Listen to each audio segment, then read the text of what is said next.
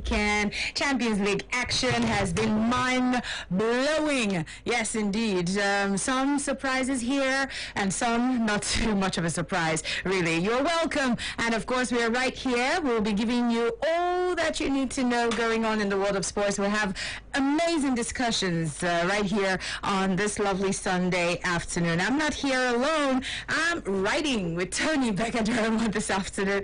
How are you doing, Tony? I'm very well, thank you. Good afternoon to you. Yes. Very, very good afternoon to our fans, worldwide.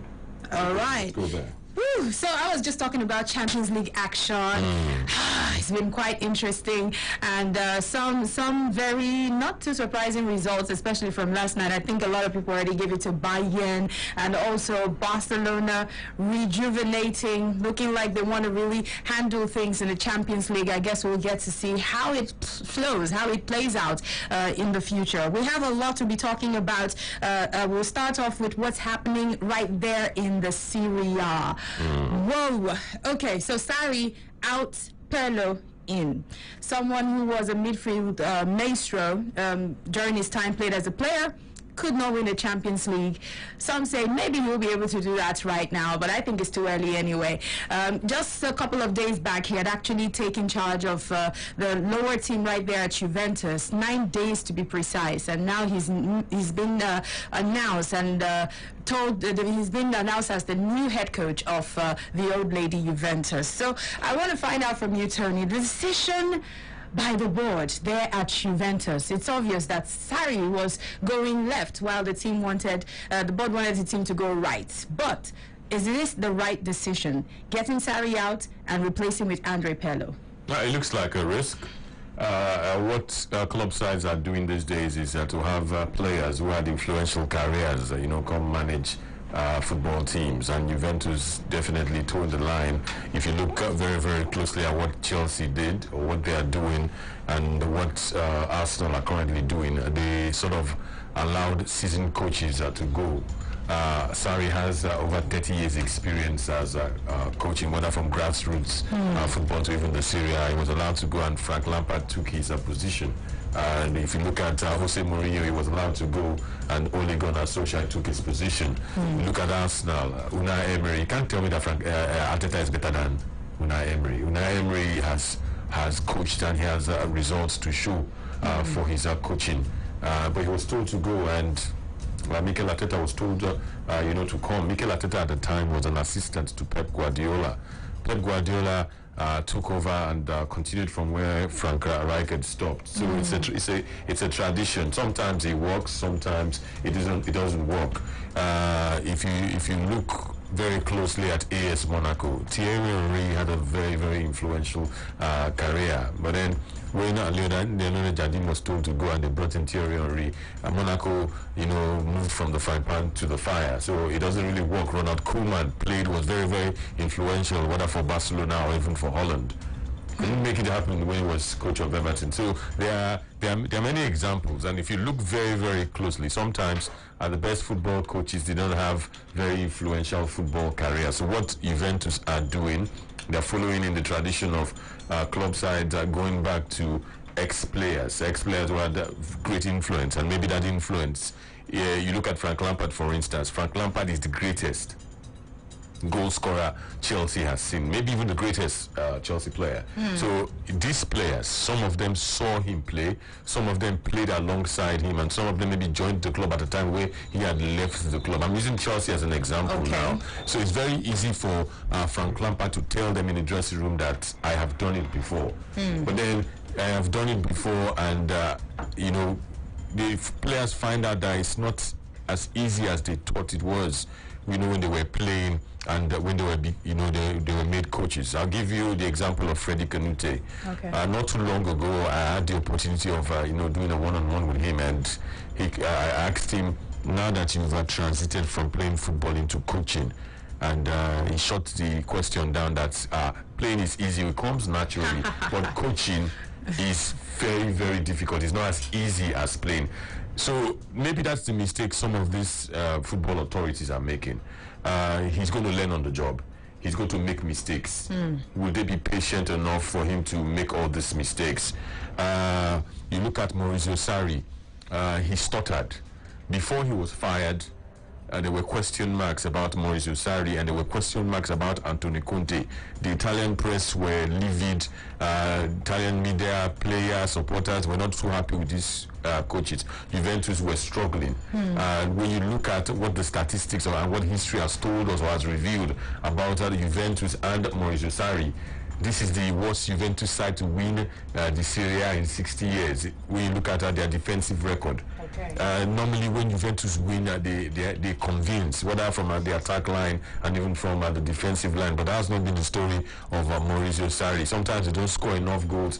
They tend to struggle. The cup games, they struggled. The Champions League have struggled. Some have even argued that the last productive years or last productive months of Cristiano Ronaldo, Sarri has wasted.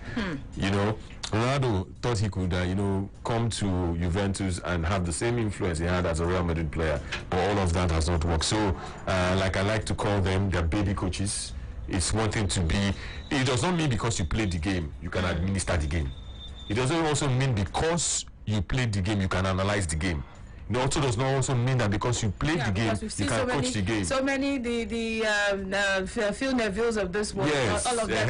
It's easy to talk. The easiest part perhaps is the analysis. Oh yeah. But come and coach. It's different. There's no guarantee. What we saw with the only thing you can tell the players, like Frank Lampard would tell Mason Mount now, see this thing that you are doing, not be so I did do amo. But the same Mason Mount can also tell Frank Lampard, say that now your time. Let me play my football game. So what do? You look at vintage Chelsea under Jose Mourinho, and then you look at Chelsea under Frank Lampard. There's no Frank Lampard in this team. It's not Mason Mount. He never sabi play ball. You look at the goalkeeper. There are question marks about the goalkeeper. So when you look at the Juventus now, you look at the PLO. You are talking to Cristiano Ronaldo. The same Sarri could not talk to Cristiano Ronaldo. The same Sarri could not use. Maybe Ronaldo might have that mutual respect for Pirlo because Pirlo, did that. He did all of this, but Pirlo no play past Ronaldo. So you get how you go even coach and you go vex. So even said if he had played with Ronaldo, he would have been the highest. He would have provided the highest assists. Yes. The one thing that these ex-players bring naturally is respect. When he was playing football, he was respected by Italian fans, football fans, because he played well for the Italian national team. So even if you are a fan of AC Milan, because he has roots, he played for AC Milan, you will like him. Yeah. If you are a fan of Inter Milan, when you look at the rivalry between Juventus, Inter Milan, and AC Milan, you remember the national teams. This was that's the main difference. Whether that will go on to help, because coaches or coaching now work, he will learn. And it's usually harder when you are starting to learn from the very, very top. But I must ask you, you've been saying he has to learn on the job because that is what... Yeah, he has to learn on the job. Do Juventus right now, they need something that will just take them to the next step. Does that mean this is a disaster waiting to happen? Yes, obviously. You look at the coaches that have handled Juventus in recent times, from Conte to Massimiliano Allegri to Sarri and then to Pirlo. They could not do it. Now this one will come to him. Wow. Abi Conte no coach this club. He coached them. Conte, can I tell you that Conte is not a good coach? He's a good coach. Great coach. He's a damn good coach. He might not be the best manager in the dressing room because of his temperament, but he's a good coach. Good coach. Allegri too, a good coach. You got them to the final twice, could not win. They thought that they would be, but Sarri's biggest problem, he wants to play perfect football. He wants to move football from the textbook to the football field. That's why, that's not to take anything away from him. He's a good coach. He wants to play, he's rigid. He wants to play a particular system. This is how you must play. This is how you must transit from the defense to the midfield to the attack. Now, so you must play. Make 100 touches, make 200 touches. Don't do, some coaches are like that. Yeah. Hey, actually, they play for me now. Don't do more than 2 touches. Don't express yourself. Play for the team. But because Pirlo also worked under a coach, he will bring those things that they taught him as a coach. He will find out very soon that it's not the same. Playing football and coaching football. He'll find out. He will learn. And if he not learn, he'll bring another coach. Let's also get to hear from Josh Ikeo-Koli. He's right here with us, joining us on Football Live. How you doing, Josh? I'm cool, okay. Good afternoon. Good afternoon, the radio uncle. Of course, I want to be like you when I grow up. See, the two Igbo are in the studio. Only me, Blackie. Don't worry, it's a nice combo. It's a nice combo. It's a nice combo. Okay, so let's quickly get to hear from you. I was just telling Tony that the only thing on his managerial CV is Juventus under 23 for 9 days. You never go down. He was just appointed and probably collected I money. did not really do, he didn't even do the job. Do you Didn't really do understand? the job, yeah. It was just on paper. What can he bring to this Juventus that every other coach that Tony has just mentioned now could not bring? What can he do? Champions League they want to win. They You want to know, win Champions can League. he didn't win it as a player. Can he win it as a coach with Juventus? Well, he didn't even win it as a player of Juventus. That's even the thing. That's what I'm That's saying. even the first problem. First and foremost, it's something to be a phenomenal player. It's a different ballgame to be a coach. Pep Guardiola wasn't a world beater. He was the Barcelona captain, but then he took over the Barcelona job and he made it his own. He became a mainstay in the club. Same Luis Enrique won the Champions League as a player and as a coach. Zinedine Zidane won just one Champions League as a player, and then he has won 3 more as a coach. Or you can say 4 more as a coach. 1 as an assistant to Carlo Ancelotti, and 3 as the manager of Real Madrid. So I think that it's a generational shift, just like Radio's uncle said. It's like a generational shift where people Are trusting. are trusting in people who have Players. experience. People Right are players. trusting in life in general, not just in sports. People are trusting in people who have been at the top of their profession. Just like I could probably, let's say I could be an engineer or something, I will need someone who has been a former engineer, who has been renowned in the same field to coach me. Just like if I'm going to be a counselor, if I'm going to be a presenter, you probably need someone who has been there, who has done it before you can actually humble yourself and learn under him. And I know that it's not cool because an Andre Villas-Boas may not gain the respect that an Andrea Pirlo would get at Juventus, because Pirlo is a club legend. He probably is the last true regista in football, the deep line playmaking role, the position that I love so much. And Andrea Pirlo was in PSG, won 3 Serie A player of the seasons. In fact, he came when everyone said Pirlo was done and dusted, leaving AC Milan in 2011, and he and Conte started the 9 consecutive Scudetto that Juventus have won since 2011-2012. So it's a surprise because everyone was expecting probably a return of Max Allegri, a Mauricio Pochettino, who's been out of a job since December, November, December.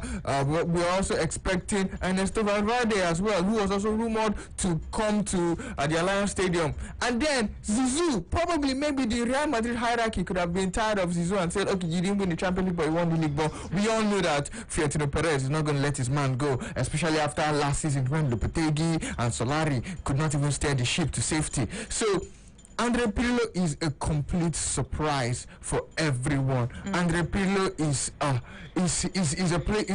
was a great player. We have not even seen him as a manager. At least we can even say that the likes of Antonio Conte, they had stints at Empoli, Genoa. Luis Enrique had stints at Roma. But Pep Guardiola had a stint, at least a season in the Castilla. Same thing with Zinedine Zidane at Real Madrid. He coached the Castilla. Even Michael Carrick has a better coaching experience than Andrea Pirlo. Even Ole Solskjaer, at least he was the coach of Molde, won the Norwegian League with Molde, relegated Cardiff. At least he still had a hand in something. At Derby County, Frank Lampard beat his former manager Jose Mourinho at Derby County, not just at Chelsea. He did first at Derby County. So at least we saw things that so they what did to expect prior. from someone who has not even There's nothing to expect. gotten into the dugout before? There's actually nothing as to a expect. coach. I don't know what to expect from Andrea Pirlo. I don't know whether to place him on a high pedestal because, of course, everyone who supports La Vecchia Signora would want Juventus to win the Serie A for a 10th consecutive time. This is a record, 9 consecutive Scudetto titles. Make it 10 next season. Right now, looking at Andrea Pirlo, looking at the Juventus team that we have, looking at the way they crumbled, and you know that Juventus won this Serie A title not because they were the best team in the league, but because other teams faltered around them. Inter Milan started faltering before the COVID-19. Lazio, they were a point behind Juventus with a game in hand before the COVID-19 lockdown. After the COVID-19, everything just went haywire for them. AC Milan, they were not even in title contention. We had the team in form. Atalanta, who are firing all cylinders, they started giving away cheap goals. They started playing draw games. They started losing games. So it just showed that the Serie A in general, fine, there was an increase in the quality of managers, of players, everyone stepped up to the plate, but everyone still faltered with Juventus as well. So it was not even as a result of their good works. Fine, they did well by extending that gap. They did well by picking up the form after the Coppa Italia final loss to Napoli. But still, Juventus still have a long way to go out with the players that they have in the squad. It's an aging squad. It's resembling that of AC Milan in 2007 to 2011 when they won the Champions League. Maldini was retiring, Nesta was retiring. It's looking like these guys are really aging. So first off, Andrea Pirlo coming in is unexpected. Can he make the necessary changes? Would Agnelli, would Patrici, and would Nedved back him up in transfer window? Because some players have to go. So definitely. You need some player. You think the first point of call for Pirlo is to boot out some players? Definitely. Definitely. Gonzalo Higuain for one. Yeah, he improved from his first stint, his second stint back from his loan spell at AC Milan. He improved from his performance at Chelsea, but Gonzalo Higuain needs to go. They need to get younger midfielders because, okay, fine, they got Artemelo from Miralem Pjanic. So they need to pump in some They need to pump in some youth. We'll open up the phone lines, and then I'll ask Tony very soon players that he thinks or what exactly Pirlo must do as he takes over in this transfer window. 07000000889. Again, that's 07000000889. You can call us, join in on this conversation, and we are asking, just 9 days on his managerial CV as a coach for Juventus under 23 before being announced just yesterday after Cristiano had put up a lengthy, very kumbaya charging post for Juventus. So we want to find out from you, disaster waiting to happen. What do you expect of Juventus now that Pirlo is coach? Hello. Hello. Yes, welcome. Good afternoon. Hello. Good afternoon. Yes. I'm fine. Go ahead. Yeah, Andrea Pirlo. I don't really think someone who hasn't gotten, experience as a coach, just coming out from retirement, how many years before, I don't feel be the right candidate for jury. I live with a coach at jury. I don't feel with the right man for the job. Okay. But you can't really do jury. Even the experienced managers which have got experienced managers around, they haven't really proved themselves. Like the Pochettino has been sacked from Tottenham, Max Allegri and various other coaches. It's a very, very big gamble from jury. Thank you. Big gamble.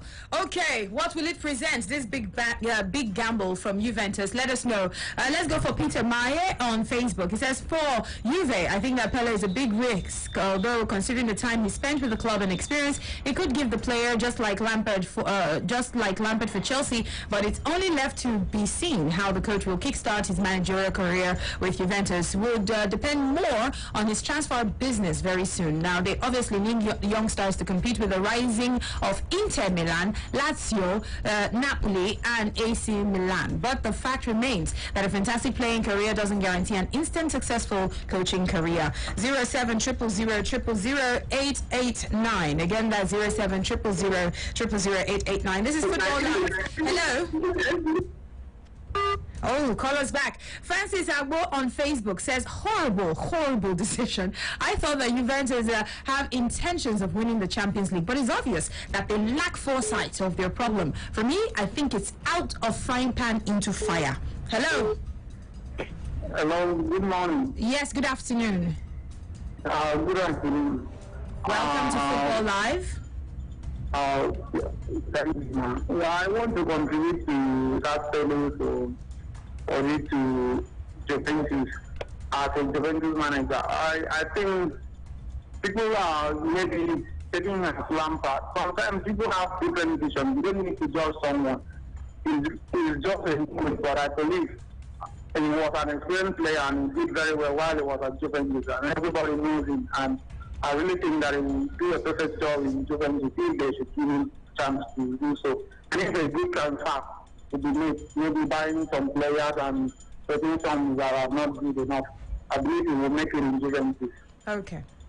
All right then. Thank you so much. Thank you. Yeah. So Tony, who do you think? What kind of business would you expect Pirlo to handle now that he has taken over? Well, the first thing the first thing you expect coaches to do in club football is to hit the transfer market with plenty of money and do a squad overhaul. Yeah, I agree that the Juventus side is aging. One of the oldest in club football when you look at European football, from Gianluigi Buffon to, of course, Matis de Ligt. Who's a youngster they got from Ajax. They have, players that are aging. A lot of the Juventus players have crossed the 30-year barrier or the 30-year mark. But then the way they age, or the way they consider the ages of players in Italy is not the same way they consider the ages of players elsewhere in Europe. In Italy, sometimes they play till they're 36, 37, 38, 39, even 40. When Zidane wanted to retire the other time, I told him to come to Italy. Yeah, you're just in your early 30s now. You're never old. It's not time to come and play football in Italy. That's just on the light side. You look at Ronaldo. You can't tell Ronaldo that Ronaldo is an old man, even though he's one of the oldest players in the Juventus squad. And that's why he's in the Serie A. Yes, it's Zlatan is in the Serie A and he's doing very, very well. The same Ronaldo is already making noise, telling people or telling the coach what to do. So he has to learn, and he has to learn very, very fast how to stamp his authority on the football pitch. If you want to bring youngsters, how many are you actually bringing in? He has to find a fine balance. That's where because if you bring in too much, I guess it can unsettle the team. You will unsettle some big egos are in the Juventus dressing room. Some of the biggest players. Can he handle the big egos? I know he was once a player. Yeah, he was once a player. I played with some of these boys when he was younger, and they were much younger. Does it make it easier for him to be able to manage their ego? Yeah, you see, as because he's a tested and a proven player, he can manage their ego to an extent. But then sometimes it works negatively. When you talk too much, you start talking about your achievements. You start losing. That was what Thierry was doing. You wanted to prove it to the youngsters that they know. And these young ones now, they are different. He has to find a balance. What do you want to tell Cristiano Ronaldo? What do you want to tell Leonardo Bonucci? What do you want to tell Gianluigi Buffon? What do you want to tell Giorgio Chiellini that they don't know? They have to play ball. So if he manages to balance the management part, what about the coaching? Because it's one thing for you to manage the dressing room, say, okay, guys, we can do it. What about the coaching? What about the strategy? When it's time. When it's time to, so you look at a team. When you see the team playing, it's going beyond the talent of the players. It's actually coaching. Coaching is showing. If you look at Liverpool, for instance, now. Jurgen Klopp did not have a fantastic football career, but then he has a coaching philosophy that those players follow. He tells them, we want metal football. I want you to press. I want you to mark. Start marking from their goalkeeper. See that coaching style. You have to be able to imprint your coaching style. It's not enough to tell them in the dressing room that, guys, you can do it. Like how some Nigerian coaches will tell players, just give Okocha the ball. He knows what to do. Give Ronaldo the ball, he knows what to do. Or give Messi the ball, he knows what to do. You must learn how to give coaching instructions. Let them not be confused. How many players did Sarri confuse? They confuse Ronaldo said Sarri they confuse him. And then some of these players are not even coachable. If you be coach, you have to you look what can you actually, how can you tell Ronaldo how to shoot the ball, how to dribble? It's instinctive. Ronaldo knows what to do, and then you must know how to play Ronaldo well. Play Ronaldo, give him those that will help him.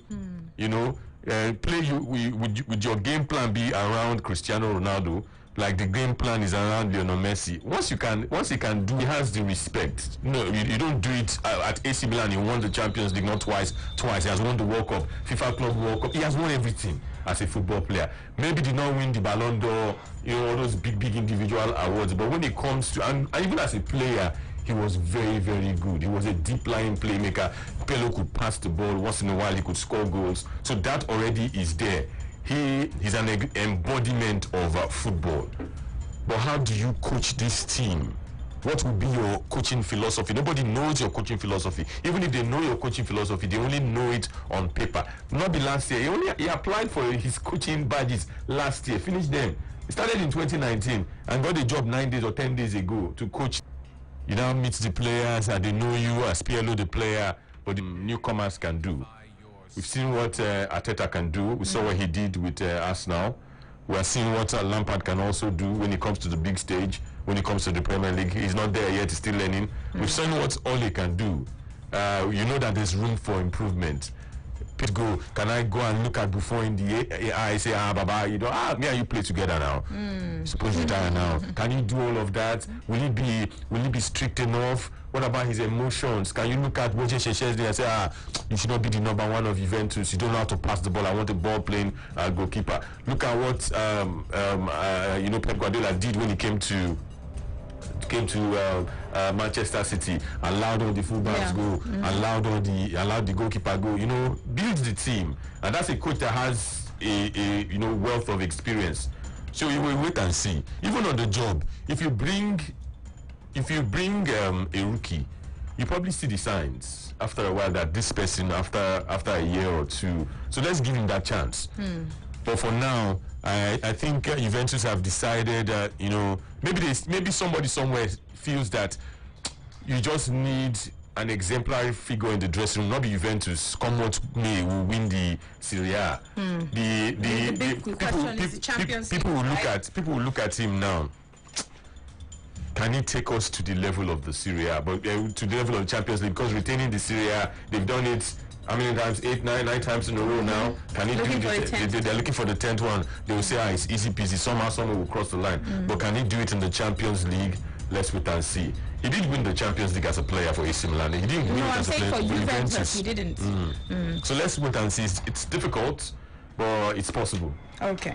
07000000889. Do call us up. We are discussing Andrea Pirlo, the new coach of Juventus. Do you think sacking Sarri in favor of Pirlo is the right decision for Juventus? What can we expect next season? Hello? Hello? Hello? Yes, good afternoon. Hello. Welcome to Football Live. Yeah, this is Adri calling. Anthony, I greet you. I greet you as well, And Josh, the Viper. Yes, so I'm hailing. Yes, Anthony, this fellow, is he interim or permanent coach manager? Because I don't understand. He's not interim. He's over from He's a Sarri. new coach. I'm surprised now because there's no experience and you're appointing him to coach the biggest team in Italy for now. So I don't understand some of these clubs. I'm telling you, maybe they are looking at Real Madrid, you know, they hired Zidane, but Zidane still work under Rafa Benitez and Carlo Ancelotti before taking up the job. And even Frank Lampard coached Benitez in the championship before coming to Chelsea. And even Ole Gunnar Solskjaer coached Molde. So this one, like they say now, that 23, and Anthony said only 9 days. He never coached him. He has not coached. Yeah. Only 9 days. So there's no coaching experience. I'm just surprised that a big club like Juve will now take that risk. Although they say sometimes good to take risk, but this risk, I feel it's one step forward and like 3 steps backward. If not, this guy they will fire is 100% better than this fellow. So no, just watch that. But me, I don't understand how they arrive at Tello. He was a fantastic player, no doubt. He played for my AC Milan, won 2 Champions League and won like 6 a year. But I don't think they talk and say because you're a good player and you're playing, they don't mean automatically. Yes, so no, they work like that. And you go after you go out and again, so say no me say it will be good pundit. Yes, now. You know some of these players, some of the they talk. Yes, not true, but Anthony Juve, where we say now the biggest thing for now for Italy. Just like Real Madrid of Italy, can't go the higher coach without no experience. I agree to now. Thank you so much for calling. Let's take another call. Hello, well. My name is Thomas. All right, Thomas. He's doing well. He will do well there. Okay. All right, he said the risk, considering the time Pirlo spent with the club and the experience that he could give the team, just like Lampard for Chelsea. I think I already read this one earlier. Ikari Calling says, for me, I believe it's a good decision at least He knows history of the club, and happy birthday in advance. Okay, it's not yet my birthday, it's still Wednesday. This is Okudiri. He says, we love you, Bola. Keep the good work going. Thank you. We appreciate you. Benjamin Ishaku says, good afternoon, Roge, Tony, and Josh in the studio. Sorry, to leave Juventus is a good decision for them, but I cannot, because he could not win them the Champions League. All right, so let's quickly go for another one. This is another Sabo Lukman. He says, hello guys. Every successful coach today actually started from somewhere before they could become whatever they are today. Well, so they don't start from the top. They start from somewhere, not from the top. Where is it somewhere? Where is it somewhere? Arteta started from the He started from somewhere. But he still started from somewhere. He started from somewhere. At least he was manager for Somebody mentioned Gattuso. Gattuso started from Gattuso has somewhere. collectively like 5-6 Like years 5-6 experience. Yes. Yeah. He had to start from somewhere, not at the top. AC Milan, Genoa. You're right. He even started from Switzerland, From Switzerland. where he was Yeah. playing. So As he retired. Yes, he Lukman started from there. says, I strongly believe that Ande Pello will be a successful manager at Juventus. Possible. And of course, here's another one. It's coming in from Sunny. Sunny says, good afternoon, Villa family. God bless you guys. This is another one. It's coming in from John Cross. He says, looking the way the guy is on the pitch, and I think he's very calm. So I think he's really, really going to go very far with the team. Forget experience. When he gets the players that he needs to do the job, I think he can do it. Because I see him like a guy that can take care of the dressing room and got love for the players. Like Tony said, it's not just about handling the players in the dressing room, but how you can actually The coaching. outfox your opponent in the thick of the action, knowing that this is the decision to make. This is the best way you can use a certain player to bring out the best from a star player who should, probably like Ronaldo in question. So I'm just saying. Jafaru says, for me, I think that Sarri coaching Juventus would have been better. Okay. Sarri coach Juventus and win the league, and Andre Pello will do much more. Okay, I think that's what you meant to actually write. Here's another one. Saleh says, hello guys, congratulations to Andre Pello. And Thomas Abua says, first of all, he needs to create a very good relationship with the players that he has in the team right now, and then strengthen the areas that need strengthening. Obumneme says, guys, I believe that Pello will surprise the world soon as we got to give him that chance to show what he really has. And love you guys, Tony, my best analyst. With that, your controversial thoughts are sometimes, although you're very controversial sometimes. All right. Yeah, I don't know about that one. Victor Linier says, what experience does Pello have that he will lead Juventus? I see Ronaldo running away sometime soon.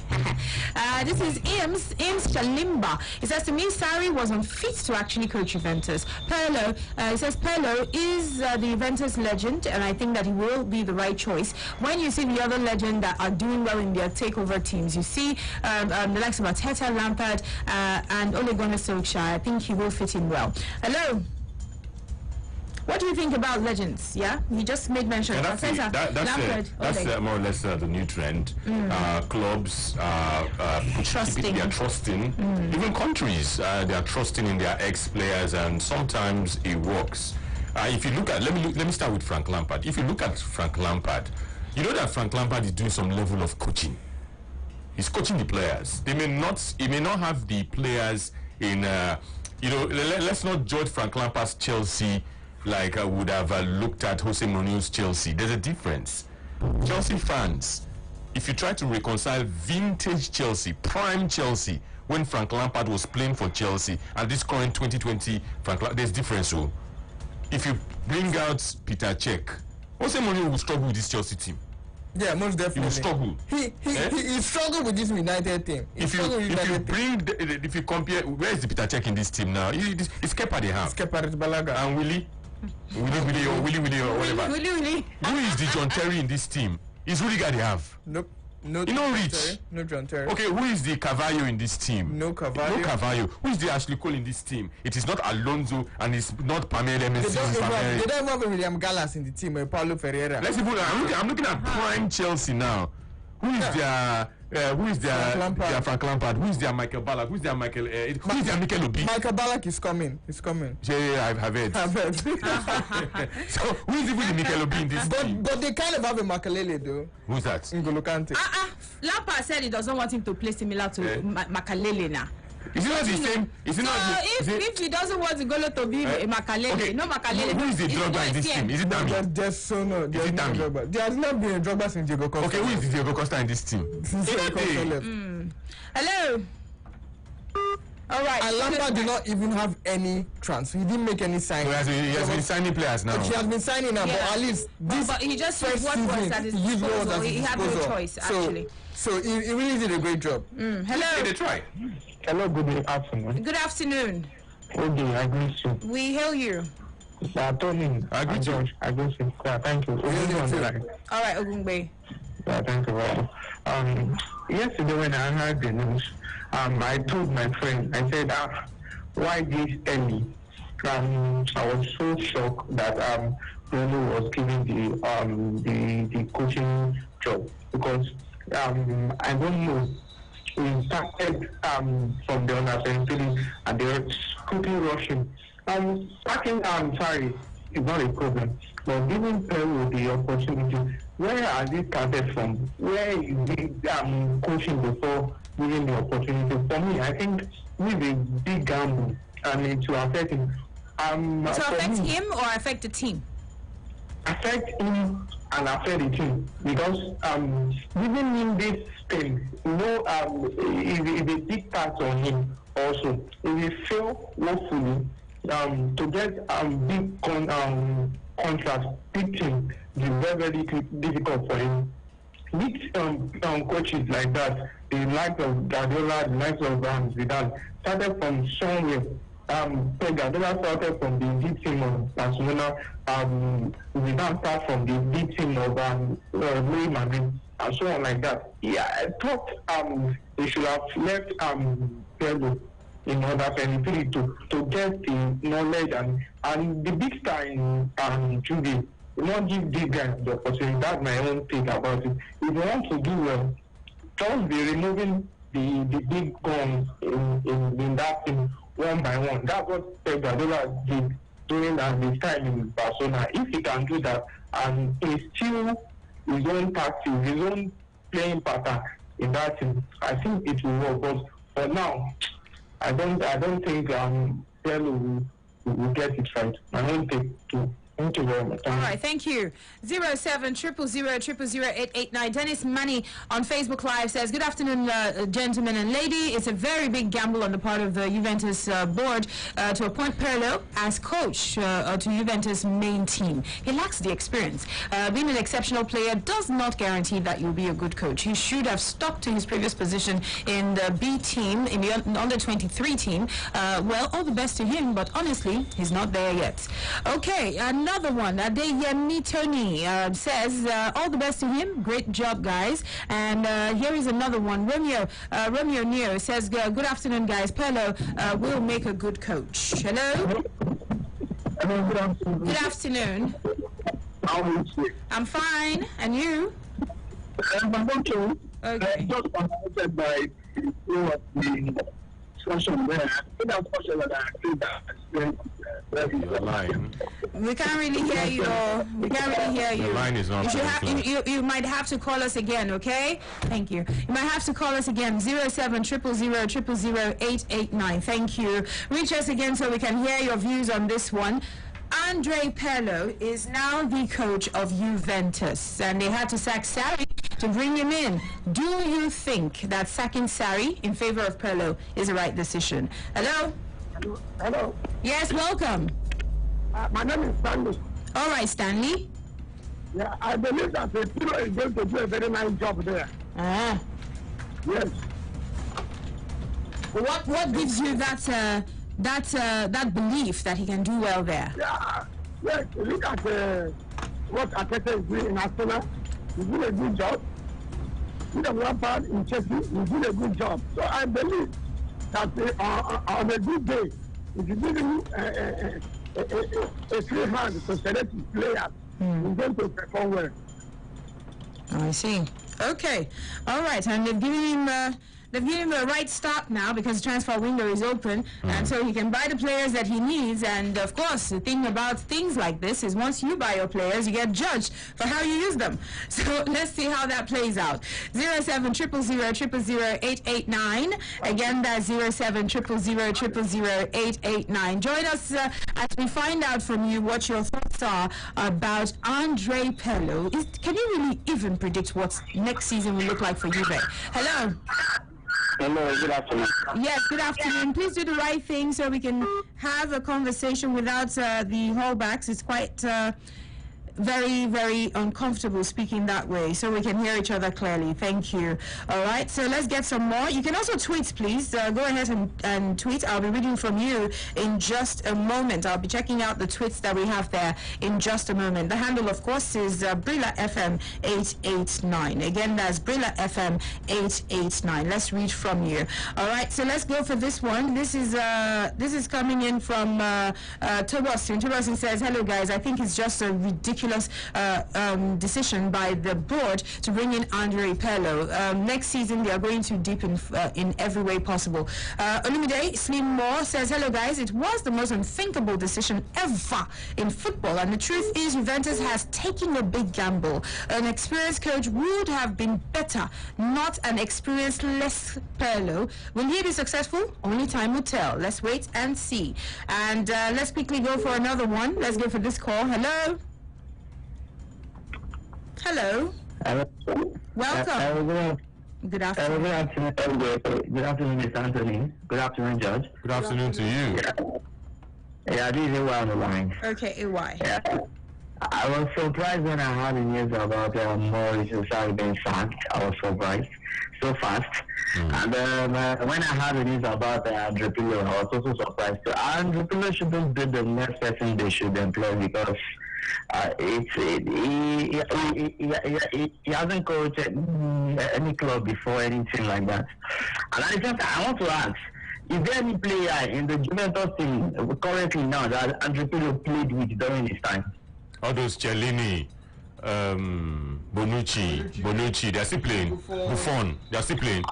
Yeah, it's going to be a problem for you to be able to control those guys.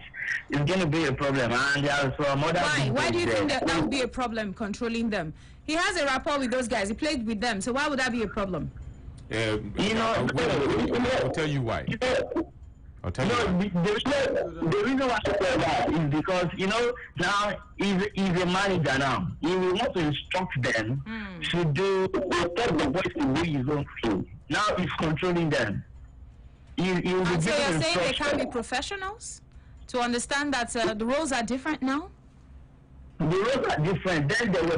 Formerly they were players, but now he's their boss, their manager. I think it will be somehow difficult. It's not as if maybe they are willing to start immediately like that, but as time goes on, just like when Frank Lampard took over Chelsea, this defender. David Luiz. David Luiz left immediately. If David Luiz was there, if David Luiz is there up to now, he will be having problem with Lampard. That's just it. That is just it. Okay. All right. Thank you so much. Thank you. So, Tony, you wanted to yes. I wanted to give the David Luiz and the Mesut Ozil examples. Okay. Arteta played with Mesut Ozil. How is it going now between Arteta and Mesut Ozil? David Luiz played with Frank Lampard. How did he go? With Frank Lampard and David Luiz. So it could also be a factor. Sometimes see finish the day. That one day, sir. And the thing, not just about see finish. Andre Pirlo came into a Juventus team that already had Bonucci, Chiellini, and Buffon. Buffon was the captain of Andre Pirlo's team. Buffon was the captain of Andre Pirlo's national team. They both won the World Cup together. They both were in Juventus together, winning the Scudetto. Gigi was the one bossing. Yes, the player. Chiellini was his vice. You're talking about players who were teammates at club level and your leaders in the national team. And your leaders in the same club level and the same national team. Because Buffon was the captain, Chiellini was the vice. Wonder how both that will play out. for club and country. I just want to be a fly on that wall. Both for club and country. It could work out well. It could also work out poorly. And then if he's man enough, he tells the Juventus board that I can't work with these players. You know, some of these players have become very, very big in character and stature. And also very influential in the dressing They are room. very influential in the dressing room. They also influence the thoughts of the fans. of the fans. exactly. So it's a dicey situation. What they had, Juventus have a motto. Since they started winning and winning regularly, they want to win everything, and they want to do that at the expense. Sarri wants to play beautiful football. That's the problem he had with Chelsea. You see, because Frank Lampard is a Chelsea legend, whatever problems Sarri had, because Sarri had one major problem. He said positionally, N'Golo Kante was not intelligent enough to play as a regista. One of the best, like Josh mentioned, one of the best registers the world has seen is Andrea Pirlo. To be the conductor, that's why he puts the man who plays as the register for the Italian national team there. You don't have to be a ball winner. All you just need to do is to orchestrate the movement and the tempo of the game. That's what Jorginho does. Jorginho dictates how Chelsea play. N'Golo Kante is a ball winner. I don't need you there. Go and win the ball up front, but let Jorginho control proceedings. That was what Pirlo was as a football player. Frank Lampard does not play N'Golo Kante as his DM. He plays him slightly in an advanced position, and he keeps Jorginho in that same position because Frank Lampard obviously was an advanced attacking midfielder during this time, so he perhaps understands that problem. Chelsea fans had a problem with Sarri. They were always shouting, play N'Golo Kante. Even the pundits were shouting, play N'Golo Kante in the DM position. But they're not saying the same thing on Frank Lampard because Frank Lampard played the game and they still have mutual respect for Frank Lampard. Sarri wanted to play one-touch football, beautiful football, both position football. The directors at AC Milan did not understand it. We don't want beautiful football. We don't want to belabor. Play ball. That's why he was fired.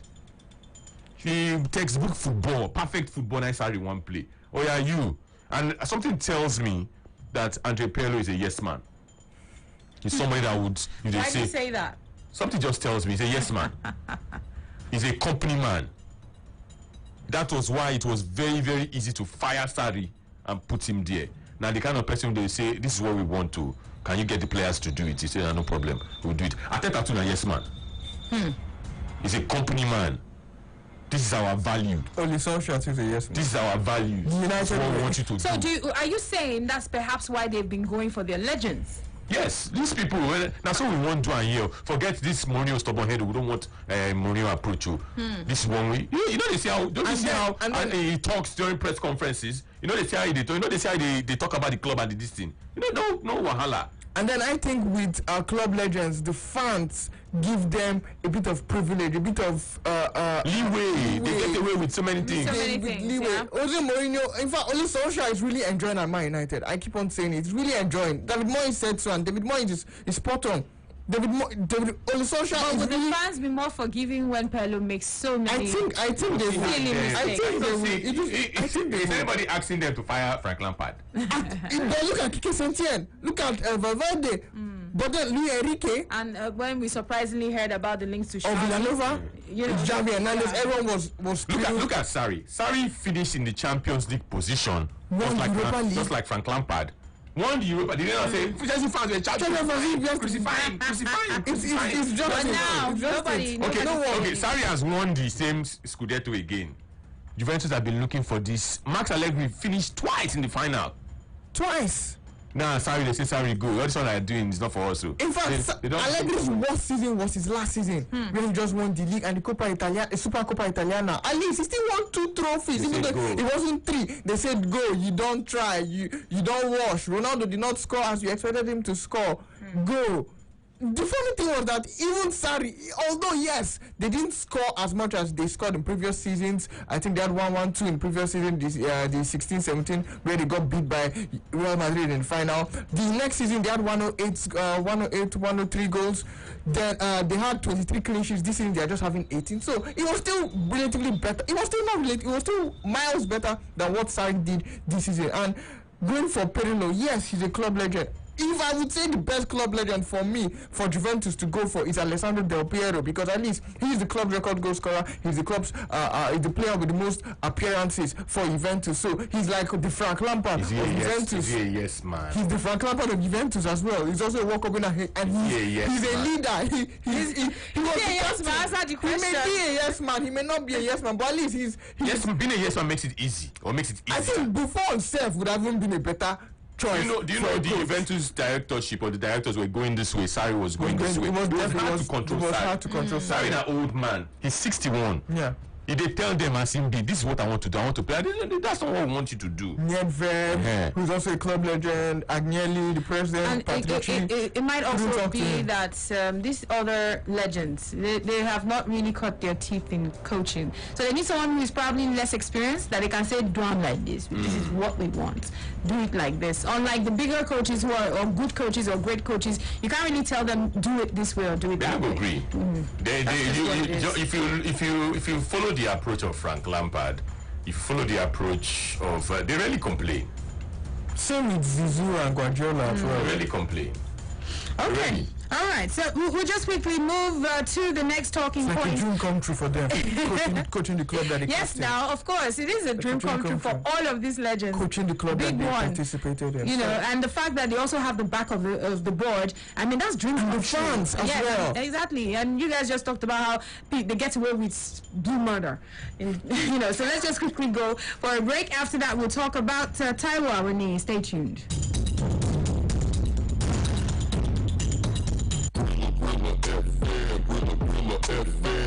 Brilla FM 88.9, got more goals than a number 9, top notch.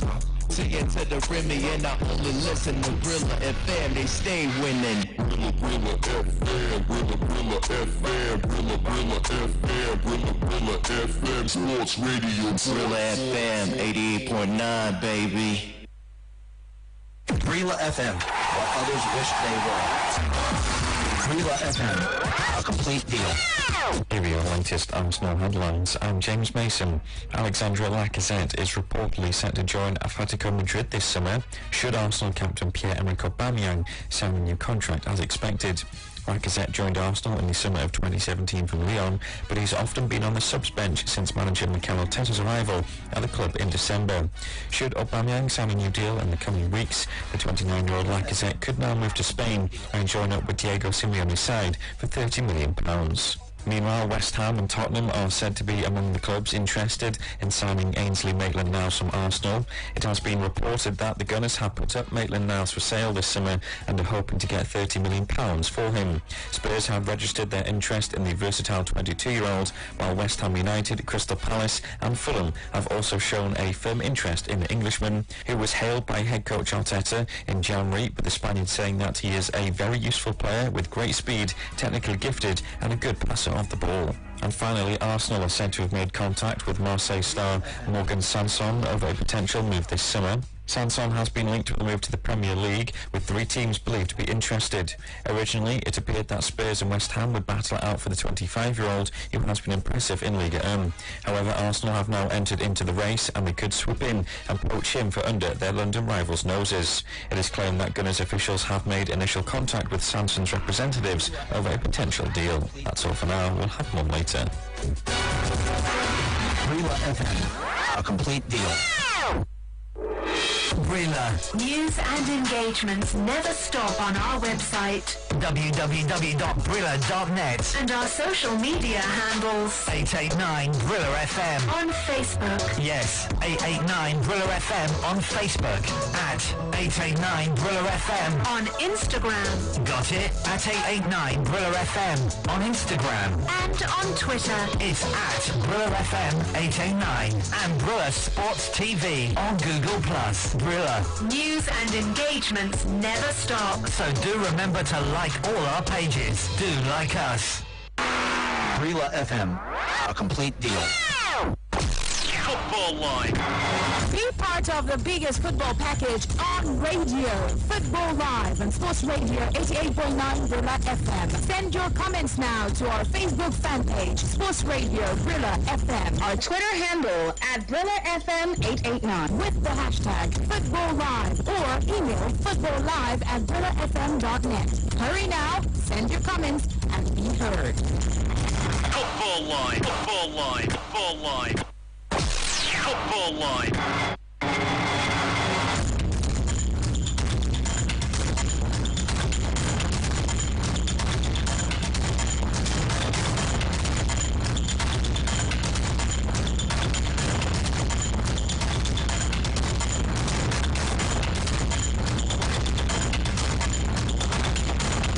Yes, Football Live, and of course, it's a Sunday edition. Ogechu Kama Ogo here, Tony Becker Deremo, and of course, Josh Ike Okoli. We're off to our next talking point, and of course, Liverpool forward Taiwo Awoniyi actually says that he's hoping that he has a chance to represent the senior national team. That's the Super Eagles, and of course, he's 22 years old. He has seen youth level teammates like Kelechi Iheanacho, not forgetting Nuzoho, and of course, Isaac Success. They all have had opportunities to prove themselves for the Super Eagles, and he is hopeful that someday soon he would get his turn and things will happen. When he played with Belgium, he had some great time there. He said he felt during a particular friendly that Nigeria actually played that he would be invited because of how well he was doing at that time in his Belgian team, but of course he didn't get the look in. So we want to find out, has Taiwo Awoniyi, has it done enough to represent the Nigerian national team? What do you think he needs to do to stand a chance of actually getting a call-up? Let's hear from Tony Becker Deremo. Well, I think he needs to start playing regularly. I had a loan spell at Mainz. I didn't do too well, and he didn't do too badly. It's nearly 5 years since he signed for Liverpool. I'm not sure he's done enough to displace Firmino, done enough to displace Mohamed Salah or Sadio Mane. Mohamed Salah and Sadio Mane are even the best players to come out of Africa. That's why Sadio Mane beat Mohamed Salah to the CAF Awards. That's to tell you how enormous the challenge Taiwo Awoniyi has in front of him.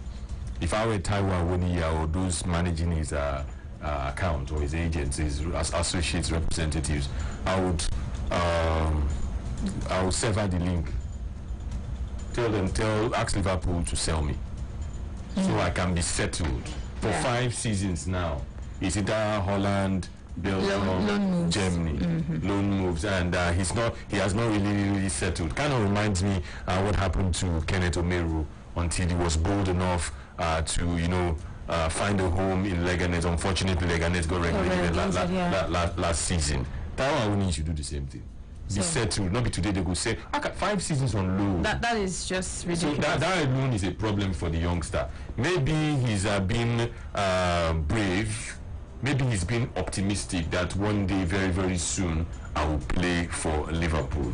Remember, if you remove Firmino, if you remove Salah and you remove Mane, there's still the small matter of Minamino and even Origi.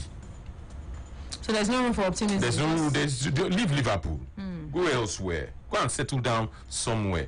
Maybe it's the mistake some of our young players make when these scouts discover them and then they say, okay, Liverpool will sign you. They go on to sign and then they're not playing. When you look at that squad, you mentioned some names in that squad. Yeah. I think the Uzoho and Kelechi Iheanacho obviously are the ones that have enjoyed some level of exposure and success. Both of them still play for the Super Eagles, I would say, regularly. Uzoho obviously plays more regularly, if not for the injury. You'll be talking about him being maybe still our number one. Yeah. Kelechi Iheanacho obviously also enjoyed some level of success on even team. Alan Pasu is still struggling. But at least he has won the call-up. Yes, he has won the call-up, and he's not been able to wrestle the number one. That's how it is sometimes when you play at youth level. It doesn't mean that you carry the same consistency to the senior level. So for Taiwo Awoniyi, leave Liverpool. It's not a must.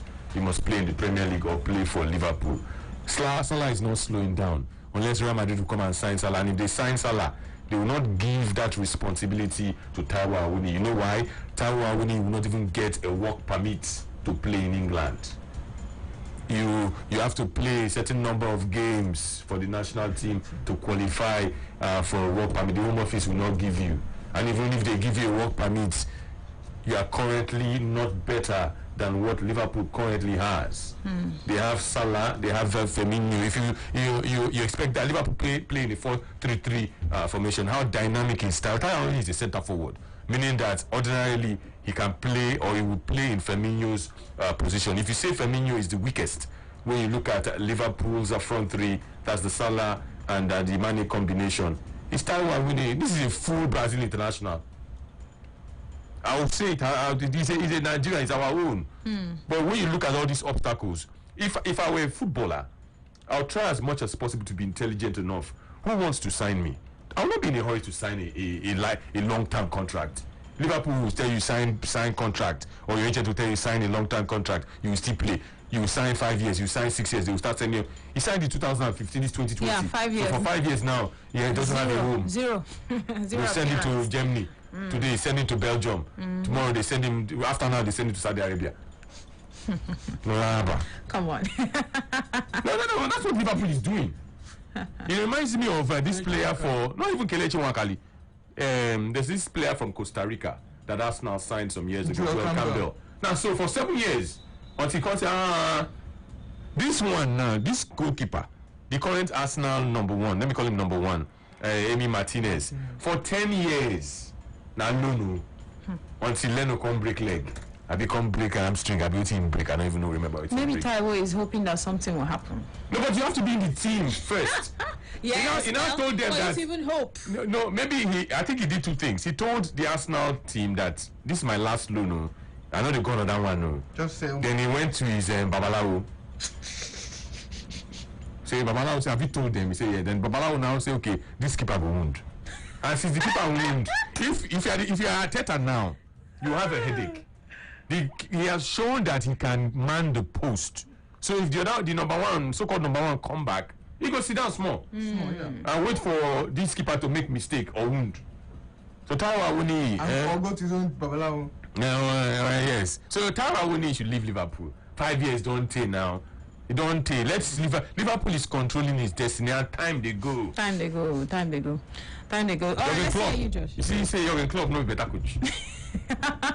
This is from the Nigerian angle. Let's hear you, Josh. Well, Taiwo Awoniyi clearly needs to leave Liverpool, even if it's to secure a permanent deal at Mainz, because probably Mainz was one of the teams that he performed best in post COVID-19. Yeah, he was also good at Muskron as well. But he should secure a move. He should quickly, he should not waste time. He should quickly leave. Leon Balogun came to the Premier League. Oh, the English Premier League, the dream of every English-speaking footballer. Let's go there. Let's try our luck there. Leon Balogun went to Brighton over Albion and lost his place in the national team. He had to struggle to go to Wigan. And then the Wigan themselves went down to the championship due to the fact that they ran into some financial problems, administration. So he just realized that I need to be playing consistently in a top-tier league. And that's the best. That is what national team football is all about. In as much as, yes, you can now say that, okay, is the league in the Qataris Super League or the Emirati Super League or the Saudi Arabia Premier League, at least it's still a top league. You're playing regularly. In order for it to be considered for the national team, you need to be playing regularly. And Taiwo Awoniyi is not doing that. And if he's playing regularly at Mainz, he should stay at Mainz for me. If he's playing regularly at Muskron, he should stay at if he goes to Lille as a replacement for Victor Osimhen, the better, because they're probably looking for someone. You mentioned Victor Osimhen. Do you know Victor Osimhen should be a case in point? Yes. Although Victor is younger, Victor emerged from the 2015 set. Taiwo from the 2013 set, 7 years ago. Victor Osimhen, just like Taiwo Awoniyi, signed for Wolfsburg. Injuries and the fact that they felt he was not good enough for them. He went on loan. When the time was right, you look and say, instead of going back to Wolfsburg, make them sell me. And the story has changed. So Taiwo needs to make that decision. See Victor today now, the most expensive player to come out of Africa. it's a big deal. I know that it's your dream club. You obviously wanted to be there, but you're not a Mikel Obi that was hustled by United and Chelsea. And Mikel's dream club was to play for Chelsea, and he did play for Chelsea. He's shown at Chelsea. But that was at the initial stage. Mikel Obi is quite a different case. Kind of one cup straight up when it was from Nigeria. 1 year and now it was up to Ajax, won the Champions League. From Ajax, Inter Milan, from Inter Milan to Arsenal. So there are different cases. There are different people who have had that kind of privilege, but you're not playing. I suspect two problems. Okay. I suspect his advisors are not doing enough, or Taiwo Awoniyi is the problem. It could be.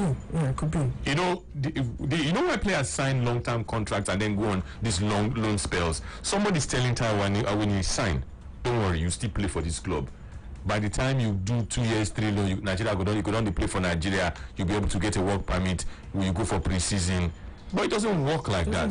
Kenneth Omero, for instance, was playing for Nigeria while on loan outside of Chelsea. Well, at least he was playing. He was playing. He even at some point, he even played for Middlesbrough. Yeah. But the Chelsea coaches, from Mourinho to Conte to Benitez, even Lampard. Lampard said Selam. Yeah. They did not find him good enough. They did not even call him up for, come and play pre-season, come and be part of our plans. That Christensen, you know, it's even clear that Christensen is better than Omero. No. But that one is Omero should even be the starting. If he were at Chelsea, he should be comfortable. All this Fikayo, all this other, are they better than this? But he still did not play. Use all these ones as an example. Say this one, if I'm to play for this Liverpool, let me sign something with Liverpool. Let them buy me back. They do that.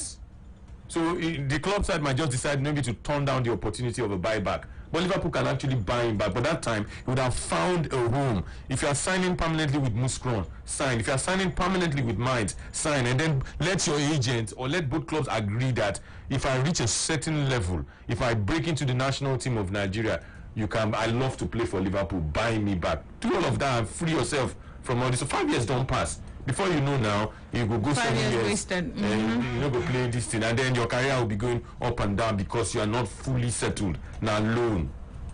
Okay. 07000000889. Again, that's 07000000889. This is Peter Maye. He says, "Hi guys, Taiwo is a good player and deserves to be called up, but still got so many parts of his game to really, really work on, especially his shooting skills and 18-yard box positional placement." Hello.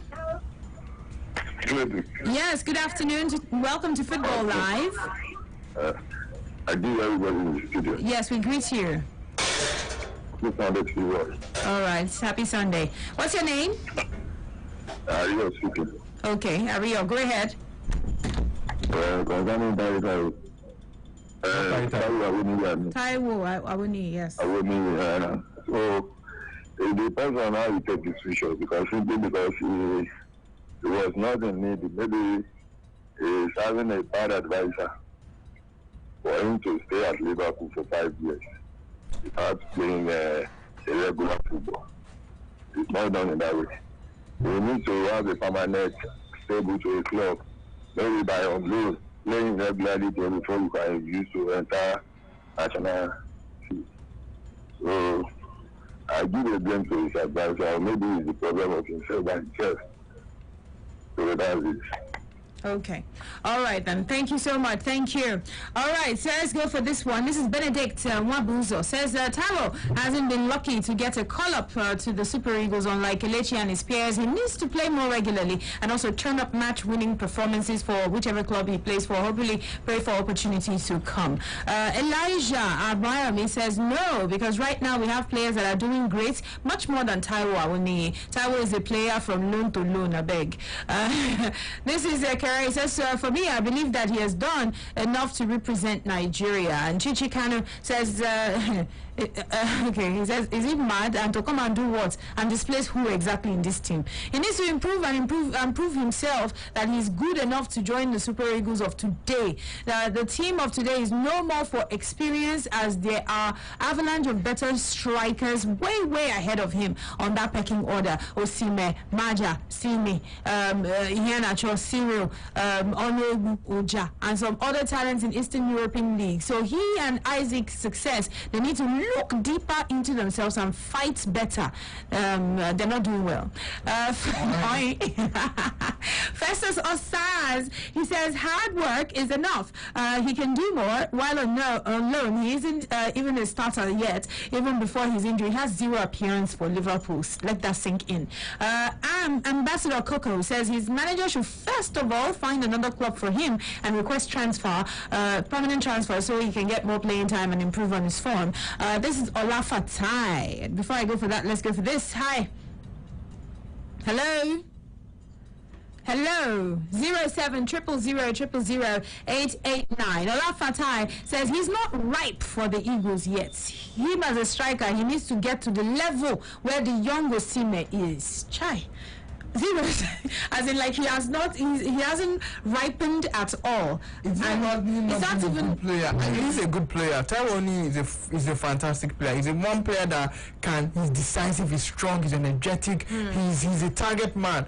But he needs more playing time to be able to harness his skills, to be able to improve, and to be able to put up a good show. And of course, prove his doubters wrong. And there's no way of coming into the national team if you are not playing, unless if you've probably reached the heights of Ahmed Musa, that you're already a part of the team, so you can still walk it. I know that everyone also always says that the national team sport is not for redundant players, it's not for players who are not in the big leagues. But when you get to a certain level in the national team, you're always going to be called up. Look at Olivier Giroud at the 2018 World Cup. Look at we've had lots of players like that in our history, that because of they are best players in the history, they are still going to play.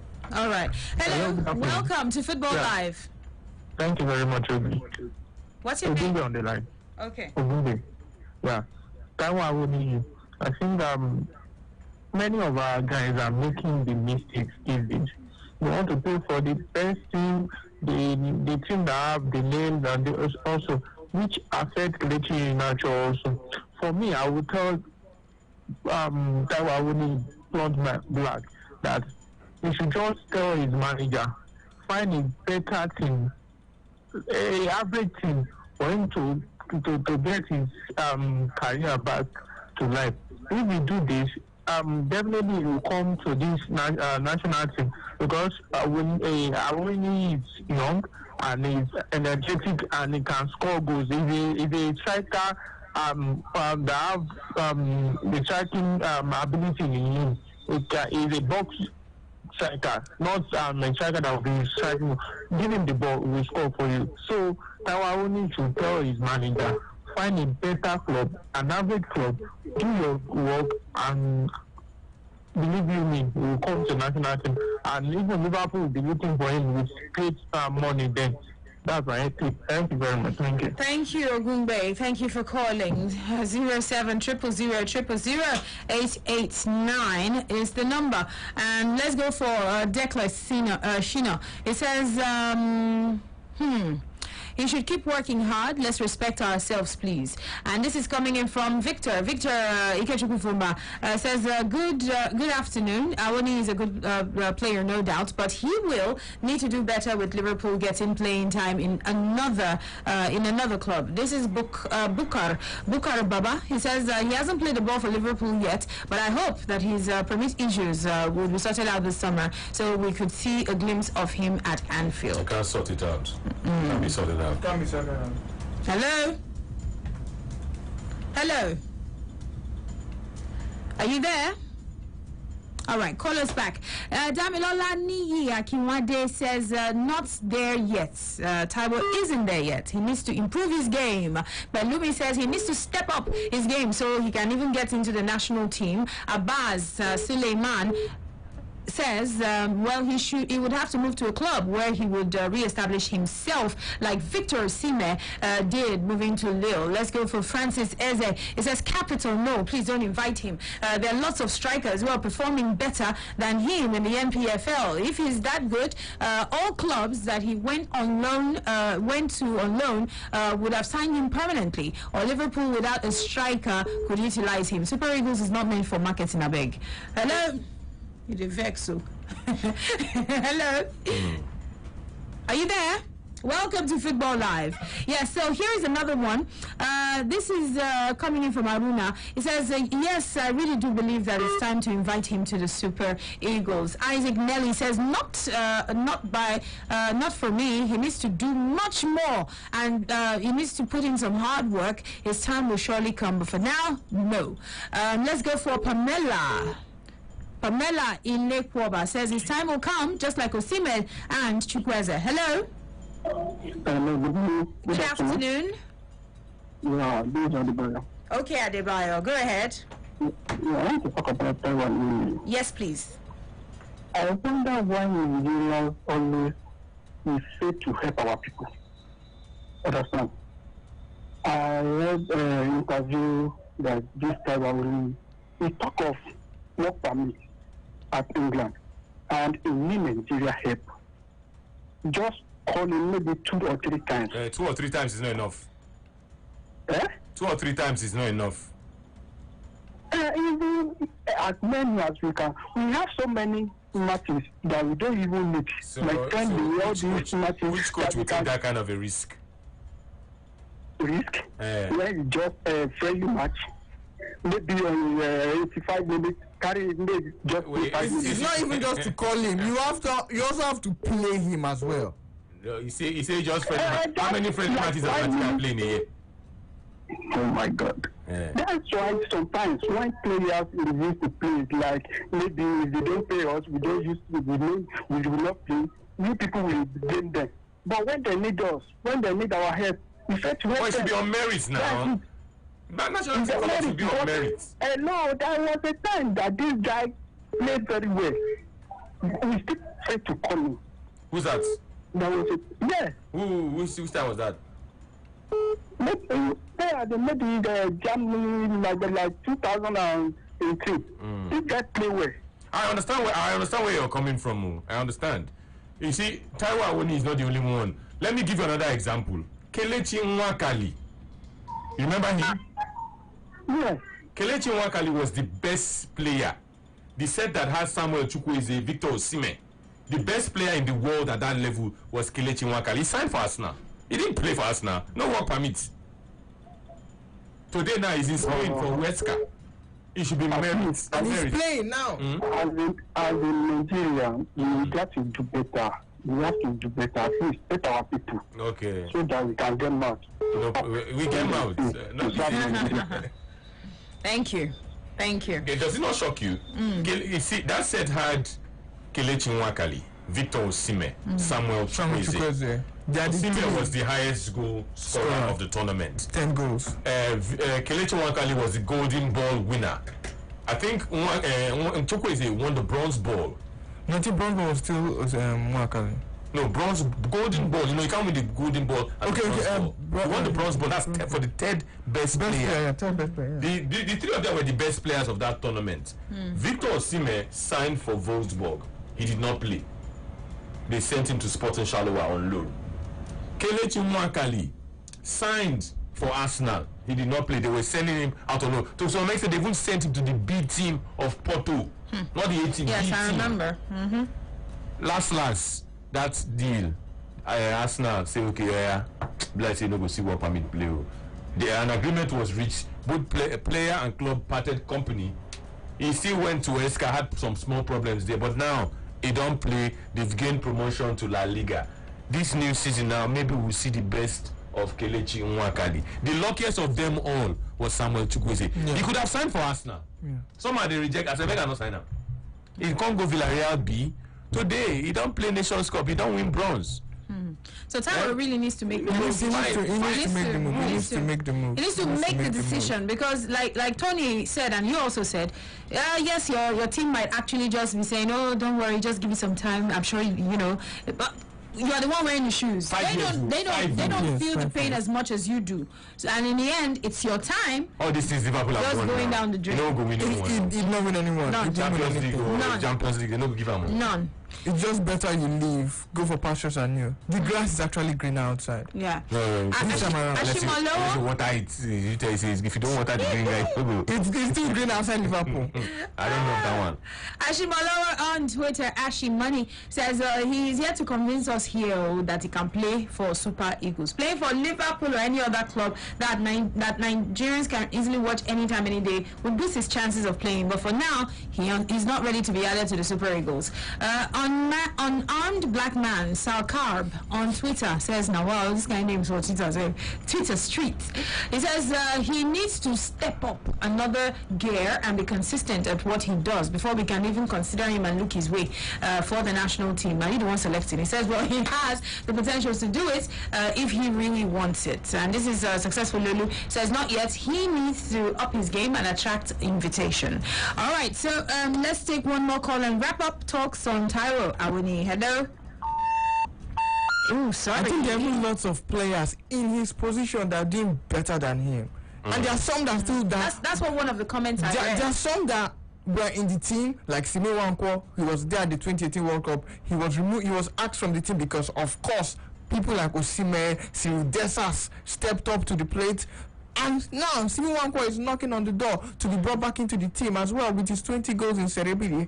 He won the Capo Cannonieri for Serie B. So it shows that he still has. There are lots of people on the pecking order. The list is long. He's still at the back of the queue. So he needs to just leave Liverpool if he hopes to actually get a call up. So let's go to our next talking point. Chelsea manager, yes, Frank Lampard. He has actually described the rebuilding of his team as a work in progress. He says, yes, it's a work in progress after they crashed out of the Champions League last 16. Of course, following a 7-1 aggregate defeat by Germany's Bayern Munich. And of course, Chelsea's record scorer, Lampard, actually enjoyed a trophy-laden spell there as a player, winning the Premier League and of course Champions League among the other crowns, but suggested that they really would need to recruit the right names to reach that level that he enjoyed during his time. So I will ask, which players do you think that Lampard need to get rid of, and which additional players do you think Lampard need to sign to bring back the glory days at Chelsea? Which players? All right. So let's start off with Josh, and of course after that we'll hear from Tony Becker-Jeremo. Which players do Lampard need to get rid of? Well, I know that everyone is going to say Kepa Arrizabalaga, but I don't think Kepa Arrizabalaga is that bad. Oh, really? Yeah, a goalkeeper is as bad as his defense. David De Gea has been poor this season, but he didn't concede as much goals as he did in seasons that he was better. So it shows that the goalkeeper and the defense play a hand in keeping a clean sheet, in the amount of goals that are considered by a club. You could even give an example, that 5-3 game against Liverpool. Out of all those 5 goals, the only goal I really fault Kepa was the free kick. Trent Alexander-Arnold, he wasn't standing well, he didn't position himself well, his reaction was slow. But minus that, it was his defense. Rudiger needs to go, or at least stay on the bench. Let someone come and be the starter and you'll be the bench player. Zuma needs to be benched. Get someone else. 2 centre backs. Chelsea need 2 centre backs. That in fact, that one is more important because Frank Lampard most times he could play a 3-5-2 formation or a 3-4-3 formation. So if you're playing a 3-5-2, 3-4-3, you have 2 centre backs, and then Rudiger or Zuma or Tomori manages to stay with them, or even Cesar Spilicueta is the captain. 3 of them could be your 3 centre backs in a 3-4-2 or a 3-5-2 or a 3-4-3 formation. But you need 2 defenders, even a centre back that can play as a fullback. You need 2 defensive players, most importantly. And then they already eyeing Kai Havertz. good luck to them. It seems like they're probably going to get their man who has been touted as the new Michael Ballack. Let's see if he's going to be the first Kai Havertz in his own right, especially as the stats are already he's already racking up the stats. The plot is already there for him after a lovely season in the Bundesliga. He still has a chance to win the Europa League. Let's see how Leverkusen go, but most importantly, two defenders. I know people have been touting Koulibaly, touting Dayot Upamecano. I'm not really impressed by Dayot Upamecano. I'm not really Why not? impressed, because it's just one season and you can't really tell if a player is quality after just one season. Jadon Sancho, yes, it's 2 seasons, but he's shown that he's stepped up to the plate. He's shown that, okay, I'm not just a one-season wonder for Norway. At Red Bull Salzburg, a little club like that, I scored 9-10 goals in the Champions League before we got eliminated. Then I moved over to Borussia Dortmund and I kept on banging in the goals, even with the little time before I became a starter later on in the season. So basically, I think that. Frank Lampard definitely needs to get 2 defenders. That's going to be most important, and probably maybe a 3rd midfielder as well. But for Frank Lampard's Chelsea, but 2 defenders are the most important things you need to get. Okay. All right. Let's also get to hear from Tony Becker-Dermo concerning this. Who are those players that need to go? Who needs to be sold? Who needs to be brought in? Well, let's the players, the ones that don't fit into the philosophy, go first of all. That's why I think Willian is going. Willian, obviously, the way the rumors and the reports are coming out, maybe leaving Stamford Bridge for the Emirates. And they have, of course, plenty of cover in his position. That's where Pulisic can play. That's where Hakim Ziyech can play. And, of course, Callum Hudson-Odoi can also play in the position where you have Willian. I think what Frank Lampard is doing is building a squad that would last for maybe another 5-6 years, and he's gradually doing it and allowing some of the senior boys go. What's the situation with Jorginho and N'Golo Kante? Let them go. Get fresh blood. So N'Golo should go. N'Golo Kante or Jorginho, or 2 of them should go. They need something in that midfield, dynamism in that midfield. Their most dynamic player in that midfield right now is Mateo Kovacic, and he cannot do it alone. You look at the defense. Can keep Rudiger, but then get a partner for Rudiger. I don't think it is Christiansen. I don't think it is Fikayo Tomori. I also don't think it is Kurt Zouma. These are the players that are have continuously exposed the goalkeeper. I think I like Reece James. Looks like a very good player. One player who obviously has been able to hold his own. Cesar Azpilicueta has become very, very slow. Maybe their most experienced defender at this point in time, but how long can they count on Cesar Azpilicueta? These are some areas, and they don't seem to have a left back. Marcos Alonso looks more like a left wing back or a left winger than a left back. I think it's more reliable when he goes forward than when he does the defending. That also has to be sorted out. They are looking at options in that area. Certainly not Emerson Palmieri is not consistent enough. So you see, they have to reshuffle their midfield and reshuffle their back line. Give and take. Chelsea might need another 4 players. That's to add to the Hakim Ziyech, Pulisic they got. During the course of their transfer ban, he's like an old signing right now. But then you look at Hakim Ziyech, if they can get the Kai Havertz. Of course, a good one. Hakim Ziyech is already in. Who's the other player they've signed? They've signed Kovacic on a permanent after his loan spell expired with Real Madrid. Christian Pulisic is in. They've signed Timo Werner, who obviously is an upgrade to Tammy Abraham. So attack-wise, I think Chelsea is good. Going forward, they're good. They need stability. It's not Ross Barkley. You can let Ross Barkley go. Because it's English, you can keep him. Sort out N'Golo Kante and Jorginho. Kante does not have the fitness that he came with when he was at Leicester. That fitness is not there. What would you say has essentially been that problem for Lampard in the middle? He doesn't know. He doesn't know. I think he does not know the right combination in that midfield. He plays Jorginho and Kovacic more. Well, I'm sure he would have loved to also play N'Golo Kante more, but N'Golo Kante and his injury concerns, and then the young man, because he plays plenty of energetic football, he has slowed. I think N'Golo Kante is like 29 now. Once you overpower that Chelsea midfield, and it's certainly not Ruben Loftus-Cheek. He's that one when he's available. He plays well, and then he gets injured the next. You need a midfielder that can play the 38 matches of the Premier League. That can play at least 37, or even all the 38. You need consistency in that midfield. The consistency is not there. Doesn't come from Ross Barkley. Does not come from Ruben Loftus-Cheek. Does not come from N'Golo Kante. So you're left with Jorginho and Mateo Kovacic. And then you look at he needs to sort out that midfield. He also needs to sort out the defense. I still feel by a long shot that Antonio Rudiger is their best defender. But then he gets exposed.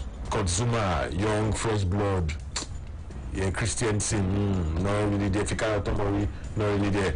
When the season started, we saw a glimpse of what Fikayo Tomori could do. But after a while, he sort of fizzled out. Aspilicueta, he has slowed down with age. You look at Alonso, you look at Panieri. This is why the keeper has suffered most times. Kepa Arrizabalaga. Yeah. So it's a result of his defense line. If you tell Kepa to go and then you still have these defenders in front of him, whoever comes in now will still suffer, those defensive frailties. So in all, Chelsea may need 6-7 signings. Wow. They have Ziyech now. They have Timo Werner now. If they get Kai Havertz, he'll play in an advanced role. What happens to the likes of Mason Mount? Obviously, Mason Mount has been getting plenty of time under Frank Lampard. The experience is not there. You must look for a way of balancing the experience. Mason Mount, Reece James, and Fikayo Tomori, and Tammy Abraham, they were playing at one level before Frank Lampard gave them the opportunity to come play at this very senior level. Playing, it's one thing to play in the Championship, and it's another thing to play in the Premier League, but somehow the youngsters have held their own. So, in order for him to build up on this performance, we saw the difference between Bayern and Chelsea over 2 legs. Although Bayern like playing against London sides, if you check out the aggregates, Arsenal 10-2, Tottenham 10-3, Chelsea 7-1. The difference is clear. If Bayern were in this Premier League, they would be winning the Premier League. That's how good the Bayern team is. So I'll not even use the high standard of Bayern to judge this young Chelsea team. Sort out your defense, sort out your midfield, and Chelsea will be good. Chelsea are just like maybe 3-4 signings away from really contesting for something very, very big of the FA Cup. The team that played yesterday was not the strongest Chelsea team. There were frailties every day. That team had suspensions, injured players here and there, and although Bayern did not use all their gears, maybe if they had used all their gears, they would have seen more goals next level. Yeah. All right, so let's go for Ekere Collins on Facebook Live. You can call us, by the way. Joining on the discussion, we're taking a look at Chelsea's manager, Frank Lampard. Which player or players do you think that he needs to get rid of? And which additional players do you think that he needs to sign to bring back the glory days right there at Chelsea? So let's go for calls and take for your reactions on the social media platforms also. Hello? Hello? Yes, hello. Welcome. My name is David and I'm calling from Obama. Your location is not needed, David. It's just your name. We need to know. Okay. Okay. I want some players Lampard needs to sell. Just look at Bayern Munich, for example. The mistakes most of this manager makes is they expect most of these older players and don't make him to defensive to centre back. So one of those players I need to go for Chelsea is Zuma and Tomori defense, and I need to get a defensive midfielder. Thank you. Okay. All right. Thank you so much. Thank you. Let's go for Ekere Collins. He says, for me, guys, I think they should sell Kepa. And first, they need to get a quality goalkeeper like Oblak, get strong players like Koulibaly. Romeo now says, well, Frankie should get rid of Alonso. And, of course, get rid of Tammy Abraham, Zuma, and Arrizabalaga. Let's go for another. This is Peter Meyer. It says Barkley, Kepa, Jorginho, Christensen, Batshuayi, they should go. And if they can spend big, then I think that Chelsea, they need 2 big and commanding centre backs in the likes of Koulibaly and Jose Jimenez. Jimenez says goalkeeping position in Jan Oblak, a dogged fighter like Kante midfield pairing, just like Declan Rice to replace Jorginho since already is in already, and a left back in David Alaba and an additional striker like Moussa Dembele of Lyon. Then their team will take the EPL and be at the UEFA Champions League final next season.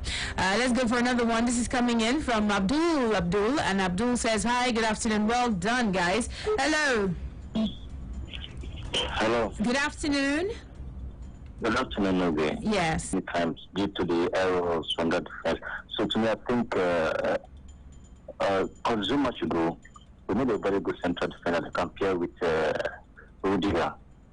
And I think James is trying.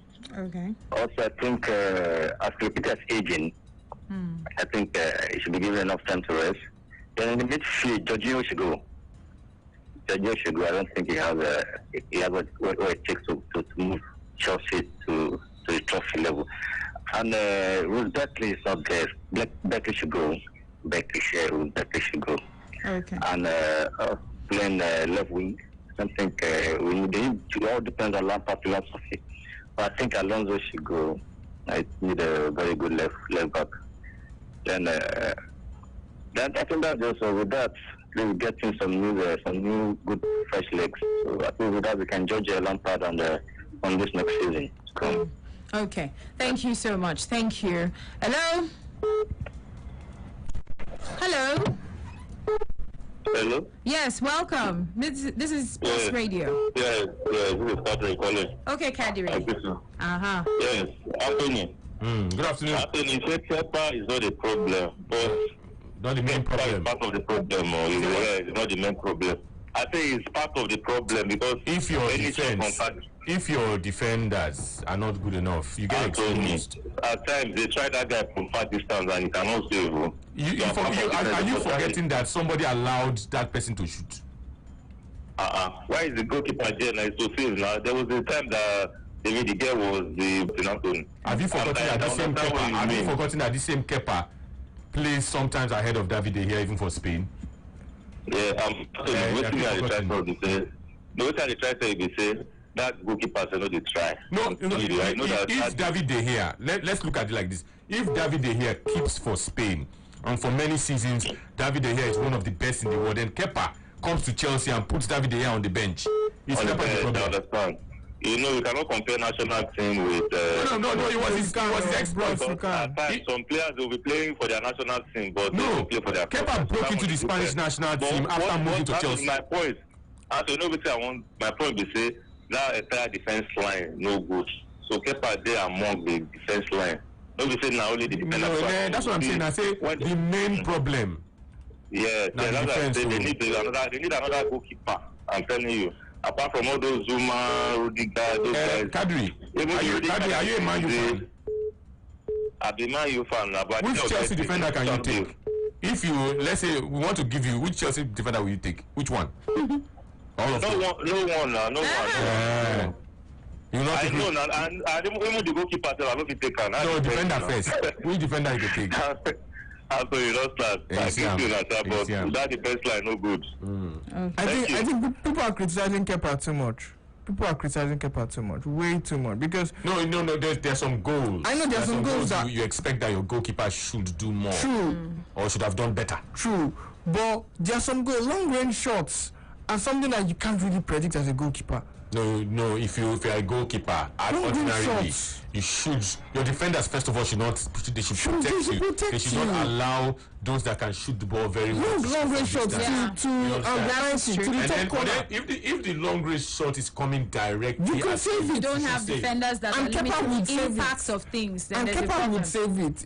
I just think that yes, he's been clumsy at times, but he's also proven himself at other times as well. And In and like you mentioned David De Gea. David De Gea was obviously the best goalkeeper at Man United. How many Golden Globes has David De Gea won? He won, in fact, he made it into 5 PFA Team of the Season. How many Golden Gloves? Just 1. To show you that his defense, even though David De Gea was making 10 saves in the match, he was probably considering 2 goals or 1 goal. And his defense was still bad. So even in that game, the Arsenal game, that 3-1 loss, he still made some saves. Still made some saves. Still made some saves in that. Hello? Please call us back. This is Olufeishan. Did I get that right? Olufeishan. It must be son. Oluwagbeniga says, good afternoon, Brilla family. I will slightly disagree with Tony. I feel that our best defender is now Zuma. The pair of Rudiger and Christensen should move on, and maybe Kepa. And maybe Kepa, if we can get an upgrade for Kepa, because it's not solely the problem at the back. Barkley, Jorginho, Bats, and Emerson should be sold. Nobody's talking about Kante. What about Kante?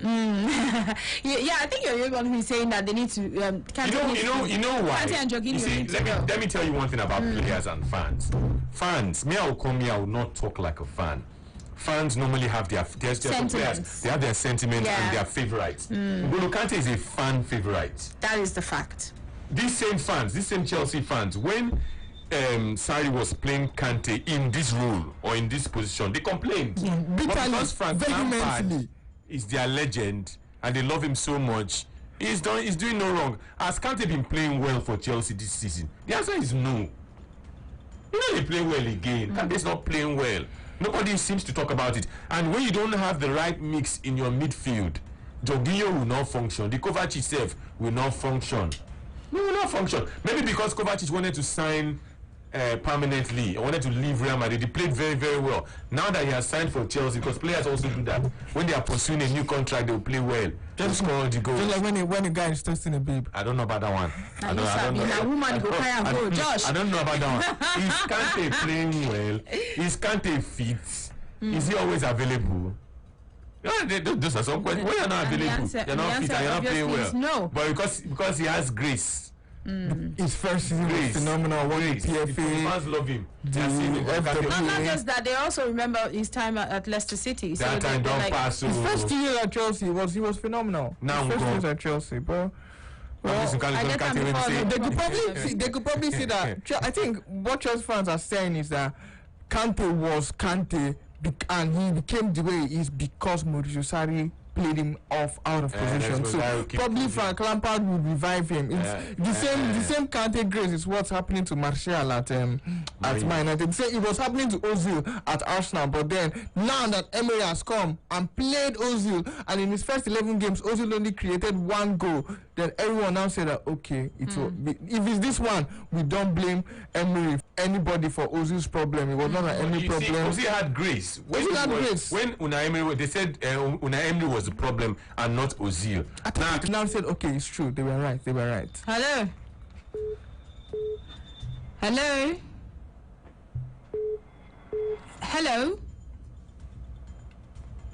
All right, call us back. This is Mohammed Adamu, and he says, please, Lampard, sell Kepa, Rudiger, Christensen, Alonso, Barkley, Bashwai, Jorginho, Hudson-Odoi, loan Hudson-Odoi, then sign Chilwell, Oblak, sign Koulibaly, Stones, a strong defensive midfielder to support Kante, Kovacic, and Mount. Then please sign Louis or Insigne.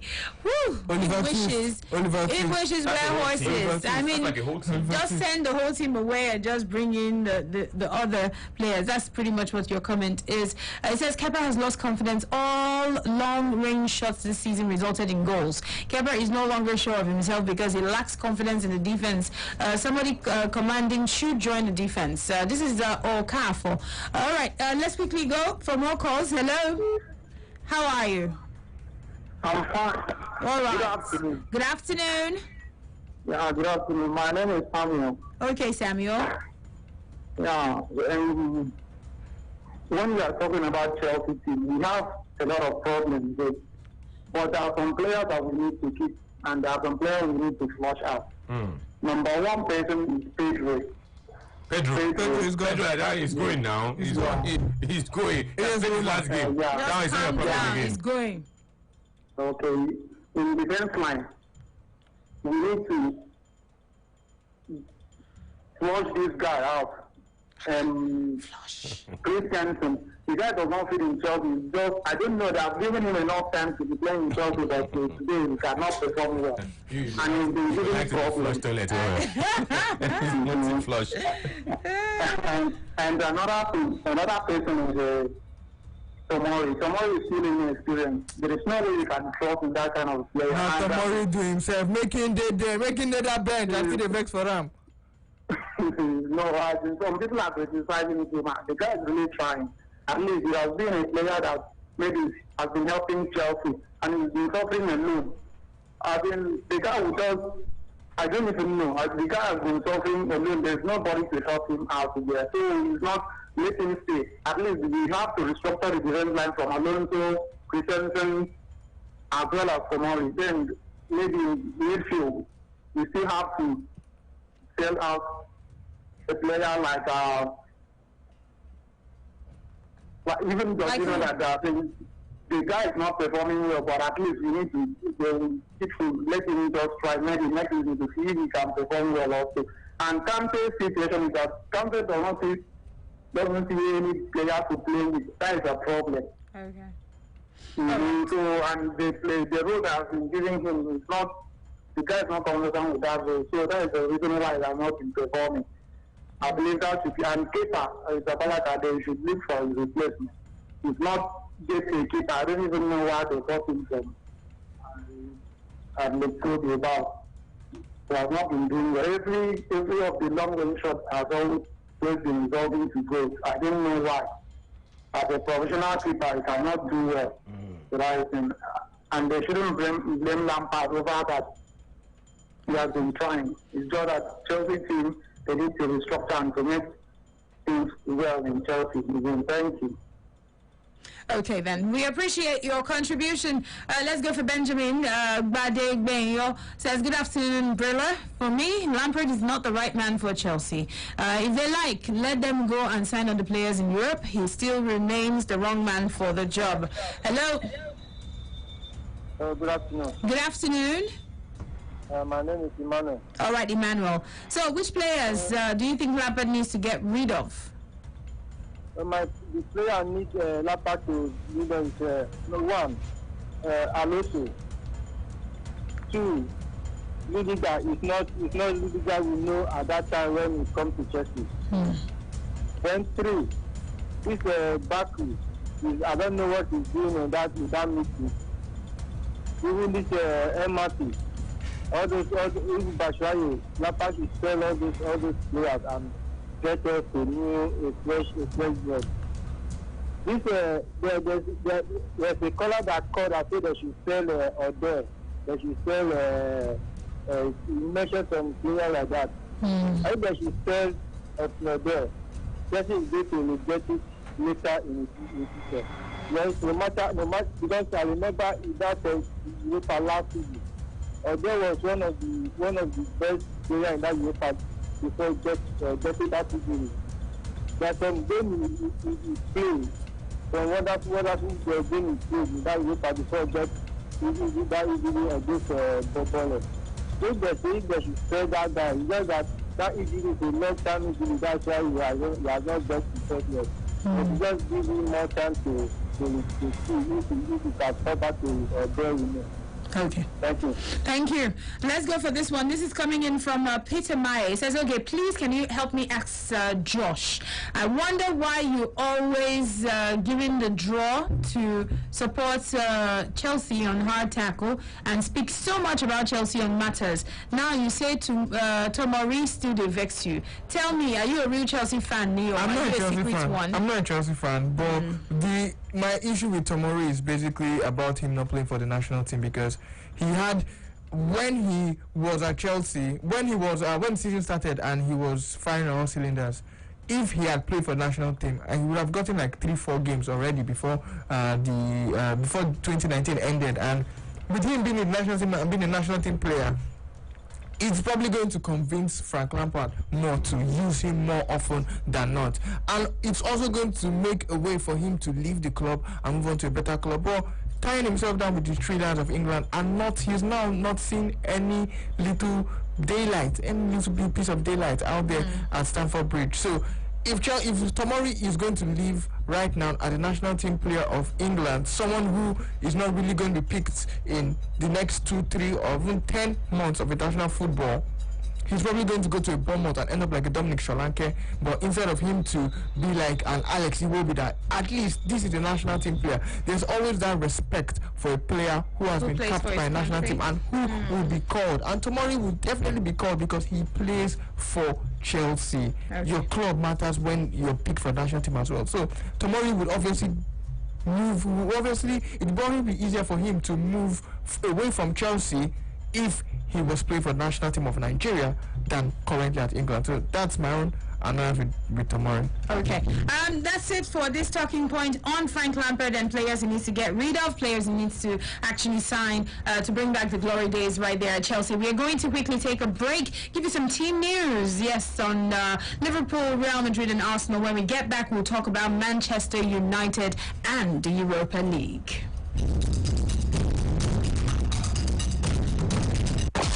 Football Line. Take Brila anywhere, everywhere. Yes, you can take Brila with you anywhere, everywhere. The Brila app is available for free download on Google Play. It is also there on the Apple iTunes Store. Yes, on Google Play and the Apple iTunes Store.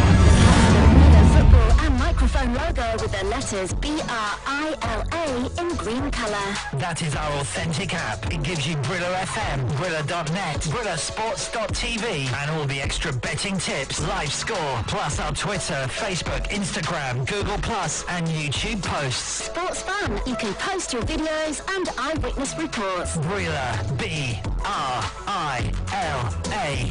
Available for download on Google Play and the Apple iTunes Store. Take Brila anywhere, everywhere on your handset.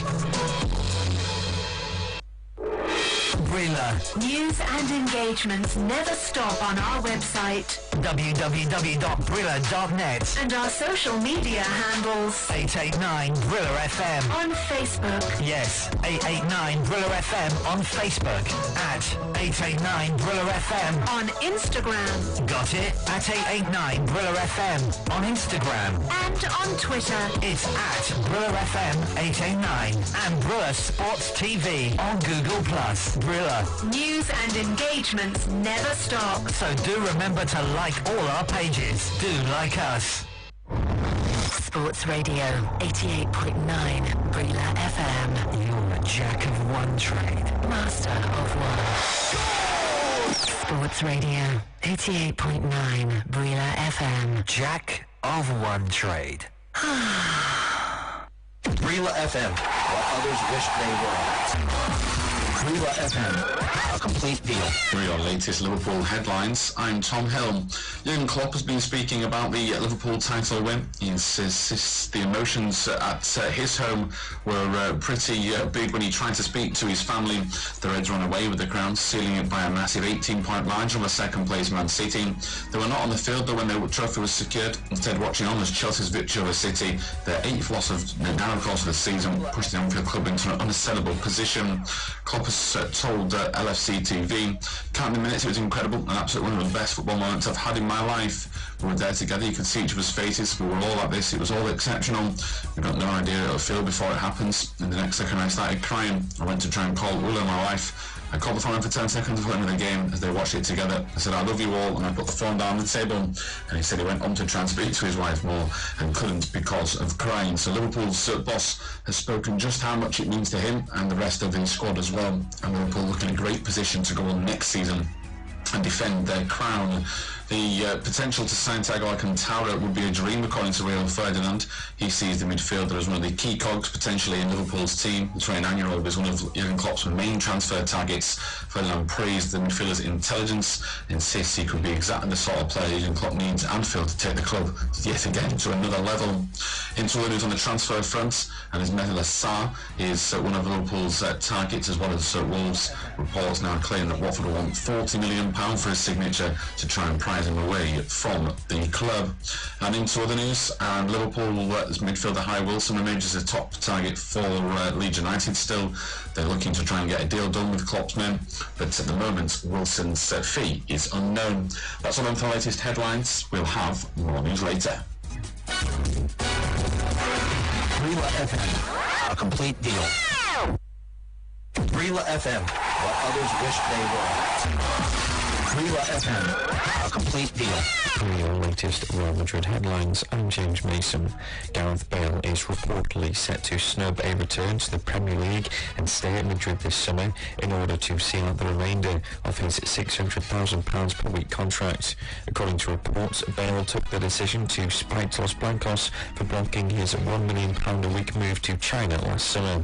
Bale appears to have no future at Madrid on the pitch. The Welsh winger apparently told Zinedine Zidane that he didn't want to play against Manchester City and was subsequently left in Spain.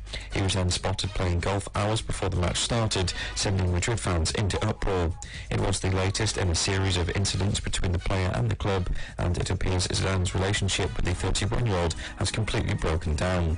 However, despite Madrid being desperate to sell him and get his wages off their books, it seems he's going nowhere. It is claimed Bale has decided he is going to sit on the sidelines and see out the rest of his contract. Bale's current contract expires in 2022 and he's ready to wait until his deal expires before he leaves from the club. And finally, Madrid officials are said to trust Zinedine Zidane to manage their star-studded squad, but they strongly disagree with his evaluation of one attacker.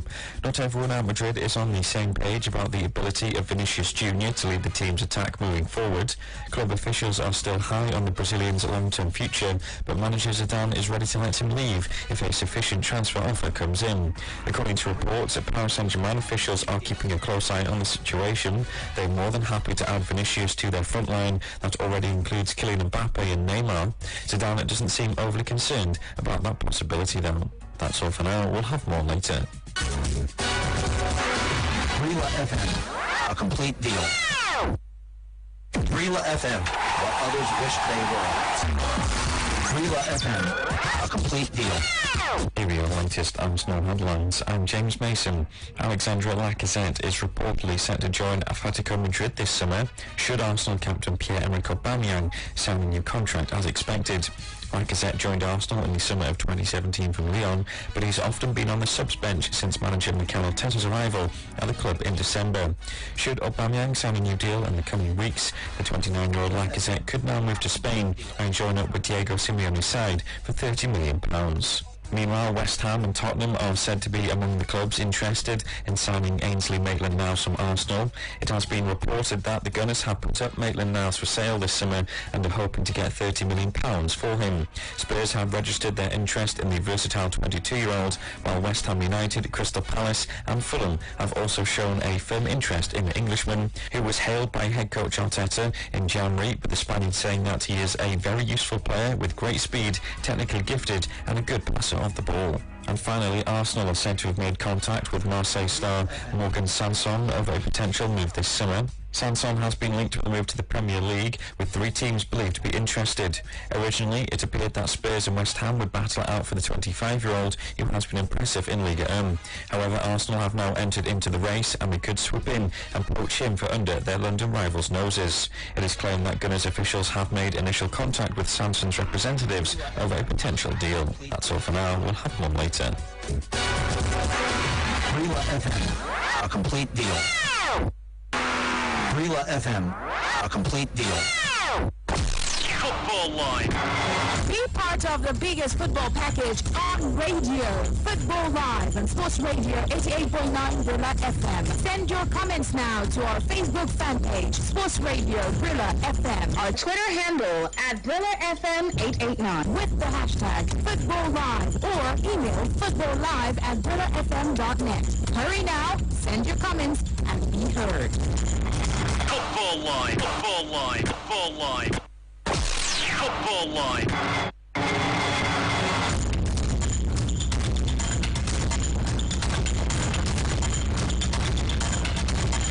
Okay, Sports Radio 88.9 Brilla FM, your champion style. We're still right here. This is Football Live, and it's the Sunday edition. Okay, so let's go to Manchester United. I remember I told you we are going there.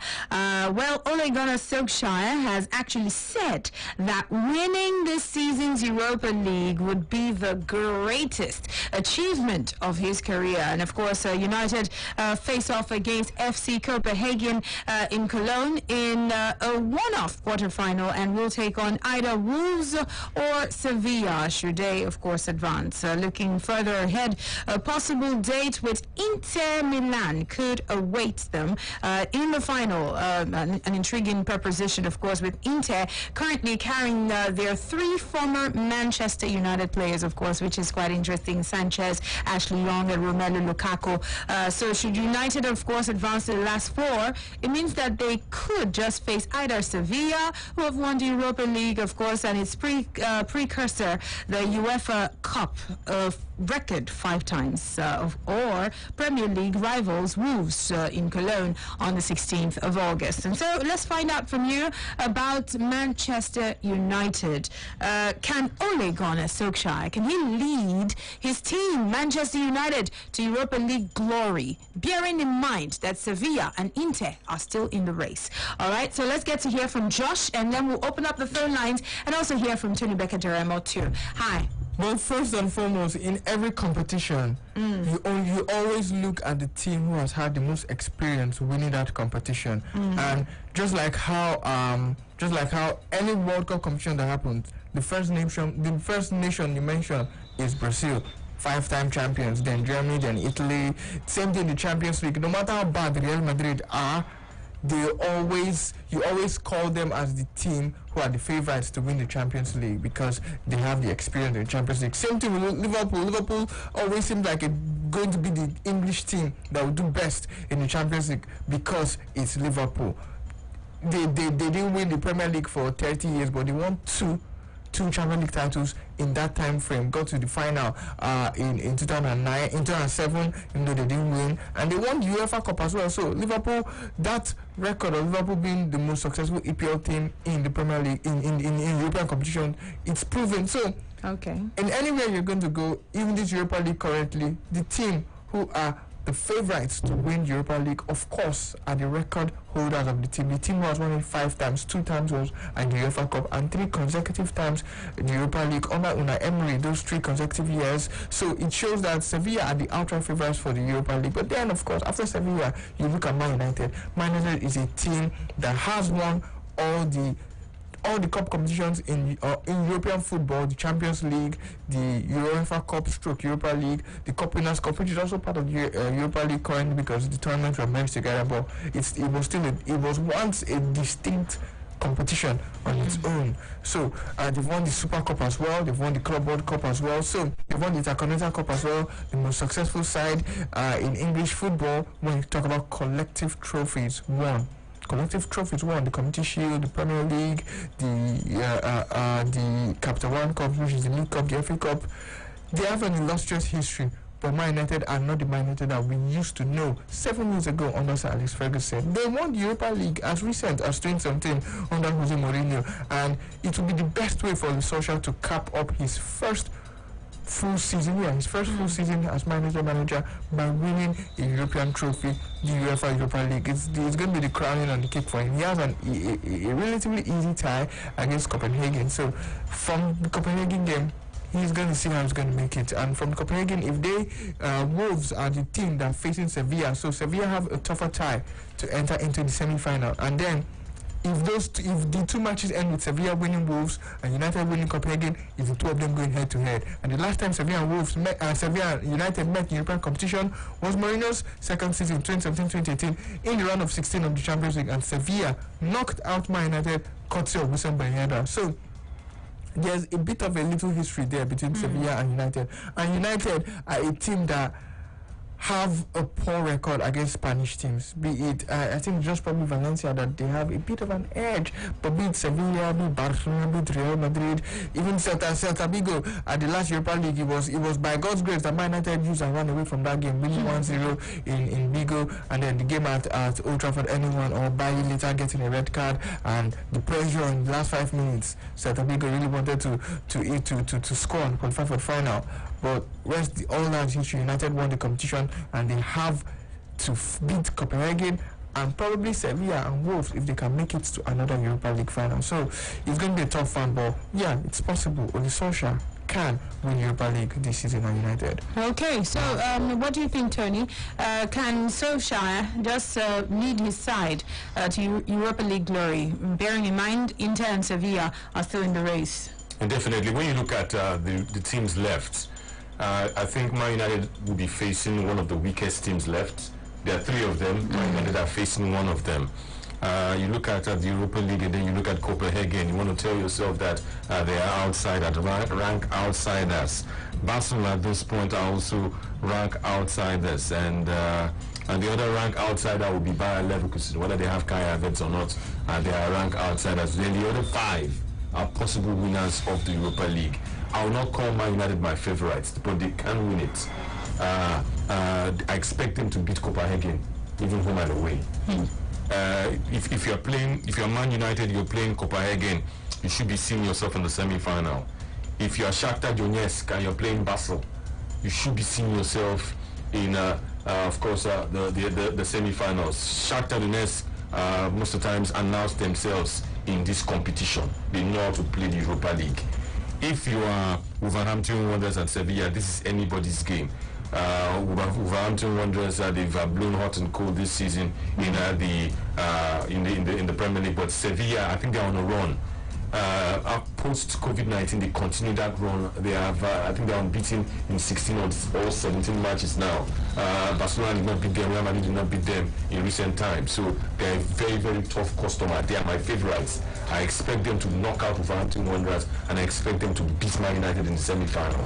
One would obviously now leave me with Inter Milan and Leverkusen. I think Antonio Conte will get past Leverkusen and then reach the semi-final as well. Of course, you look at Shakhtar Donetsk, and so I'm already looking at the semi-final that will see Shakhtar and Inter, and then Sevilla and Man United.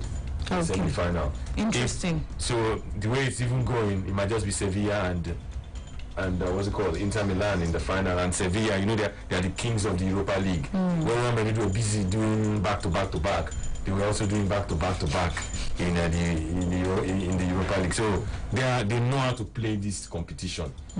It's their turf. It's their turf. So Man United must be very, very wary. Man United have won it in the past, but Sevilla know how to win the Europa League more than any other club. Okay, so let's go. Let's take some calls. 07 000 889. Can Ole Gunnar Solskjaer, can he lead United to Europa League glory with Sevilla and Inter Milan still in the race? Okay, let's go for this call, and then we'll read some comments on social media platforms. Hello. Hello. Welcome. Yeah, my name is James. Good afternoon. Good afternoon. Happy Sunday. Happy Sunday. This is James. Okay. So I can see Man United, they are trying this Europa. Very try. But I'm not sure Man can win the Europa. Why not? Because look at lack of Antonio Conte in Inter Milan. Look at Sevilla. Sevilla is there at back-to-back. According to what your second says, they are back-to-back champions. And Sevilla, getting to like 8 matches now, I think they're straight winning. They don't lose anyone. So if they play at Sevilla and Man United, that means Man United will come back to England. Can't go to final. But now, I think they'll go to the semi-final, but the final, there is no presence in the final. So either they play them with Inter or with them. So I'm not sure they will cross the semi-final. Okay.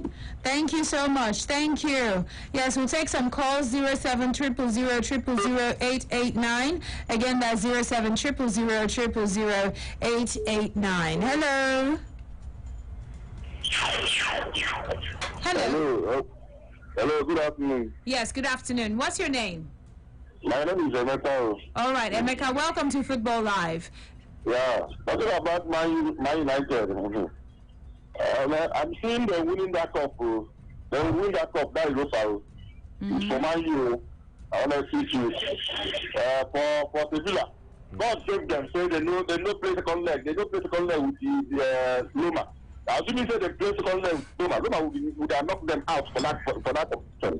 So they are not save them that play. Say they don't play second leg with Loma. They are not going to win this cup. That is my thought. For Inter Milan, for Inter, let them play. Maybe you know jam them because with Man jam them. Man you know how to play Italy. In fact, England know how to play Italy. All the England team they know how to play Italy. We are not talking about Italy team. But I believe, even myself, I even believe that Wolf will beat this Sevilla. That we are thinking that they will win this cup. Wolf will really deal with them. That's what I see. Thank you. All right. Thank you. Let's read some comments. Peter Meyer says it's going to be difficult, but it's very possible. They are good enough to play Inter Milan and Sevilla if they are serious enough, and only stop the sentiment against Odion Dudihalo by always playing Martial in big matches. This is Ambassador Coco. Says he has defied all odds and qualified for the Champions League when everyone was in doubt. But that's not a leverage, though, but it's something to hold on to. But we'll see how it goes. Now, let's go for this one. This is Damilola. Damilola says, well, he can. He's the most favorite, but will not be easy because there is Sevilla and Inter Milan to battle with. This is Aini Pesi. Says, you guys are just mentioning only Inter and Sevilla. What of almighty Wolves? Can United even survive Wolves? Let's go for Nana. He says, if Ole Gunnar Solskjaer's side, if they face Wolves, then he's out. Sevilla ain't even smiling either. So I don't think he can win it. That trophy is between Wolves and Sevilla, or even Inter Milan, if you ask me. This is Victor Udo Ekpo. He says, I don't think Ole Gunnar can lead Manchester United to any glory against Sevilla, because Europa is Sevilla's birthright, like FA Cup is for Arsenal. Okay, and this is Excel Osita says, hello guys, United are the best team so far in the Europa. They have to keep it cool and make sure that they do not allow teams chance them. And this is Elijah. He says Capital no is not experienced enough to win the Europa League when other teams like Sevilla, Wolves and Inter are there. Let's go for Eze Chukwuifeanyi. He says yes, he can lead the United to UEFA Europa League glory. But let's go for another one. Kenneth Murray says United is the favorite to win the Europa League. They're a far better team than the remaining in the competition. Hello. Hello, good afternoon. Yes. To Brilla FM. Yes, Sports Radio Brilla FM. This is Football Live. Yeah. Anthony, good afternoon. How is it going? Good afternoon to you. This is Adams calling from Macborough. Your location is not needed, Adams. Anytime you reach us, it's just your name we need. Okay? Please, Anthony, I just want you people to clarify something for me. Is it about what we're talking about? Yeah.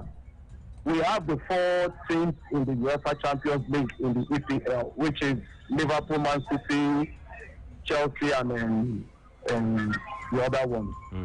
Now, they said they needed 17 from England.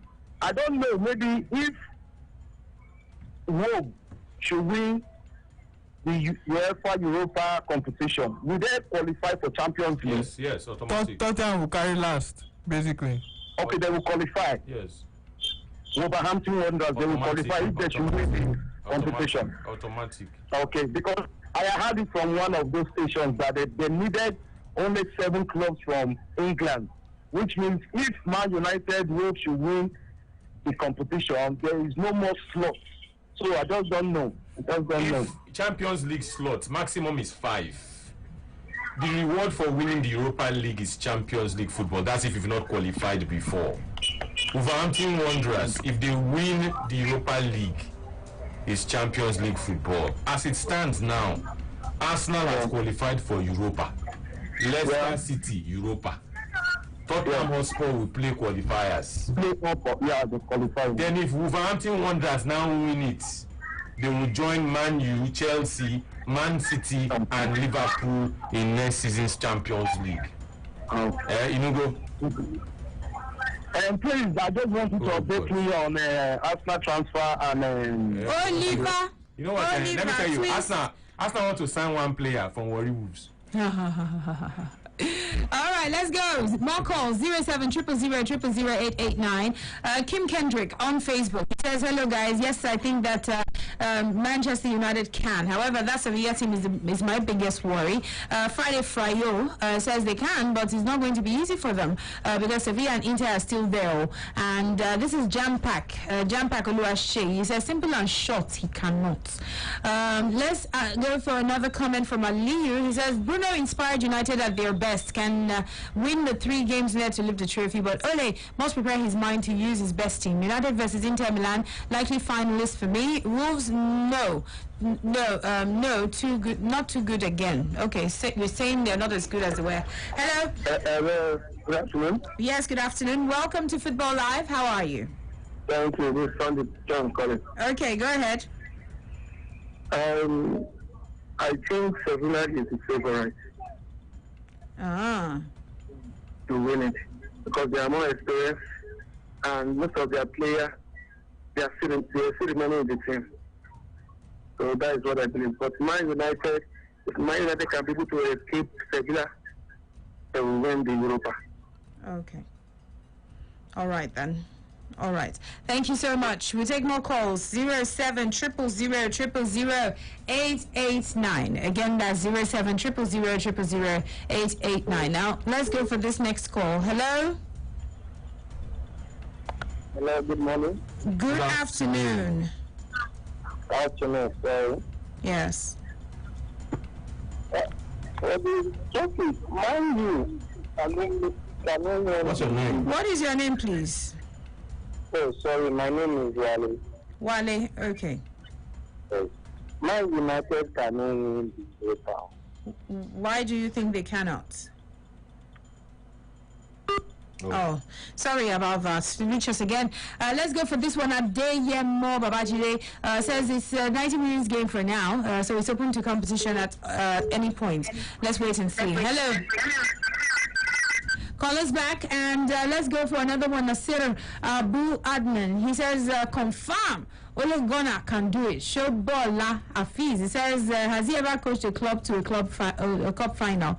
And he's here saying he can win Europa. Beggy, let's quickly go for more. Let's go for more. Drop your comments there, Facebook and also on Twitter. Now let's go to Twitter. And this is coming in from Everything United. It says, as a Manchester United fan, yes, I believe with Ole on the wheels, I need to have a deep sleep, hoping when I wake up, I would wake up with the glorious trophy of Europa next in my arm. With the Portuguese Magnifico, we can unlock any obstacle. Kelvin says, of course he will deliver. Personally, as a Manchester United fan, on January, I doubted our top 4 hopes. But in the end, we emerged, standing tall within the last games of the campaign. So I think that the same phenomenon will happen again in the European League. Congrats to all United fans in advance. And now let's go for Ariwola Ridwan. He says, Inter Milano all the way. Manchester United, the Nofito. And this is Benga Kwazim. Enifujo says, sure, he will be victorious in Germany. I trust Ole Gunnar Solskjaer for the Europa League trophy. And this is Suleiman Yusuf Tune on Twitter. It says, mission impossible. Let's take some calls. I'll take one more on this matter before we switch gears to the next talking point, which is all about the Busayo Saka. So do all to stay around for that. 07000000889. Hello? Good afternoon. Good afternoon. Big Anthony, good afternoon, sir. Good afternoon. This is also nice to greet everybody. Good afternoon. How's everything now? Everything is fine. We thank God. Happy Sunday. Forward ever, backward never. Yes, so. Now keep on telling us everything concerning sport. We are very, very happy. Amen. Thank you. You know what happened yesterday? Tell me. Yesterday, I couldn't eat. Chai. I was so bitter that yesterday. I was so annoyed. They think they pay me too much. But did you think your team was going to win Bayern? Did you expect Chelsea to beat Bayern? Hello? Were you expecting Chelsea to beat Bayern yesterday? In football, anything can happen. Supposing Chelsea defense are good, you consider so many goals. Chelsea is not good. At the end of the lap, to adjust the defense. You need so many guys for that defense at this level. So that's what it goes. So have you eaten now? If a specific group that defends our organization next season, I don't think they can carry anything. Yeah, our Ghanaian brother, you said you did not eat last night. You don't Have chop? you eaten today? See, I bought 25. I couldn't eat in one self. Go and eat too. Go and eat too. Eat too. Go and eat too. Thank you, ma'am. No Chelsea players don't chop. All right. You don't chop. Drink what they want drink. I am telling you. Go and eat too. Guys, let's take one more comment on our Facebook fan page, and of course we switch to the next one. This is coming in from Francis. It says Wolves, they are more like banana peels than Sevilla, a very tricky team to face. But you should take the match as it comes. That's my advice for Ole Gunnar Solskjaer, rather than underestimate his opponent. So he needs to be serious. All right, let's quickly move to the next talking point. Yes, right about now. And of course, it's all about Saka. Saka has been in the news. So many people have been quite glad that Nigeria have been looking his way. But of course, we want to find out from you right about now. You can also join us as you drop your comments there on the social media platforms, Facebook and also on Twitter. He's been voted Arsenal's third best player of the just concluded season, and Saka has enjoyed a stunning breakthrough season, and of course has underlined his versatility by playing in a variety of different positions. And Bukayo Saka has revealed that he is proud of his Nigerian heritage, but he's yet to decide on his international future. Saka was born in England to Nigerian parents, and of course has featured for the European countries' youth side at various levels, having not played, of course, for the senior level, the Three Lions at the senior level, but he's still eligible to play for Nigeria. So should the Nigeria Football Federation, the NFF, do everything possible to make sure they secure Bukayo Saka for the Super Eagles? That's what we're taking a look at right now. Tony Becker Jeremon, we had some pursue some months back concerning NFF, trying to see how to make that happen. But do you think they should just pull out everything and make sure they make it happen that Saka plays for the Super Eagles? Yes. I think what is important here is the age of the player. Saka is 18. He's already playing for Arsenal. Maybe not because of his talent per se, but because of the situation. Injuries, a suspension, and then the need for emergencies has made it possible for Bukayo Saka. Under Unai Emery, he played as a left wing back and as a left winger. He also underscores his versatility. This is the time. He's 18, meaning that he can only get better. He should get better because at this level he's coachable. At this point in time, England are not even sure if they want him at the senior level. They are looking at the under 21 level. If you show him commitment at this point in time, by the time he gets better, maybe in under 2-3 years, he would have reached that level where, football-wise, he's fully matured. He's just starting now. Let's not kid ourselves. We don't have the same level of talent as the English. The kind of players that they have at their disposal are not the kind of players we have. What Saka has going for him is he has two things. He's young, very, very young. He's coachable, and he can only get better and better. We're not saying that he should come and play for the Super Eagles and be a regular. Let us tie him down. So we wouldn't have a situation that would put us, in a situation where Saka would. Let's make it easy for him now.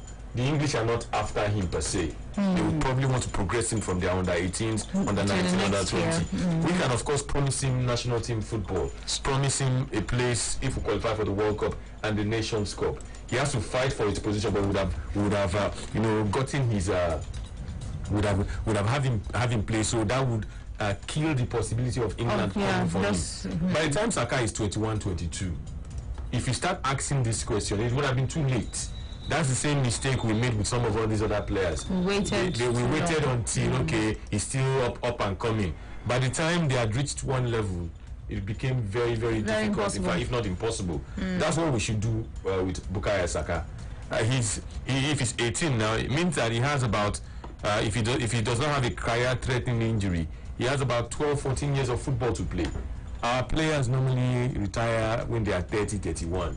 And we know the issue about age.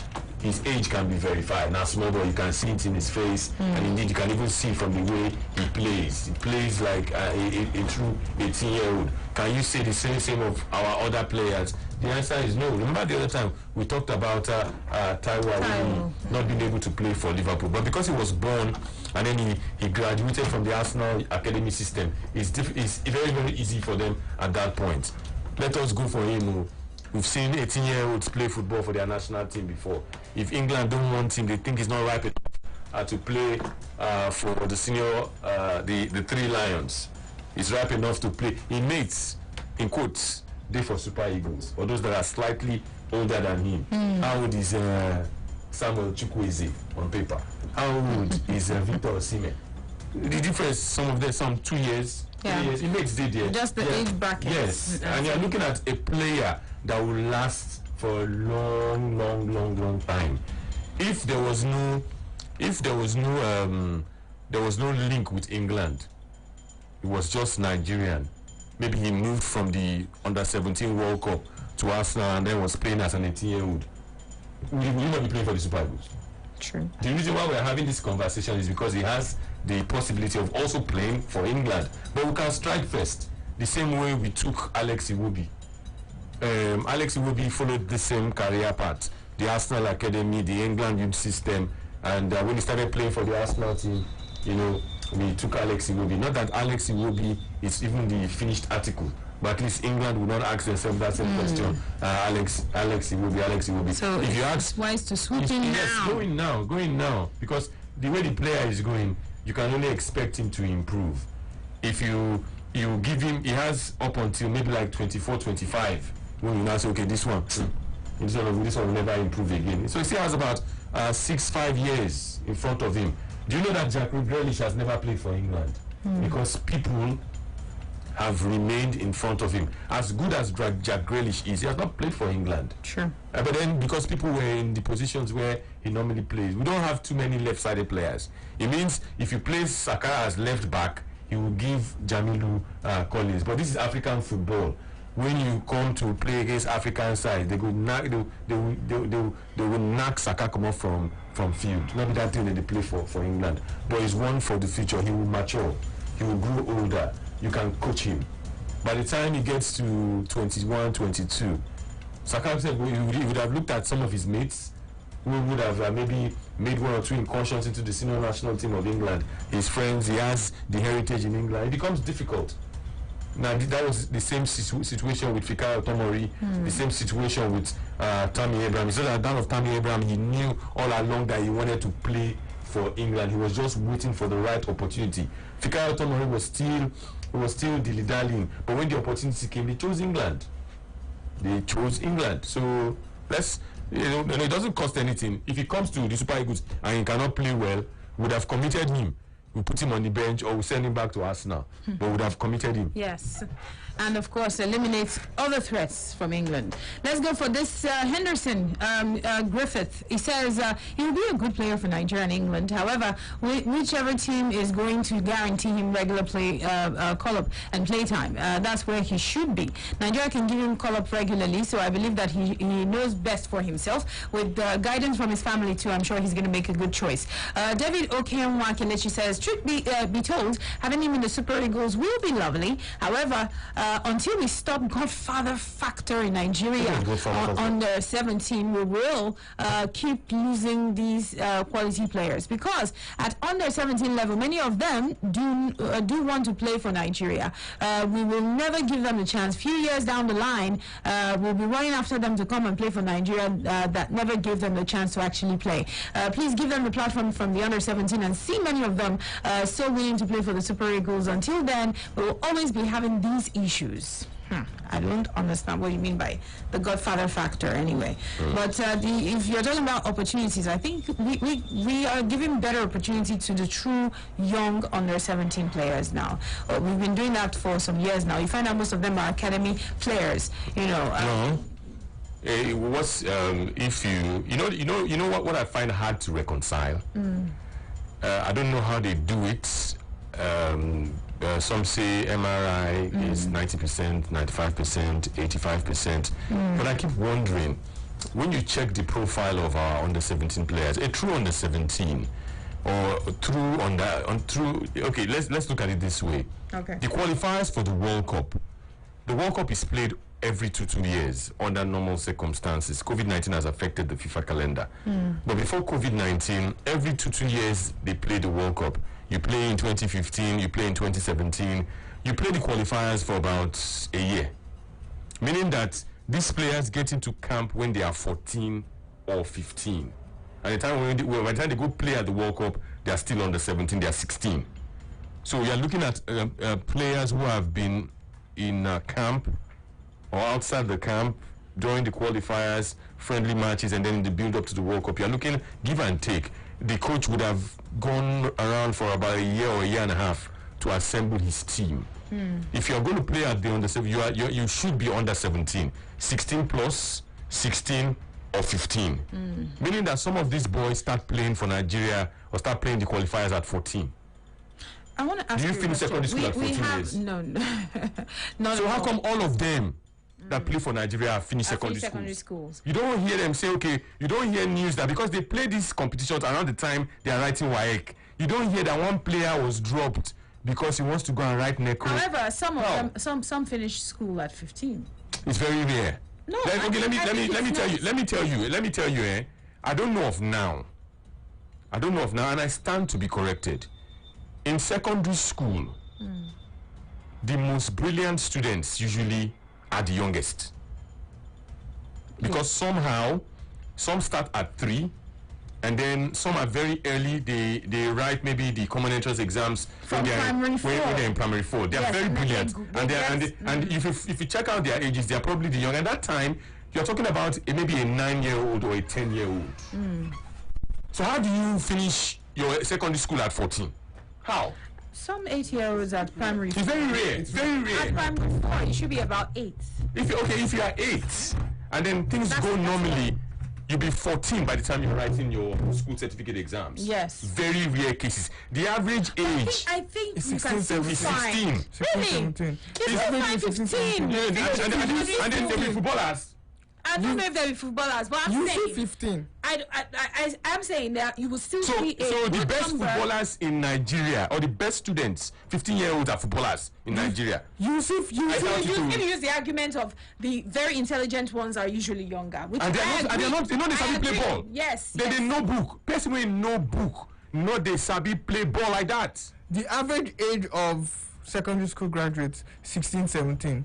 Either let's even just take becoming 16 or just call it 15 let's even yes, that's why I'm 15 to 17. Let's do it like this. The average, you say average, Yeah. average. We're not looking at the most brilliant student or honest student. All of them.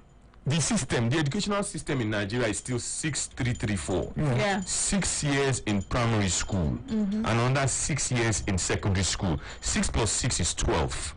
Which time you take go KG? That's what I'm saying. That if we are going to use the argument, so by the time you add kindergarten, that's 8. A 2-year-old goes to kindergarten, and then you add 8 years to it. That is 10.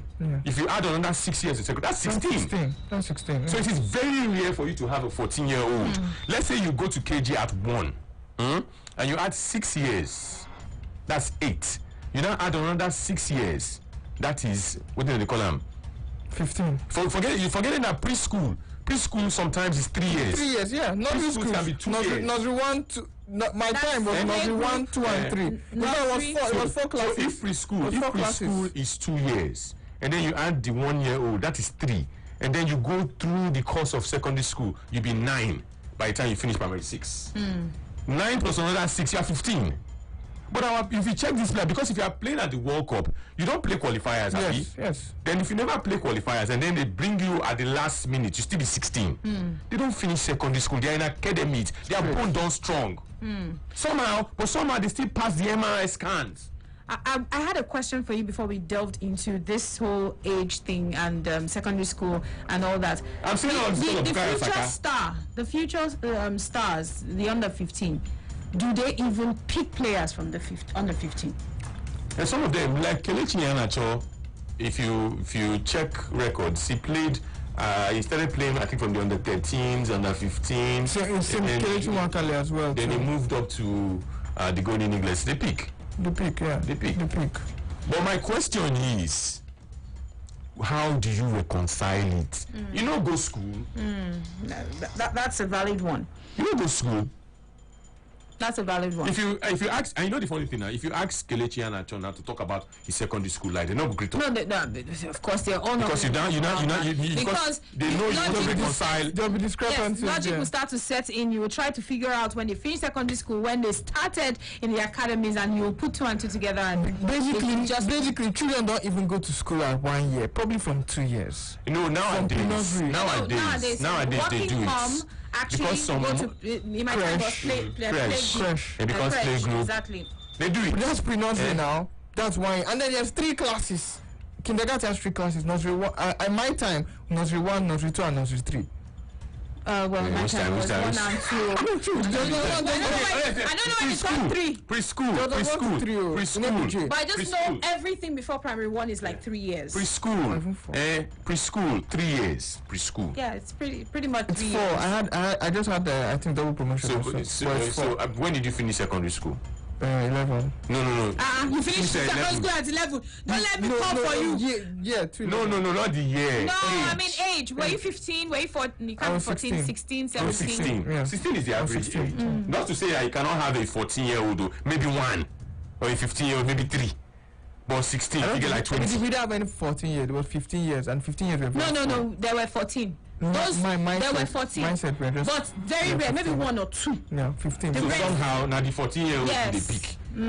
So they now mature. They'll play the qualifier. Now all the 14-year-olds now they pick. All of they them. go to. They don't go to.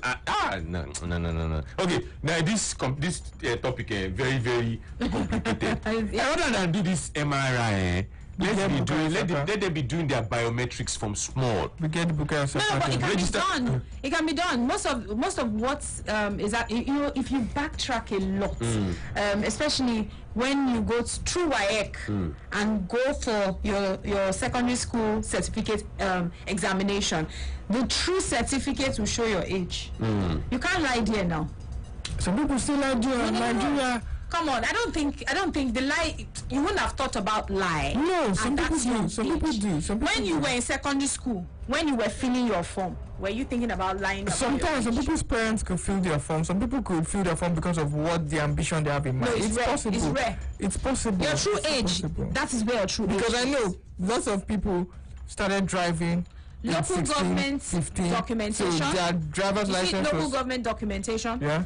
And what you filled in your secondary school examination. Most of it. That's what. Okay, most of it is true though. But there are still people who. Because there are some jobs plans. You go for, they would ask for those things. Yeah. That's how you know the true age. True. Of a person. Some people. I know some people make mistakes in their birth certificate. I know someone who her birth certificate wrote because of August and she's November. It's people. Fake age for passports in That's Nigeria. What I'm saying. They fake age to open bank accounts. They fake ages for driver's license. They fake age for a voter's card. So it's that's why I'm saying it's highly possible. That's why I'm saying those are the two true. Possible. That's the one that is closer to the truth. True, local government, when your father went there or your mother went to local government and they gave birth to you to go and register that I don't born Peking. That's and your secondary school. Those are just the two basics. You could even say primary school if there's a way you could find it. Yeah, that's your common entrance, or is it first school living certificate? Yeah, thereabout. Hello. 07000000889. Again, that's 07000000889. How do you do? Welcome. Can you speak up? Hello, good afternoon. Yes, good afternoon. This is Football Live. Yeah. Go ahead. You see, my name is Johnson. All right, Johnson. Yeah, you see this age thing, and Nigeria, we can never speak about, because when you say you don't have kids that need secondary school, I don't agree with that. When you say what? You need to speak louder. When you say children don't leave school at 14, I disagree with that. No, we're not saying it's not we possible. weren't saying it wasn't. I still said it was We're very saying very possible. rare, But very the rare. numbers are not so large. Like where you have 15 to 17 taking like 90% or 95, the 5% would be about 14 years old. That's what we're Maybe saying. less than that. Yeah. Yeah, because hello. Yeah, go We're on. listening. Yeah, like for my daughter, my daughter graduated from secondary school at 14. How did she do it? How did you do it? How did I do it? Yes. See, you have to understand Nigeria educational system right now, especially for private schools. Make us understand. Double promotion. Yeah, it's like for private schools right now, they don't follow the government laid down procedures that a child must be this age to get into school. Like public schools, yes, you say a child must be like 6 years old before you get into public school. But for private schools, it's not like that. When did your daughter start primary school? How old? She started school at the age of 2. Age of what? At 2. That's not primary school. That's preschool. Primary school. When did she start primary school? Primary 1. Primary 1, I think she was about 5 years old when she got into primary. Which is about this now. If she was So 5, she started let's even at do it 5. now. If she started, how many years did she spend in primary school? Let's even leave preschool. Now at 5, she's in primary 1. Remember that some private schools don't do primary 6. That's what I'm saying. Yeah, now. so when did she complete if her she does primary school 5, she'll be education? 10. At what age? At what age? Because she graduated when she was 14 and she. No, I'm trying to do it now. Primary school. If she finished at primary 5, she was 10. That means she did 4 years in secondary school. Okay, yeah, she had double promotion in secondary school. Those are the rare cases. It means your child was very intelligent. Yes. My son is 5 years old. He's almost done with preschool. Let's say my son is average. He will do 6 years in primary school. Now he'll be 11. By the time he's done with secondary school, he'll be approaching 17. That's what we're saying. We're saying for the average Nigerian, they don't finish secondary school at 14. But for the brilliant ones, for your child to do double promotion twice, oh my, we no book. And I don't think they do double promotion in secondary school. I'm just saying now, if you do, maybe you write SSC exam at when you're SS2, and then you leave primary school in primary 5, you would have skipped 2 years. You'll be 14. Yeah, so it's rare. It's not every time you find such. Anyway, let's get more calls. 07000008889. Let's go back to the whole topic. Should the NFF do everything possible to secure Bukayo Saka for the Super Eagles? Because of his age. They definitely should, because of his age. Because of the age, longevity, and he's playing in a big club. Even though Arsenal are no longer the Arsenal that we used to know, you could probably say Arsenal may no longer be a big club. They could probably be the AC Milan of the Premier League, but at least they're still winning the FA Cup. And he's playing at that he's playing at that He's playing in the Premier League. He's playing at the Premier League. He's playing in one of the top clubs. And we know how difficult it is to play in the Premier League. He even is one of the star players at Arsenal. Number 3 of the third best player of the season for Arsenal, recorded the highest assist for the Gunners last season, won the FA Cup with them as well, so it was an integral part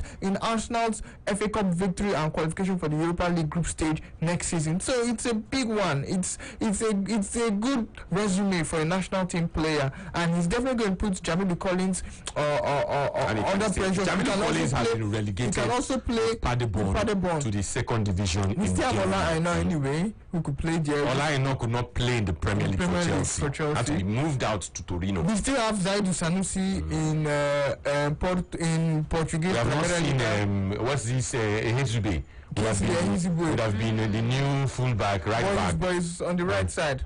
No. These days, if you're versatile, some coaches can even play you as wing backs and both stuff. Sides.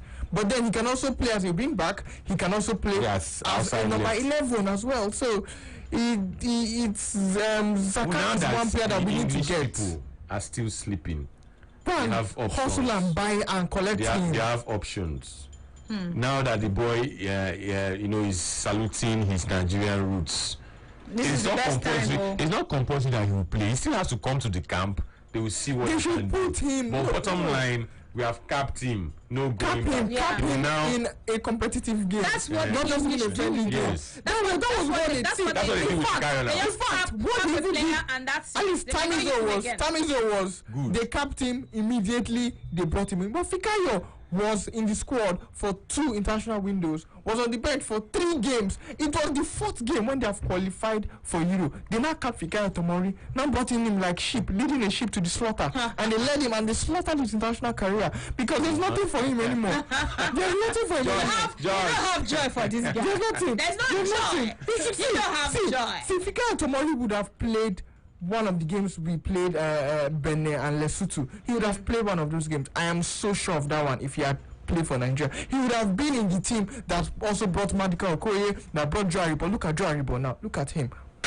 His first 2 games, Ukraine, he scored. Against Brazil, he scored. Impressive performance for a young boy that just took. Nobody was dragging. For a young boy Nobody that was just. dragging him with us now. But even if at least he proved himself, and Fikayo tomorrow Bukayo Saka is that player that is going to make that same impact or something close, even something better So if than you have, Joe Aribo. imagine you have Joe Aribo through age, you have Bukayo Saka through age, Tyrone Ebueyi through age, Alex Iwobi through age. You probably may have had the Fikayo Tomori through age as well. You know, you'd have maybe like Phil Desas through age, William Trustekong through age. You have like maybe 10, 11 Yeah. players who are Keith playing through age. True age. Yeah, that would give you. You can actually predict how Longevity, long. Josh Yes, Maja. how long all of these Longevity. players can give you. Yes. Hello. If we can get Ebere Eze and Osai Samuel as well. Hello. Okay, call us back. Hi. Welcome to Football Live. Hello. Yes, how are you? My name is Sammy. All right, welcome. Please go ahead. I want to Nigeria to keep that ball, fight for that ball from now. Because if in mother like this, there may be way India do their things. Before you know, another person will consider to play for England. Nigeria need that boy. Because that boy will play like this Chukwueze. If they have that kind of 2 boys in Nigeria, our football level will go far, small. Okay. And go back to United. I believe Sevilla will not get anything to do with that call because they don't get the power to play that ball. All right. Thank you so much. Thank you. Let's take one more call, 1 or 2 more calls actually, and then we would wrap up. But let me quickly go to Twitter. This is Riwola Ridwan, and he says, going out their way to get Saka, I will say no. But if the player is willing to play for the Super Eagles, all well and good. Super Eagles must not beg any player to play for us. Let's go for Ralph PB Dapo Bruce, and he says, just invite him. Simple. If he wants to play, then he will come. Okay. So let's go for another one. Peter Maye on Facebook Live. He says, Saka going to be a good addition to the team. Very good and drastically developing into a great player. Nigeria Football Federation need to convince him to join the Super Eagles, but not beg. If he doesn't want to, at the end, it should be a matter of desire. Which one is big? Which one is convinced? Where do you draw the lines? It's the same thing now. in this it's the same thing. Well, yeah, it's relatively the same thing, but there's still a big difference. At least when you're trying to. Wait, let me play this out. You leave Nigeria like we've done before. Go to England to set up a meeting with him, speak with him. Is that beg or convince? It's the same thing. It's the same thing. Yes. Not until you say I beg you. Now you say beg you. You see, Saka is in London. The NFF secretariat is in Abuja. You book a flight, maybe business class or first class. It actually is. You 3 of you go. You call him mama. You call him papa, say let's sit down. You bring Saka. You bring food, drinks. And then you see, if you don't want to beg or convince him, You will call him from Abuja. You will call him from Abuja. Yes. Or you send him a text. Come and play for Nigeria. But once Would that you be enough? start taking extra steps. Yes. You will not start telling her this is why you should play for Nigeria. I think we should call it seduction. Basically, we should. See, there's no two words. If you leave your house, if you leave your house, you go. We're going to woo him. That's package begging. We don't want to admit it. Me and you, we come out now. We come go gay house. We say we are looking for apple to pluck. You not see apple for your domot. Man, on the past. That's the apple. I agree. We beg. You will leave Nigeria. You go to London. Yes. To go and beg him. But England will not beg him to play. He will just see his name and he will jump for joy. Because he's in England already. You will agree, guys. They have one star on their badge. You will agree, guys, that there are some discussions that you must see the person to actually talk to the person. Yes, in this case, now.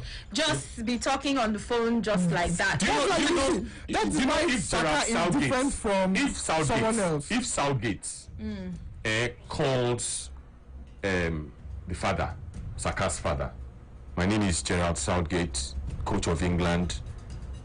The man will shout, "Can I speak to Bukayo Saka?" You just hear Saka. No be about it. You hear they will call Saka. Saka, Southgate one on the phone. It is not the same when General Trump will go there. Southgate na phone call. Come and play for me. Come and play for England. But General Trump will go there. Amaju Pinnick probably will be in that entourage. They will sit down and then they will start telling him why he should play for Nigeria.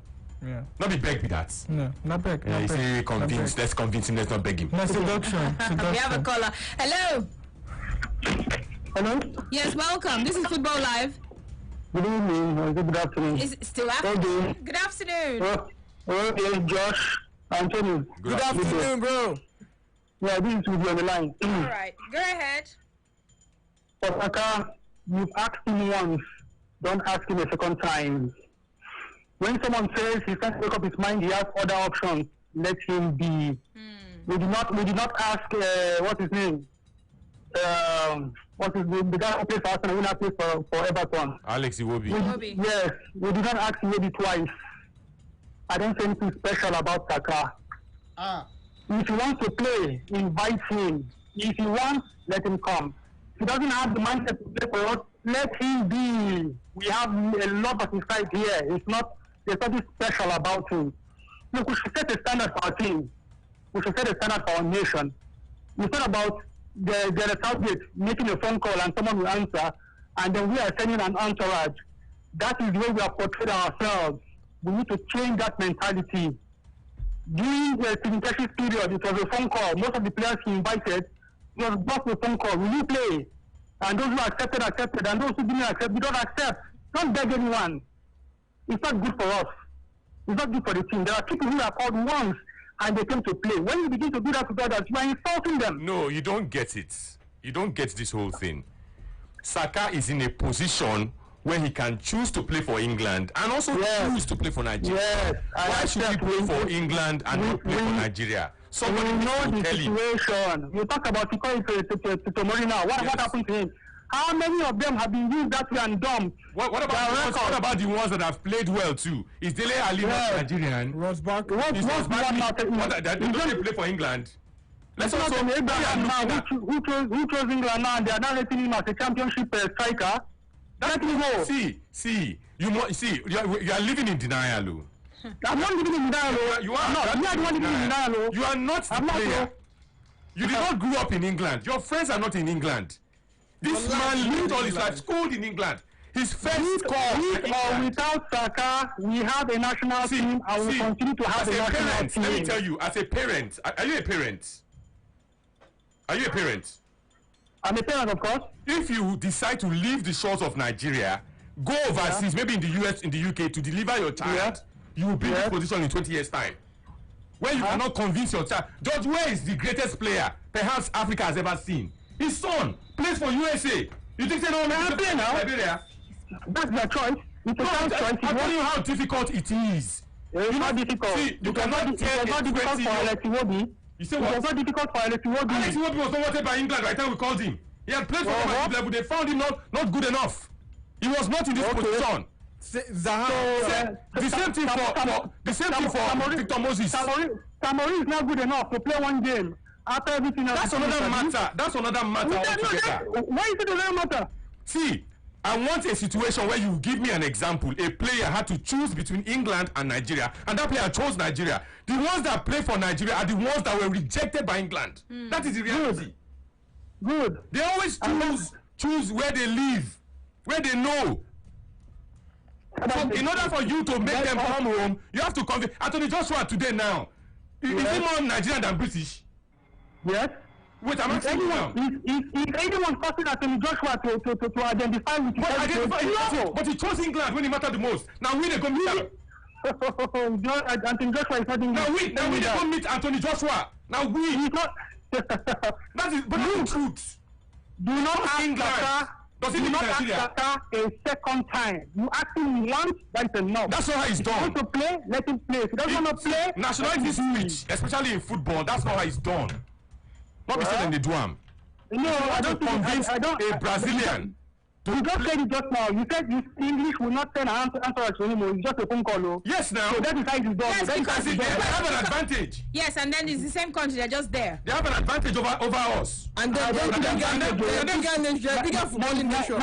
Nigeria has won the Nations Cup in the past 7 years. What has England won in the last 20 years? Nothing. But has Nigeria won the World Cup?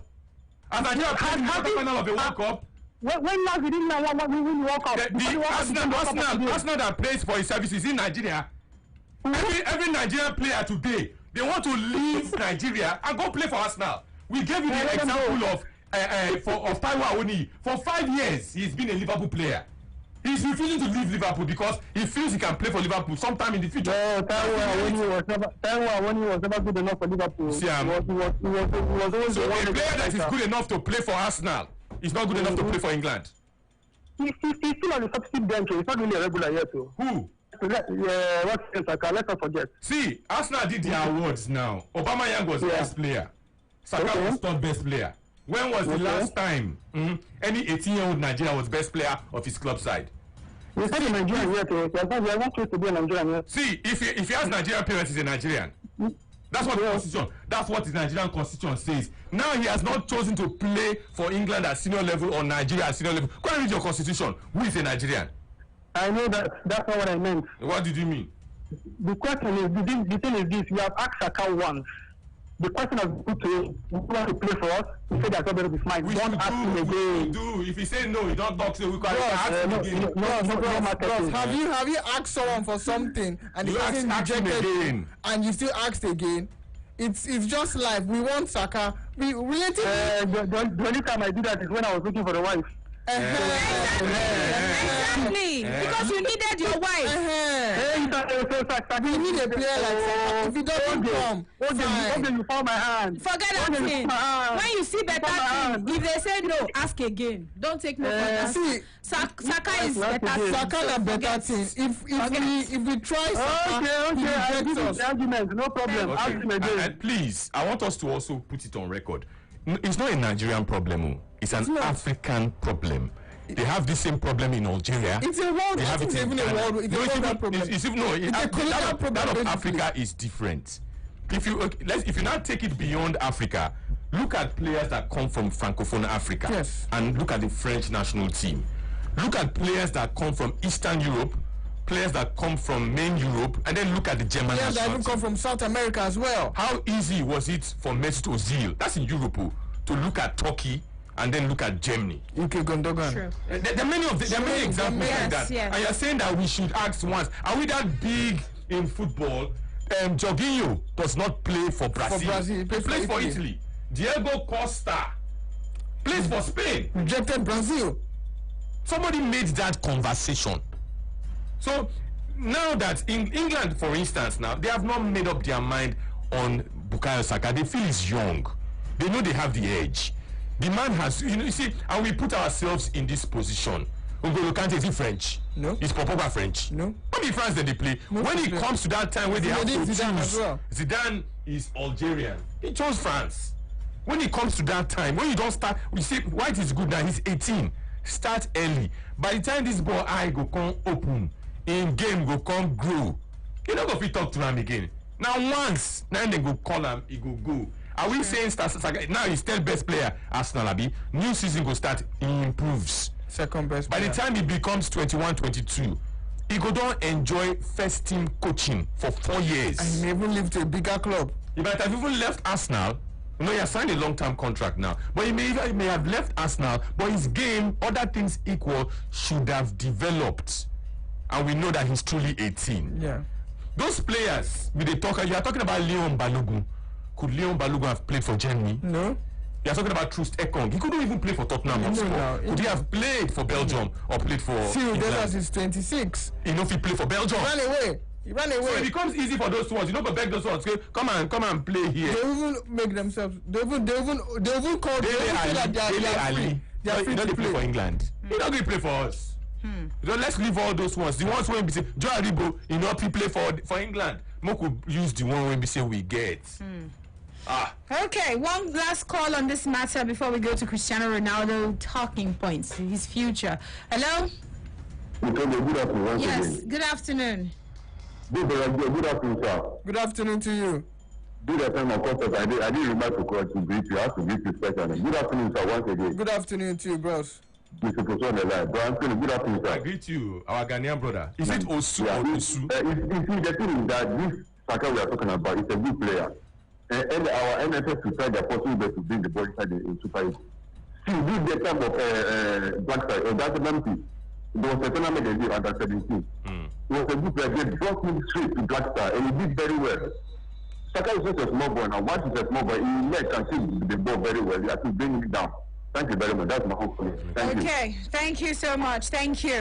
All right, let's move to our next talking point right about now. And of course, Cristiano Ronaldo. Yes, he spoke of the importance. He posted something which I mentioned earlier, just something to rally around everyone and just look forward to the future. This came right after Sarri's sack and just before Andre Pirlo was announced. And of course, he spoke of the importance of critical thinking in the wake of Juventus Champions League exit and the sacking of Maurizio Sarri. And of course, he scored twice. His efforts was just like water into baskets. It was just useless for Juventus, as Juve actually had a 2-1 win over Lyon in Turin, but it was not just enough to prevent them going out at the last 16 stage on away goals, of course, after a 2-2 aggregate draw. And so PSG had, you remember, had been linked to the Portuguese, but have now reportedly ended their long-running pursuit of Cristiano Ronaldo after the forward decided that he would like to remain at Juventus to try,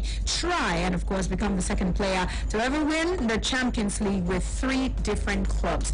Before the links actually got buried from PSG, there were talks that Cristiano Ronaldo was looking forward to playing with Kylian Mbappe and Neymar, that he had that desire somewhere in him. But we'll take a look at this, which looks like the more possible way to win the Champions League, because of course he's still going to continue with Juve. Ronaldo staying at Juventus or Ronaldo moving to PSG, which looks like a more possible way to win the Champions League, because his desire is to win the Champions League with 3 different teams. All right, we'll start with Tony Becker-Jerimo.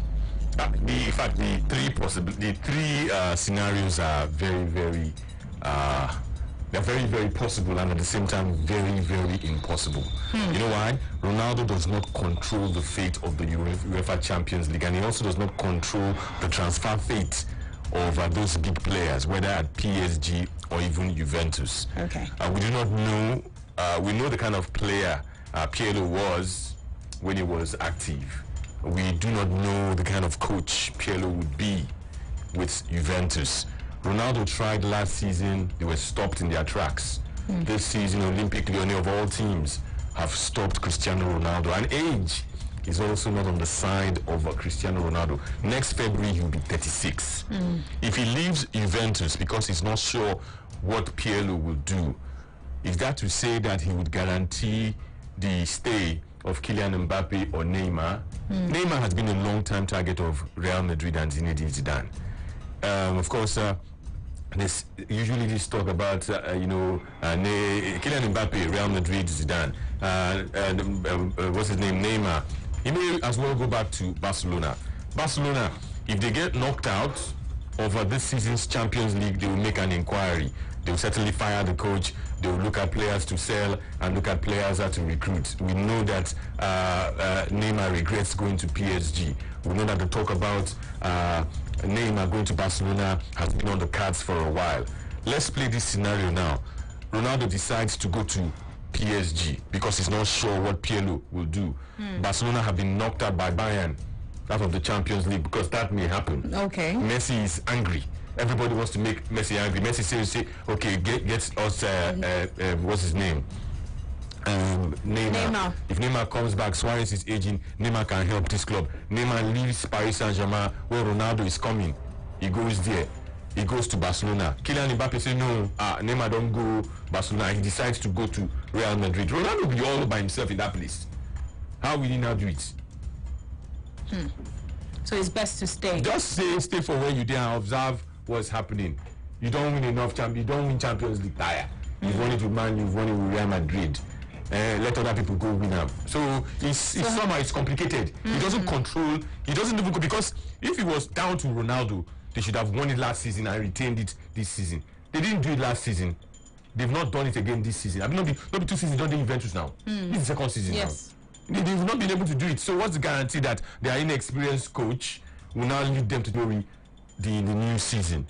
And what's the guarantee that if Ronaldo goes to Real Madrid and PSG, if they meet the evaluation of both players, they will go. What the new coach has to offer in terms of transfers, what he has to offer in terms of pep talk, and see what I can also offer as Ronaldo. I don't think he can do more than this. Their top scorer this season, carry them go everywhere. Even in that match they got knocked out, he was still the star man. He got the 2 goals, but nobody could score the 3rd goal. I don't score 2, I'm not gonna go score 1 or not even concede. They have to concede.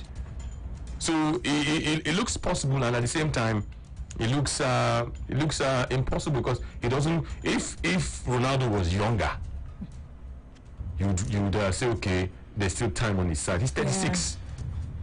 He's 36, and let's see what the new season would even present. Ronaldo don't gradually they slow down. So the scenarios, if I were Ronaldo, I would stay where I am now. In fact, I'll go back to Real Madrid safe. Possible. Go back to Real Madrid. Okay, but he really wants to, get a record by winning in 3 different teams, the Champions League in 3 different teams. That's his goal, I'm sure.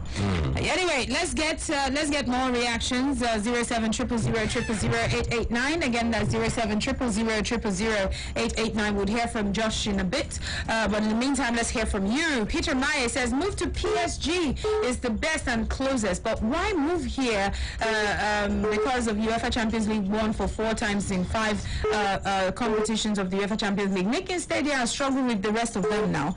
Hello? Oh, sorry about that. Jeffrey Kelvin says Andre Pirlo was known for his visionary kind of football. In his book, I think Before I Play, shows how focused he took the game. Now, as a coach, I believe that he'll probably be the next Zinedine with a tactical kind of attacking football that befits Ronaldo's style. So I suggest that Ronaldo is one more year. It's easier said than done. I'm not being write the book. Exactly. Is it not Pirlo that is thinking? Is everybody Kanu? Kanu said they think before him play. But does Kanu coach? Hello? Hello? Yeah, hello. Good afternoon. Welcome, yes.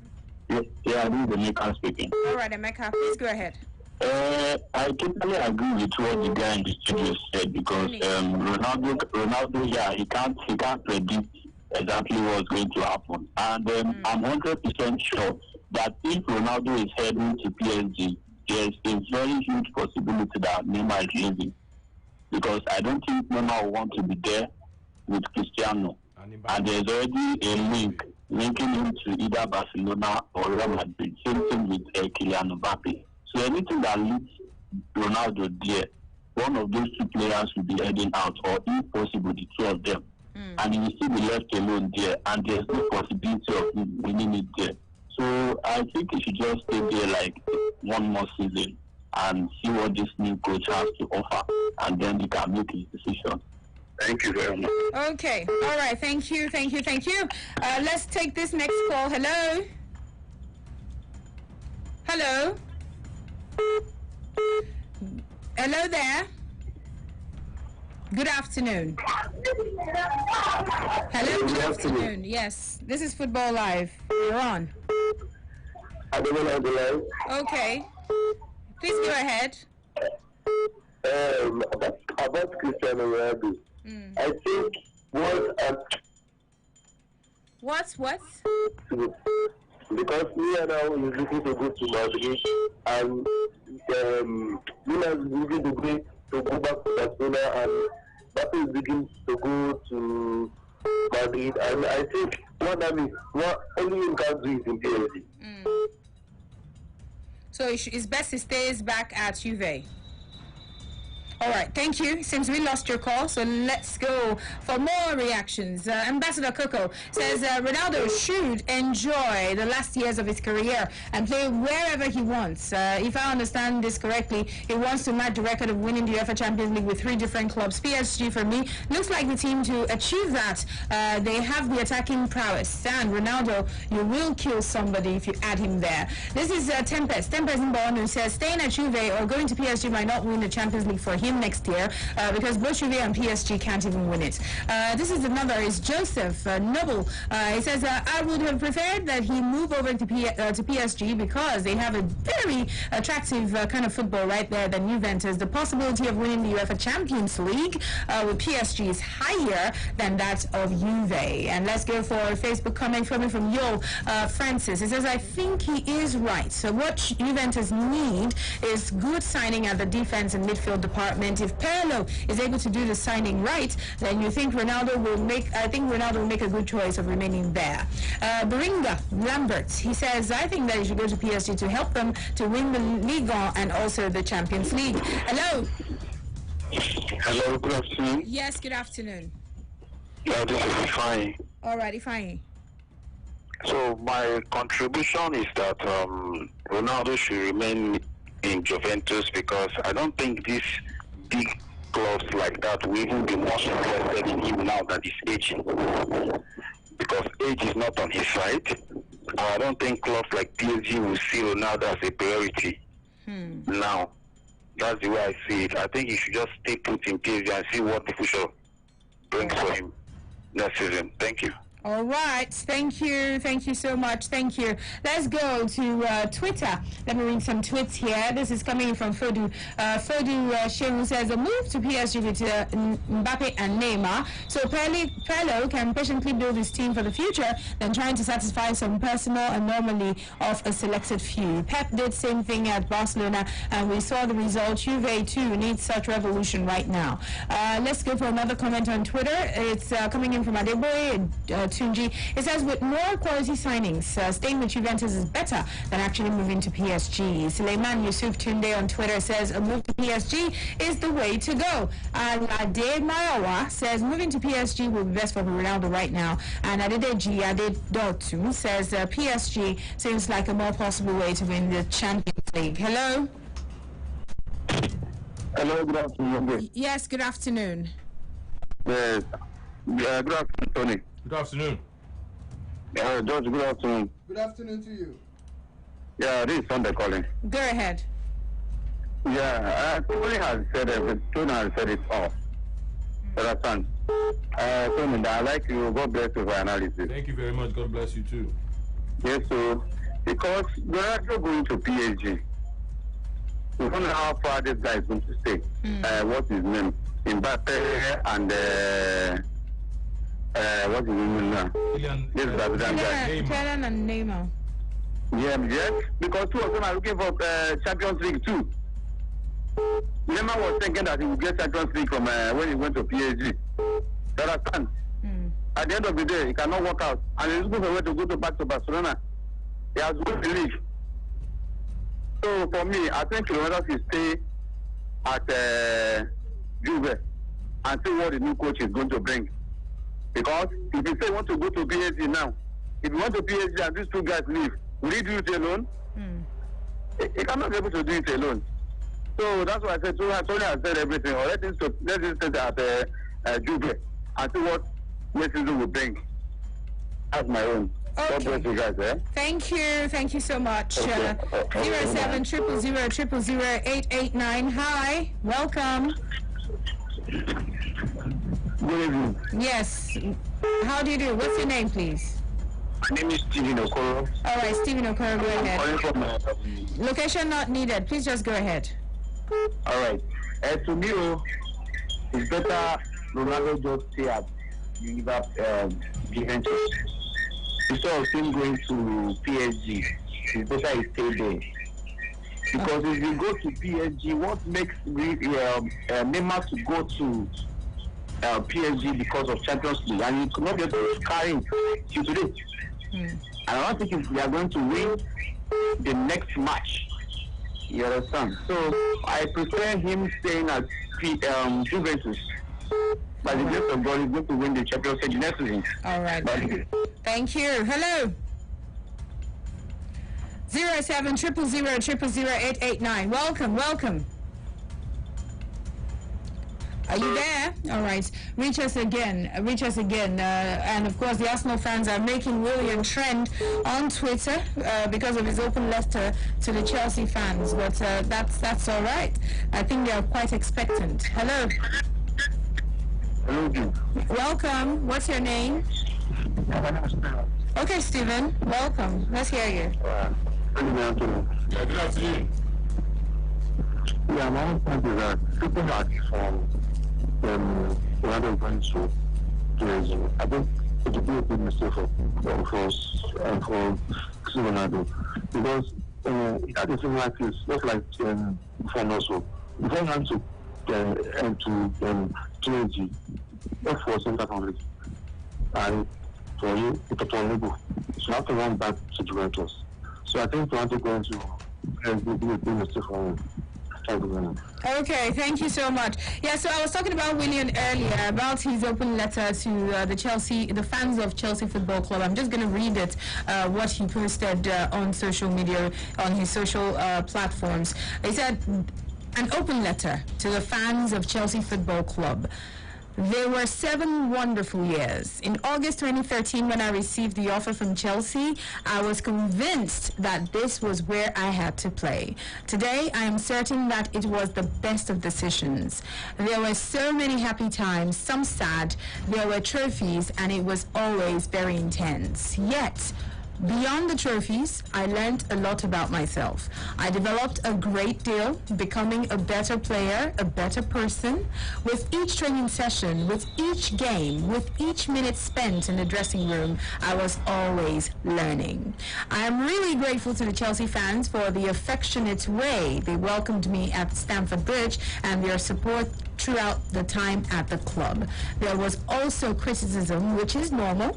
What is important, though, is that both the affection and the criticism drove me to always give my all in every training session, every game, to be constantly improving until my very last minute in a Chelsea shirt.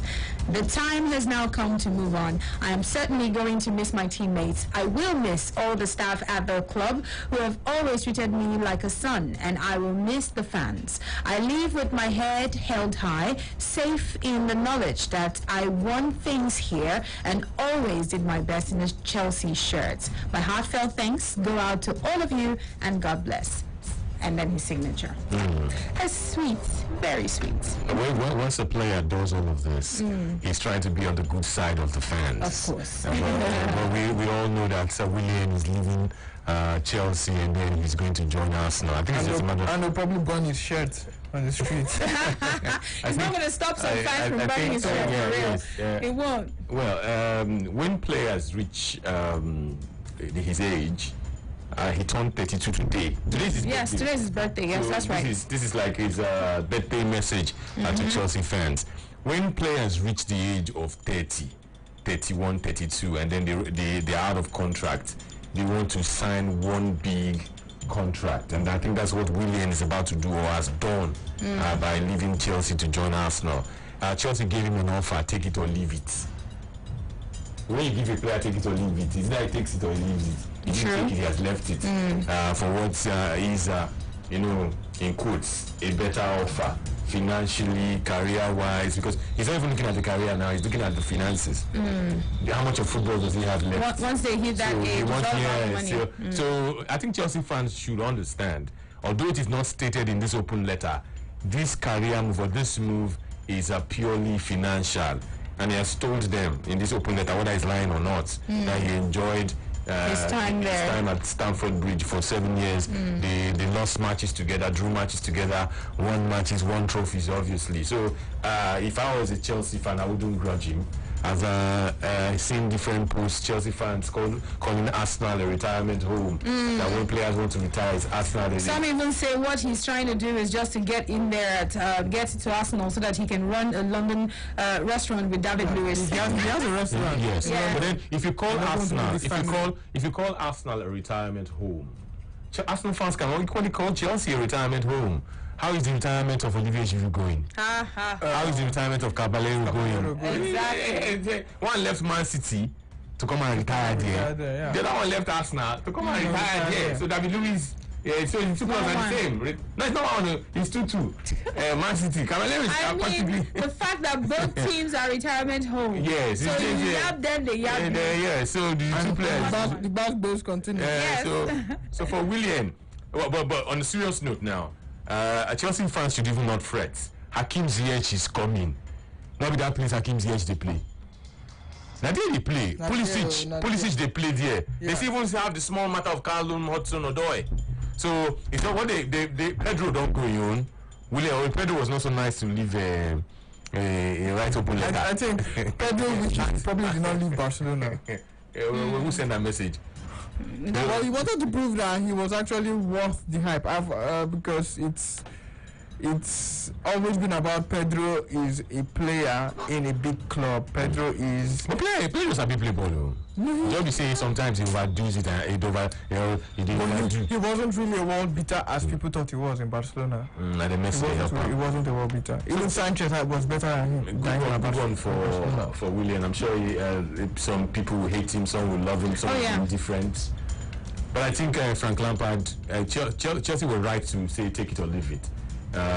He obviously wanted to stay longer at the club, but with the emergence of the Ziyech, the Timo Werners of this world, if I'm not able to play like that though, I mean, not be so Josh. Yeah, and I think he probably wanted a 3-year contract, so that at least whatever he wants to do in London, he'll continue. Yeah, at least last he's sure of the income from Chelsea for 3 years and not 2 years. And we know Chelsea could just vex and sack him or terminate his contract. So he wants something stable, retirement age. And also, since talking about goodbyes, Pedro also has bid emotional farewell to Chelsea. Did you write a letter? I think he posted on his Twitter, I think like a week ago. Letter? Was it a letter? It's just a normal post, grazie Chelsea, gracias. You don't do a letter. You don't fit type letter now. And the pen now. He's undergone successful shoulder surgery. That FA Cup fan, I got injured. We had to be. Yeah, it was sometime last week. It was on Instagram. It was last week actually, and he expressed his gratitude to the club. He said thank you to the fans also for the wonderful time there. Last week, July 26th. Yeah, it was. Was there an open letter? Yes, my last game at Stamford Bridge. Thanks to every fan for your support through these years, to the club for giving me the chance of being a Blue, and to my teammates, you've been in my heart forever. Now let's fight for the FA Cup trophy. Okay, that was before the game. Yes. He can't break hand for the game. So that was like his goodbye. Okay, so let's quickly move on with more comments on Cristiano Ronaldo. That was our question earlier. Which looks like the more possible way to win the Champions League? Josh has not answered. Yes, Josh has not told us what he feels about this. Which looks like the more possible way to win the Champions League for Cristiano Ronaldo, because he wants to actually get a third. He wants to win Champions League with 3 teams, I meant to say. So stay at Juventus, continue at Juventus, or for Ronaldo to move to join PSG. Well, the most possible way for Ronaldo to win the Champions League is to go to Real Madrid, because debt, life tactics, and Real Madrid winning the Champions League, it's something that is a known phenomenon. 13 Champions League victories for Real Madrid. He won 4 at Real Madrid, 3 in a row. He won just 1 at United. But yeah, you can see that his first few years at Real Madrid were tough. 09-10, he had an injury. Real Madrid round of 16. Then from Jose Mourinho's season, 10-11, they got to semi-final. 11-12, still semi-final.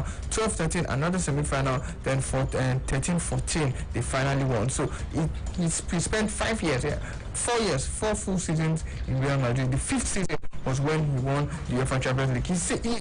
Man United as well. He spent six seasons at United. He spent 5 seasons at United. The 5th season at United was also when he won the Champions League. So we are saying maybe the 5th season. This is the 5th season. It's going to be 36 on the 5th of February. That is in his 3rd season.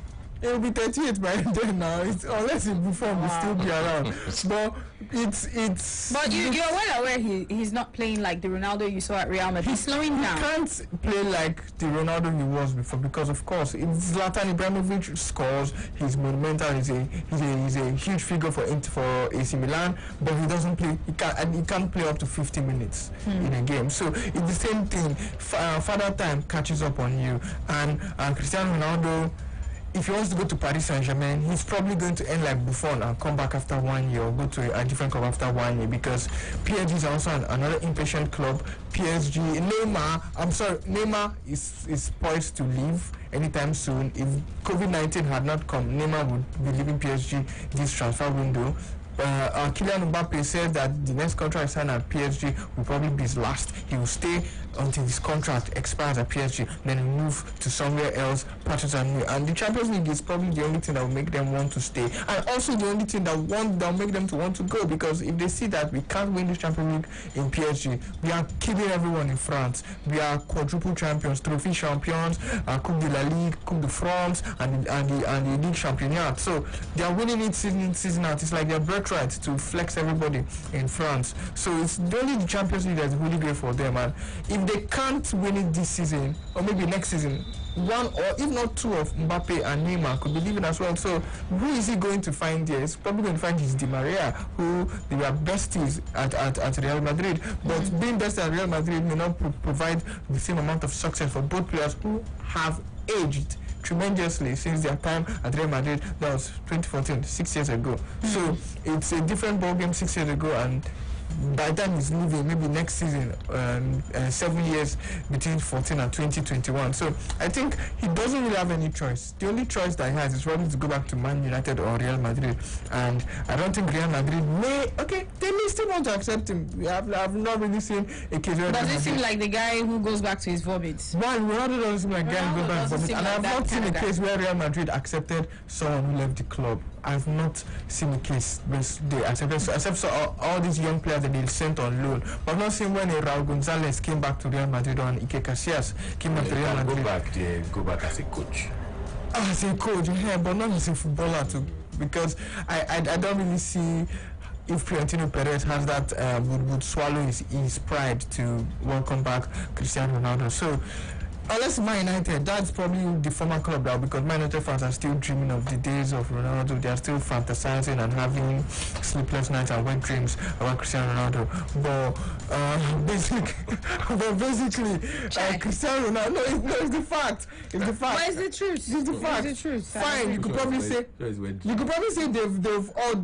It's been worse since Ferguson left, but Ronaldo's departure, Ferguson's departure, United has been in shambles. So that's the only club that will welcome Ronaldo with open arms, because they brought a 35-year-old Zlatan Ibrahimovic, they brought a 36-year-old Henrik Larsson, and they did not do pretty badly those times that they brought them. They went for an Odion Ighalo when they are desperate. So it's United, they can actually go for Ronaldo even if he's 38. It's possible. So basically, Cristiano Ronaldo should just stay where he's at Juventus. In don't come out for Real Madrid. He's in the Premier League. This question. Don't come out already. I think Ronaldo would ask himself this question, and the question will be louder by the time the Champions League is won and lost this season. If Messi and Barcelona somehow knock out Bayern Munich and go on to win the Champions League, and well, Man City should help him anyway. You know whatever Barcelona does. It will be louder after the Champions League final has been played. If Barcelona and Messi win it. But if Real Madrid are still in the competition. No, that's Real Madrid. Messi's Barcelona win 5-5. No, not even that. That would put Messi in terms of maybe awards, personal glory. We put him ahead of Ronaldo. That's what he doesn't like. Okay, let's go. Sunday Joshua on Twitter says moving to PSG wouldn't be a nice option for him. Rather, he stays and keeps on pushing at Turin. Colin Odrizi says, for me, it has to be one more year with Juve under Ande Pirlo. Skido says, if Ronaldo leaves Juventus, it would be better to suit the team because his presence in the team changed the dynamics in the team. They can play better as a unit rather than having one player as a reference point. Nero Cello says, well, one season is too short to overhaul that squad. Okay, I think you're responding to something else. Anyway, so let's go for our next talking point. And our next talking point is Ronaldo's opposites. That's Lionel Messi. So, no player wants the Champions League back in the Barcelona trophy cabinets much more than Lionel Messi, and he pulled the weight of his whole team as the Catalan reached the quarterfinals. And of course, he shone brightly at the empty Camp Nou stadium right there on Saturday, driving his team right into the next round. And so the big question here is, do you think that Lionel Messi can lead Barcelona to the Champions League glory this season? Do you think he'll be able to push them there? That's a very, very big question. I'm firmly convinced that Barcelona, they win matches. They win matches when they play home. What they do away from home is the problem. I'm far from convinced that the Barcelona team, the Bayern is not Napoli. The last time they faced Bayern in the Champions League, I think it was 3-0, 4-0. 7 unreplied goals were scored in that encounter, and Barcelona were beaten. I think that season Bayern went on to win the Champions League. Bayern are behaving, they are behaving like that this season. Against Chelsea, they showed their class. They have the competition's top scorer who can score from just any part of the pitch or any part of the defensive third. Yes, Barcelona saw off a very stubborn Napoli side with Gennaro Gattuso, but it's not the same when you play against Bayern Munich. I still think that Bayern Munich and Manchester City, I think one of these two clubs will win the Champions League. We've seen the exit of Juventus, we've seen the exit of Real Madrid. I don't think that Atletico Madrid can do it. I'm not sure PSG or Atalanta can do it. It's going to be very, very tough.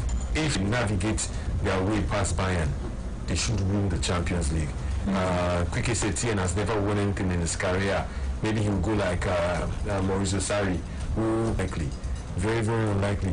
They have to do better than they did against Liverpool. The velocity that was not good enough. They surrendered the 3. You don't look at how Barcelona has led the Champions League in the last 2 seasons against Roma and against Liverpool. It was how they played away from home. Maybe because this Champions League will now be played in a neutral venue. Winner takes all, just one game. Maybe that will give them the edge. But when it comes to matches like of this magnitude, Bayern are equally good. They are equally good. So let's see how it goes. It makes it easier and it makes it tougher. No home advantage, no home advantage for any of the sides. They are playing, of course, in Lisbon, neutral ground, no fans. The better side obviously will win. Maybe that could just be the difference. What Barcelona have going for them is the man you mentioned, Lionel Messi. The kind of Lionel Messi that showed up last night, that kind of Lionel Messi shows up against Bayern, maybe 50% of the job will be done, but it's going to be difficult. Okay. All right. So you can call us up 07000000889. Again, that's 07000000889. I'm also going to be getting to hear from Josh very soon, but we'll open up the lines. Let's hear from you. Hello? Hello, good afternoon. Yes, good afternoon. Sports Radio Brilla FM. Okay. What is your name? My name is Jeff. All right, Jeff. Okay, Bayern Barcelona. I just want to make a quick comment about that. Not after that time. That was not the last time. Okay. That was not the last time Barcelona and Bayern met. Okay, after that. Because they did back and I need to remember. I remember that one. I never forget it. 7-3-0-4-0. That's 7. Now you come my head. Now that will come. Now that Guatemala, now in my mind. Now that will do my mind. Okay, no problem. So as a Barcelona fan, I think Barca has an edge because it's supposed to be a neutral venue. that will actually work for us because having to go and play at the Day Arena, because this season I have nothing to go and play at the Day Arena, because this season I have noticed that Barca don't do well. To play at the Day Arena might just work against us. So this neutral venue, I think Barca has an edge. So that is my own contribution. You are doing a very wonderful job. God bless you. Thank you. Thank you so much. Let's read some comments here on Facebook. They are hungry to actually win it. This is Peter. Team play has to matter, which I don't see in Barcelona at this point in time. I can only feel the quarterfinal is their bus stop. Almost all the most experienced UEFA Champions League top guns within the last 10 years are gone. Madrid gone, Chelsea gone, Juve gone, Barcelona is next. Only Bayern will stay because they need it more. Final has to be between Manchester City, Bayern or PSG. So someone here, Mavira Emmanuel, saying, will the Champions League quarterfinal be a one-legged affair? Yes, winner takes all. Yes, winner takes all. Yeah, and let's quickly get another one. Emmanuel Ajayi says, Messi is definitely going to hear from you. Hi. Hello. Yes, welcome to Football Live. Good afternoon. Yes, good afternoon. This is Ola. Okay, Ola, go ahead. I would love to say Barcelona as an edge because if you look at Barcelona as a team, as a neutral ground, Barcelona has always taken the edge. Because all the finals and stuff like that. So at the neutral ground, it's anybody's game. Messi might show up the team he showed up yesterday night and take the game upon himself and take back up to the next round. So it's anybody's game. It's a chance. Okay, thank you. Ojadiran, right here will be like, why Chelsea? Why Chelsea no tell us say then get Lewandowski? I tip for Atalanta, Bayern or Manchester City to win the UEFA Champions League. Chike says, I think the coach should do well by making all the players to know what's at stake. The wrong Semedo should be up and better. This is Sunday Pius. It says, I don't see him doing so single-handedly. This is because Barcelona have a mighty hurdle ahead of them in Bayern Munich, which is their next match. So this high-flying Bayern team will not be easy for Messi and the rest of them at the team. I see Barcelona being eliminated by Bayern in the quarterfinals. And this is coming in from Chike. It says he can. The UEFA Champions League is all about outwitting those strong opponents who can stop, who can actually serve as blockage. Naji says, I tremendously wish that Barcelona could achieve such milestone, but I really don't think that they can. They could clinch that. Bayern Munich, perhaps. The German side are massively dwelling comfortably in a fabulous form at the moment. That could guarantee them winning any side they come against. Good luck to Barcelona, but Bayern is a huge threat to their potential dominance in the Champions League. 07000000889. Again, that's 07000000889. Can Lionel Messi lead Barcelona to UEFA Champions League glory this season? Hello? Hello? Good afternoon. Okay, you're not ready. So let's go for Ike Obona right here on Facebook. He says, it looks like an impossible mission, but with the presence of the best player in the world, it can be very possible. Kenya Sunday says, it's impossible mission now, Haba, because they are playing well. They're not playing well at all. Napoli played everything, and Barcelona were just lucky to have won that game. Let's go for another. Akinleye says, they can never win this season's Champions League. Lie. 07000000889. Friday Anichime on Facebook says, I believe that he will take them to the final by God's grace. Amen. Wow. You don't enter spiritual level. Hi. Hello, good afternoon. Well, that they can beat Bayern Munich. I don't think so. I don't think. All right. I don't think. All right then. Yeah. Thank you. Thank you so much. Yeah. All right. I appreciate it. Thank you. Okay, so let's go for Facebook Live comments. This is Emmanuel Ajayi. He says Messi will definitely deliver. Navira Emmanuel says it's a tough one, but I hope that Barcelona will scale through. Hello? Hello. Good afternoon. Yes, how are you? Fine. Okay. What's your name? Okay. Your name is what? Ali. Ali, please do the right thing so we can hear you properly. We need to really hear you properly, okay? Not that you're listening to your app or your radio while calling, yes? Thank you. Hello? Hello, welcome. Hello? Welcome to Football Live. What is your name? All right, reach me again, please. Reach me again. Let's quickly go for some more comments here. Okay, let's go to Facebook, and this is coming in from Akusinachi. Okay, he's talking about something else. This is Maxon. Maxon says, in football, anything is possible, but with Bayern Munich in front of them, I say it's a barrier for Barcelona. And this is Aminu Mukta. He says, if they can defeat Bayern Munich, then I think that they are champion ready. Hello? Hello, yes, welcome. Fine. Oyoma Tiwa, I'm calling from Abulegba. Your location not needed when you get through to Sports Radio. Oyoma? Yes. 1 and 1. Welcome, go ahead. Yeah. You see, this Champions League between Bayern Munich and PSG, Man City. Yeah, if you know, back and all they in good form this season. Everybody know.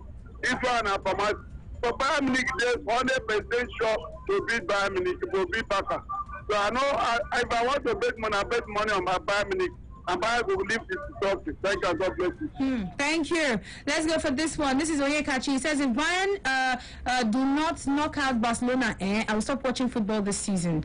This is Henderson Griffith. He says, no chance at all for Barcelona. Barcelona cannot win the Champions League this season. Messi isn't a cyborg. He's a human being. So if Barcelona don't get a pacey winger, Ousmane Dembele against Bayern, they are sitting ducks. You want to say something to that? He's saying that they need to get a pacey winger. It's not about a pacey winger. It's just about the fact that the Bayern Munich team are a far better team than the Barcelona team right now. If you look at the players,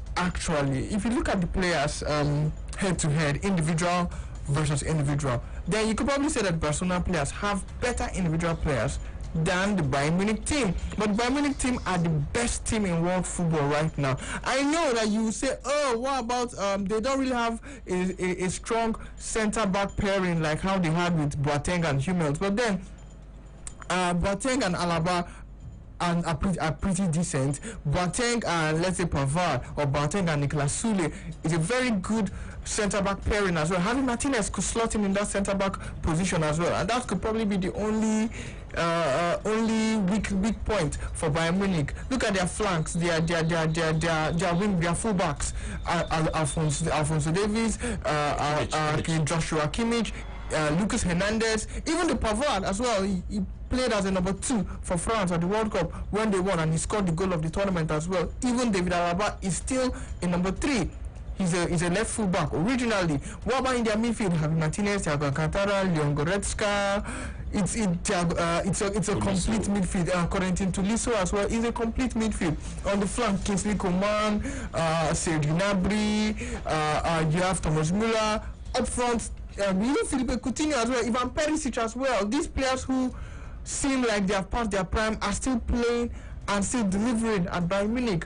Robert Lewandowski up front. Next season, Leroy Sané is coming. This Bayern Munich team are a team on a mission. They are resilient, they are resolute, and you could say that yes, it's the Bundesliga, but they won it. They retained their title 8 consecutive times. They won the DFB Pokal, and they are eyeing the Champions League trophy. They are eyeing all big ears, and they want to pluck it out from anyone's grasp. And no Liverpool, so we are definitely going to see new champions. No Real Madrid, so the experience factor of Real Madrid is taken away. Who are the 2 most successful clubs in the Champions League after these clubs? It's just Barcelona and Bayern Munich. Winning this match will make whoever wins this match a huge favorite. Messi knows it, Bayern Munich knows it, and Barcelona against teams like Bayern Munich, they don't really fare well against teams like Bayern Munich, unlike Real Madrid that always at least finds a way to ease past Bayern Munich. Bayern Munich most times fare better against Barcelona. Even when Barcelona beat Bayern Munich 3-0, it was down to Pep Guardiola's tactical mistakes. It was 1-0 for most of the game. In the 80th minute, Pep Guardiola now said, okay, no, we have sat back too much. Let's go and kill these guys. And counter-attack, Messi, Boateng slipped 3-0. 2 goals were scored in the last 10 minutes of the game. So in the second leg, Bayern Munich still won the second leg. So in the last 4 meetings in Champions League, Bayern Munich have won 3 games. Barcelona has won 1, and that one was the 3-0 that now knocked them to the final in 2015 because of aggregate. But Bayern Munich are a team that know how to play Barcelona, whether home, away, or neutral grounds, and they are the clear favourites here. Barcelona, I think what Barcelona have is that desperation of them not wanting to go trophyless for the first time since 2014, of Quique Setién trying to save his job, because if he wins the Champions League, he remains as Barcelona manager, no matter whether Messi, in fact Messi would like him for helping him to win the Champions League. Messi would appreciate him for helping him to win the Champions League. So Quique Setién wants to tell the world that he deserves to be here. He wants to make sure that he's still the Barcelona manager. He wants to prove to everyone that he deserves this Barcelona job. He's not a fluke coach. He's not a flash in the pan. He's not beating in waters that he can't swim in. He's not dancing with the big boys. That he belongs to the dance. He belongs to clubs like Barcelona, not just Real Betis. He belongs to the top clubs in world football. As the top manager, you obviously will aspire to be in all these big clubs, in the big position. David Moyes was manager of Everton. The moment they gave the Man United job, he jumped at it because everyone wants to be at the higher, he wants to play at the highest level, wants to coach at the highest level. No matter for your club, for your country, for whatever you do, in every field you are, you want to always perform at the highest level. And for Quique Setién, this is the biggest job he will ever get, because he relatively did not merit the job. Like, what has he done in football that would give him the Barcelona job? So it's a big deal for him. It's a big if for him, and he's desperate because he was leading the La Liga and they finished La Liga second behind Real Madrid. They were in the Copa del Rey. They are knocked out from the Copa del Rey. Athletic Bilbao Sociedad will play in the final whenever they will play the final. So this is the only chance for him to win a trophy in his maiden season. He came in February, so it's still his maiden season. Losing the El Clasico to Real Madrid in his first and only Clasico game, he needs to win the Champions League. Okay, Skido on Twitter, he says Barcelona can go past Bayern. That is if the coach chooses to make up and play Pug and Ansu Fati. The coach usually chooses Vidal and Rakitic, and they are both really tired legs. Vidal is all about committing unnecessary fouls, which will be deadly. And let's quickly go to Facebook Live. This comment is from Ayola Oladipo. It says, Josh, please keep your sentiments. It's getting too much about Barcelona. I must tell you that Barcelona will surprise you. I bet you. And this is Abdul Ghani Ahmed. He says, Bayern Munich all the way. Nasser Freeboy Abios. He says, Messi Messi is just one man and cannot take Barcelona to the final because the team in general are not in form. That's the way we wrap things up for this talking point. On the flip side, we'll go to Order Talks. We'll still be taking a look at Lewandowski, so do all to stay here. Let's take a break, take some team news, and on the flip side, we'll talk.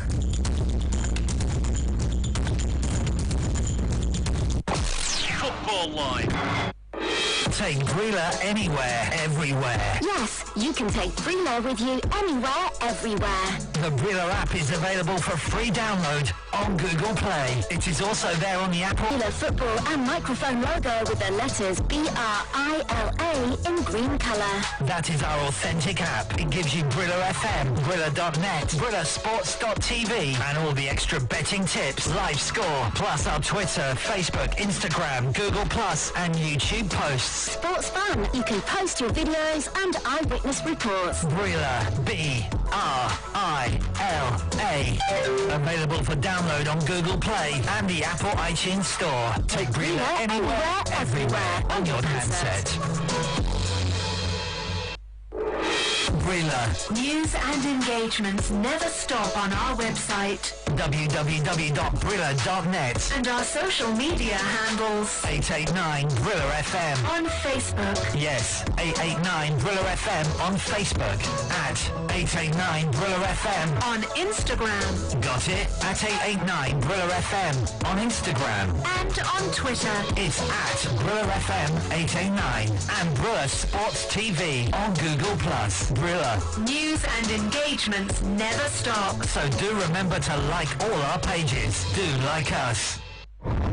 Sports Radio 88.9 Brilla FM. You're a jack of one trade, master of one. Sports Radio 88.9 Brilla FM. Jack of one trade. Brilla FM, what others wish they were. Brilla FM, a complete deal. Here are the latest Manchester United headlines. I'm James Mason. Jadon Sancho has made a decision on his Borussia Dortmund contract as Manchester United transfer talks stall. United have been priced out of signing Sancho because Dortmund want £90 million of their £108 million valuation paid up front. The winger is keen to return to the Premier League this summer, 3 years after he left Manchester City. Talks, though, have reportedly hit an impasse, and the Red Devils are now searching for alternatives with a view of returning for Sancho next summer. Dortmund are looking to extend the 20-year-old's contract to ensure his valuation does not drop in 12 months' time. Reports in Germany claim that the Bundesliga side will offer the England international a pay rise to £173,000 a week, which is around half of what he would earn at Old Trafford. It is understood, though, that Sancho will reject the offer as he does not want to hinder his chances of linking up with the Ole Gunnar Solskjaer's squad. Meanwhile, United's Jesse Lingard is said to be on a four-man shortlist as Italian giants AC Milan look to bolster their squad in the current window. Lingard's agent Mino Raiola is said to be in constant communication with the Rossoneri, putting Lingard's name forward as an ideal solution to their problems behind Hakan Çalhanoğlu and Ante Rebic in the Milan attack. And it now seems that the words are getting through, as it is reported that the 27-year-old is one of only four names that the Milanese side are considering, with Fiorentina's Federico Chiesa, Watford's João Deulofeu and Werder Bremen's Malat Rashica the other options. And finally, United are set to hand Dean Henderson a bumper new contract to end any transfer interest from Chelsea and then send him immediately out on loan to Sheffield United. However, there is said to be a twist, as United want the Blades to cover his entire salary for the year if they are to send him out on loan again. Henderson is reportedly closing in on the new deal at Old Trafford. The 23-year-old keeper shone while alone at Bramall Lane, and he returned to United this summer determined to oust David De Gea as the club's first choice keeper. Have more later. Brilla FM, a complete deal. Brilla FM, what others wish they were. Brilla FM, a complete deal. Here we are, latest Paris Saint-Germain headlines. I'm Tom Hill. We'll start with the news that Kylian Mbappe could make a surprise return from injury and PSG take on Atalanta in the Champions League on Wednesday. The 21-year-old forward returned to light training in the days leading up to Wednesday's game. Was spotted taking shots on goal during Saturday's session, an encouraging sign for boss Thomas Tuchel and the club's supporters. He was injured after a horrific tackle by Loic Perrin on July the 24th in the PSG's Coupe de France final victory. He's exceeded expectations with how quickly he has recovered. The same could not be said, though, of Tuchel, who has broken his foot in training after a freak accident. The German suffered a sprained ankle and a broken bone in his foot. He was a victim of a sprained ankle and a fracture in the fifth metatarsal, PSG said in a statement on Twitter. Into news with players returning to training and the gradually coming back of the key players continues. Mauro Icardi and defender Thilo Kehrer were both participating in training on Saturday, meaning it's all systems go for PSG if they try to get their hands on the trophy. Former Manchester United defender, a man that's won the Champions League, Rio Ferdinand, insists he believes PSG will go all the way and reach the final alongside Bayern Munich in what he expects to be one of the thrilling races for the competition so far. And finally, into transfer speculation, and Josh King has emerged as a shock transfer target for PSG. The Norway international has been relegated with Bournemouth from the Premier League. He wants to try and remain in a top club. A lot of Premier League clubs have been linked, but randomly now, PSG have joined the race. They believe that he could have a bit of depth to their squad, and it could well be a move that he would take the opportunity to join one of Europe's biggest clubs that compete, of course, in Europe's biggest competition. So whether they make a bid or not, it remains to be seen, but any bids are thought to have to wait until after the Champions League concludes later this month. That's all into the latest headlines. that. We'll have more news later. Brila FM, a complete deal. Brila FM, what others wish they were. Brila FM, a complete Here we are, latest the Barcelona headlines. I'm James Mason. Barcelona set up a mouth-watering Champions League quarter-final clash with Bayern Munich after beating Napoli 3-1 to progress 4-2 on aggregate. After surrendering rather meekly to Real Madrid in the La Liga title race, the Champions League is Barcelona's only hope of a trophy this season, and Clement Lenglet got them off to the perfect start by heading home an Ivan Rakitic corner. Lionel Messi then came to the party with a sumptuous effort and had one chalked off harshly by VAR for handball. The Argentine then won a penalty for his side, aided by VAR, which led the referee to take a second look at the incident on the touchline. Luis Suarez knocked home the penalty before Lorenzo Insigne capped off an intense first 45 minutes by scoring from the spot himself. Napoli needed to score twice to keep their Champions League dream alive, but despite showing plenty of endeavour and having a goal ruled out for offside by Arkadiusz Milik, the Italians could not find a way past the hard-working Barcelona side. Barca will now play Bayern at the Estadio de Luz on Friday, August the 14th, in a one-legged shootout to reach the semi-finals. Meanwhile, Barca are set to step up their efforts to sign Manchester City star Bernardo Silva, with the Catalan side ready to offer players as part of a deal to sign the Portuguese international. It is thought that the citizens will resist any offer that comes their way from Barcelona, although they could be tempted if there are some players thrown in. And finally, City are also reportedly bracing themselves for the Barcelona raid for Eric Garcia. According to reports, Barca are set to come up with a €15 million offer for Eric Garcia. The Man City defender has already rejected a contract extension at the Etihad, presumably because of the possibility of a return to Catalonia. The Spanish giants, too, are seemingly hurt despite the fact that City are more than okay with the defender seeing out his contract. The citizens are said to be holding out for a €35 million fee. That's all for now. We'll have more later. Brila FM, a complete deal. Brila FM, a complete deal. Football Line. Be part of the biggest football package on radio. Football Live on Sports Radio 88.9 Brila FM. Send your comments now to our Facebook fan page, Sports Radio Brila FM. Our Twitter handle.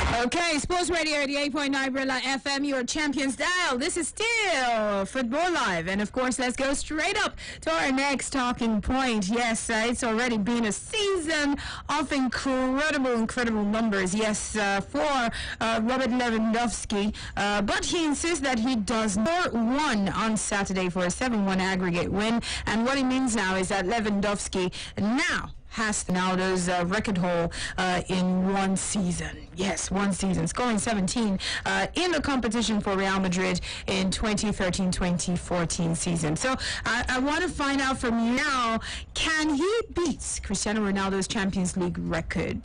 Josh, do you think he can? No, not because it's not possible. It's possible.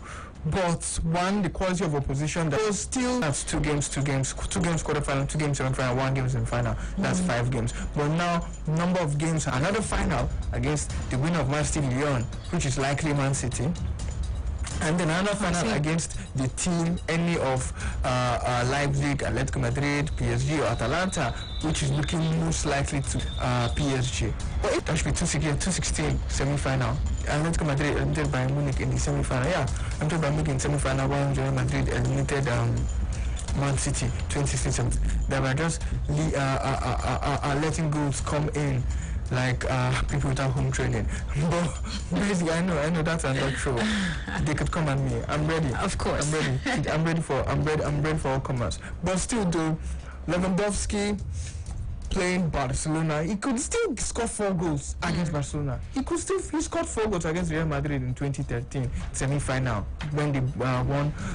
They won 4-1. Then second leg was 2-0. They qualified for the final 2013 when it was at Borussia Dortmund. So even with a lesser Borussia Dortmund team against a more composed, organized, even though it was the end time, the cracks were already causing the house that he built at Real Madrid to crumble. So it's still possible in one game he will score all 4 goals. It's still possible that he may just score 1-1, and that's 3. But because of the fact that the opposition is a tougher opposition, and they are going to be playing just a single game, I think that one, it's likely for him not to focus on it, not to put his mind on it. It's all about winning the Champions League because he was for Dortmund in that game. So he should just focus on his team advancing. Peradventure, he scores those 4 goals. That's fine and good. Peradventure, he doesn't do that. He should still do with qualifying and winning the Champions League. But yeah, anything is possible in football. It's possible that he can do it. But I don't think he may be able to do it because of the fact that they have tough opposition staring them in the face. Because games like this is 1-0 that this kind of game ends. And it could be him that will score. It could be Müller. It could be Sergio Gnabry. It could be any other person that would score. So it may not be him. It may be him. It may be someone else. It may be someone by your side as well. Okay, let's go. 07000000889. Let's take some calls and let's hear from you. We're talking about Lewandowski. Can you beat Cristiano Ronaldo's Champions League goal scoring record? Okay, we'll take the calls, and I would read also from Facebook. Peter Maye says he will definitely do that if he can send Barcelona packing. He's a very great player and deserves at least to get 2 or 3 noticeable individual medals, especially after hearing the Ballon d'Or ceremony will not be holding. Hello? Hello, good afternoon. Yes, how are you? Good evening. Welcome to Football Live. Good evening. My name is Bright. All right, Bright. Please go ahead. Thank you. I'd like to contribute to your program. Yes, please. Go ahead. Okay, great. On the second point on Lewandowski, I think he can try. And he is his best. I'm very expected that he's been on form very well since the start of the season. And he's very good. I think I can bat for him to do this to equal the record. Okay, all right, he can. All right, thank you so much. Faisal says, I don't think so, now that the Champions League is just played in 1 leg and no return leg, so I guess that record is still going to stand for years to come for Cristiano Ronaldo. This is Yusuf, and he says, Lewandowski can beat Ronaldo's Champions League goal scoring record. Lewandowski has been the most prolific striker this season, scoring 53 goals in all competition, so I think he can. Celestin Ibebrike says some clowns will still call him a farmer. Hello? Welcome. Good afternoon. Yes, good evening. This is Football Live. Yes. Okay, good. Yes. Okay, Sports Radio Brilla FM. What is your name? Okay, my name is Richard. Okay, welcome to Football Live. Go ahead, please. Please, I just want to ask something.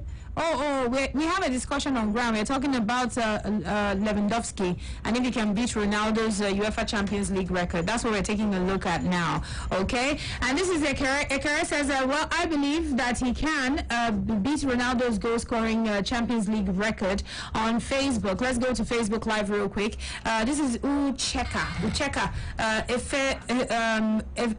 Emefiele. It says anything is possible, especially football, as we have seen. Records are broken, so it is very, very possible that he actually gets to break that record. Okay, and now let's quickly go to more comments here, and this is coming in from Oyibo Chijioke. He says he will score a hat-trick against Barcelona, and that's very, very possible, and so he will just shift the record to one side. Alo Chukwu Obianyo says wonderful strikes indeed. I think he can do it. Ugo Patrick says he can do it though. This guy is in the top form right now. And let's go for another comment. It's Kingsley Abuchi David says if they overcome Barcelona, I think that they will. I think that he will be able to beat this record by Ronaldo. And let's go to Twitter. You can drop your comments there so that we can also read from you concerning this. We're asking questions about Lewandowski. If you think he can actually beat that record, UEFA Champions League record of Ronaldo. Blaze on Twitter, quick Blaze, quiz. Oh, K Wiz One Baba Blaze says absolutely. Since Ronaldo is out of the Champions League, I think he will be able to beat that record. Gideaway says yes, I want him to score 5 goals against Barcelona, but Barcelona defeating Bayern Munich. But I see Barcelona defeating Bayern Munich 6-5 though. All right, this is Melody. Melody says Ronaldo na baba beg, you never miss her, making sit down one side. Paul Bassi, he says, well, Paul Blessed, says yes, he will score 6 goals against Messi Football Club. You meant Barcelona. I see what you're doing there. Hello. Hello, good afternoon. Yes, good afternoon. What is your name? Hello? Call us back. I really can't hear you. Let's quickly get back to Facebook Live comments. And of course, on Facebook, we've got this comment from Emmanuel Joshua. He says, well, yes, I think that he can surpass Ronaldo's record based on not only his form, but also the Bayern Munich team right now. Their form is at the very top ever since post-lockdown. Let's go for this next call. Hello? All right, call us back 0700000889. Musa Gibson says if Bayern get to beat Barcelona in the quarterfinals, Lewandowski can do it. No other way. This guy is going to break the record. All right, more calls before we switch to our next talking point. 0700000889. Hello there. Hello, good evening. Yes, I can hear you. Okay, all right, Uche. So we're talking about Lewandowski now. What do you think? Exactly. That nothing can make Lewandowski beat Ronaldo. Ronaldo must give up. No matter of goal Lewandowski score, he beats Ronaldo goal in the Champions League. Okay, so he can't beat the record. No, he cannot beat Ronaldo at all. Okay. All right. But with no Ronaldo now to even score more goals, you think that will not be an inspiration for Lewandowski? No.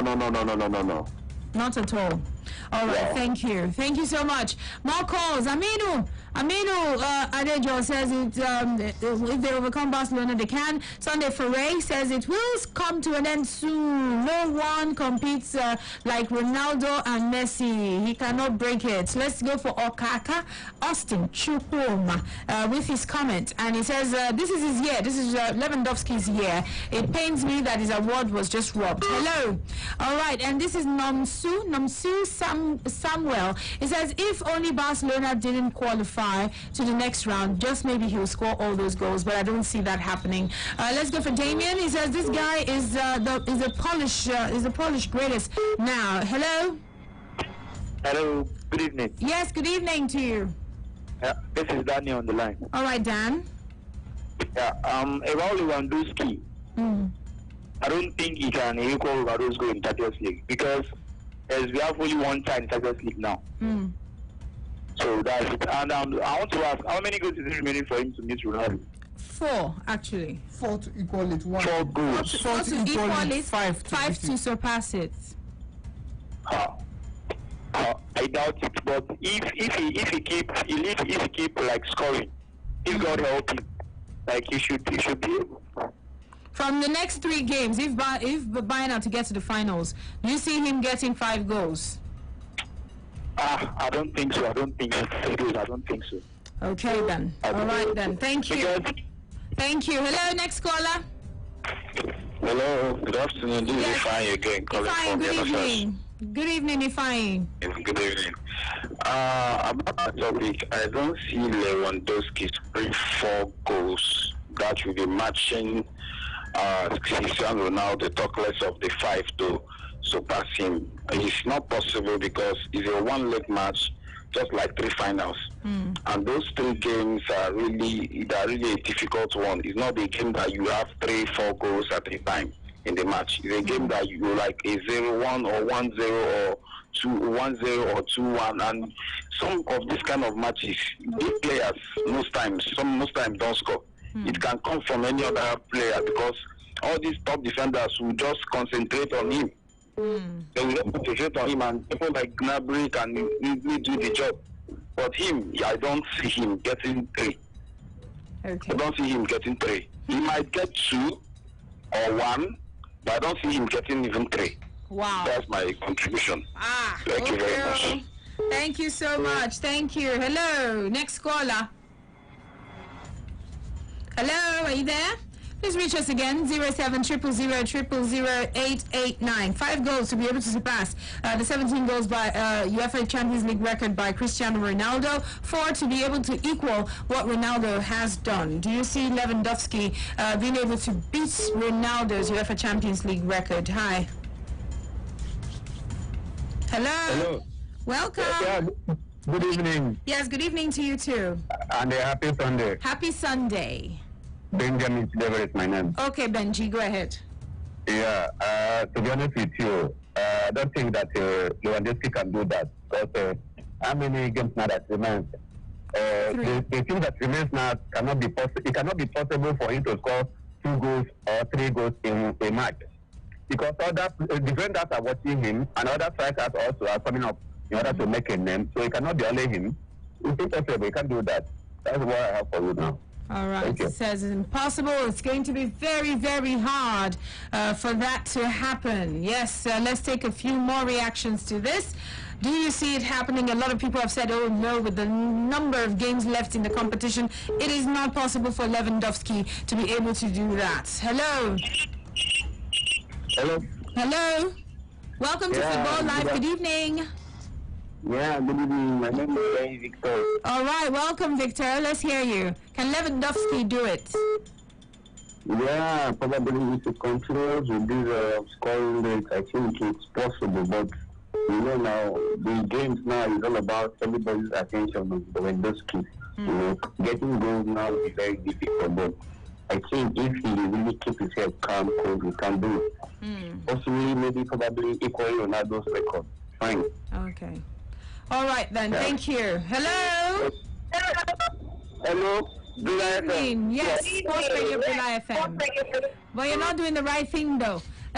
You're not doing the right thing. Ayo Toyibo Adeshina says, good evening, Oge, Josh and Tony. I think Robert Lewandowski can do it though. This guy is a goal machine. Peter Maye says he will definitely do that if they can send Barcelona packing. He is that great a player and deserves at least to get 2 or 3 noticeable individual medals. I think I read this earlier on. You pasted a comment again. I had read it, Peter. Okay, let's quickly go for another call, and then after that we'll move to our next and final talking points as we take a look at Liverpool. Yes, Liverpool. And let's quickly go 07000000889. To surpass what Ronaldo has done, Lewandowski must score 5 goals. Do you think he can? Hello.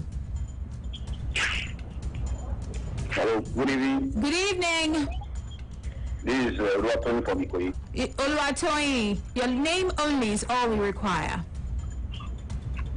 I believe this Lewandowski will do it. He will do it over there. Because 3 games left. 3 games. This year is the year of that guy. The guy will perform very well and will break that record. You will see. So he will score 5. You will see against Barcelona. If he no score, he will score 2 goals. I see. The second leg he can score 1. The last one you will see all the penalty they will be giving him. You will see he will break the record. Because the way the guy is going, you're supposed to know the guy will do it. I see. All right, so let's see. And that's another thing. He's getting all that great support from his team. So I'm sure anything that turns to penalty, they will want Lewandowski to take it, to be the one to show up more goals, basically. Let's move to our next talking point, and that's going to be the final right here on Football Live this wonderful evening. So Rio Ferdinand has actually back Liverpool's pursuit of Bayern Munich star Thiago Alcantara this summer. And of course, the Reds are poised to complete a £22 million move for Thiago Alcantara. The Spanish midfielder is set on leaving the Bundesliga. 7 years after joining from Barcelona, looking for a new challenge, of course, despite having another year on his contract. And I must let you know that Rio Ferdinand really believes that he is the guy that Liverpool should actually get. And guess who else is actually sharing in that opinion? Owen Hargreaves is even added that Thiago Alcantara is on his day. One of the top 5 midfielders in the world, Thiago Alcantara. And so let's find out right here.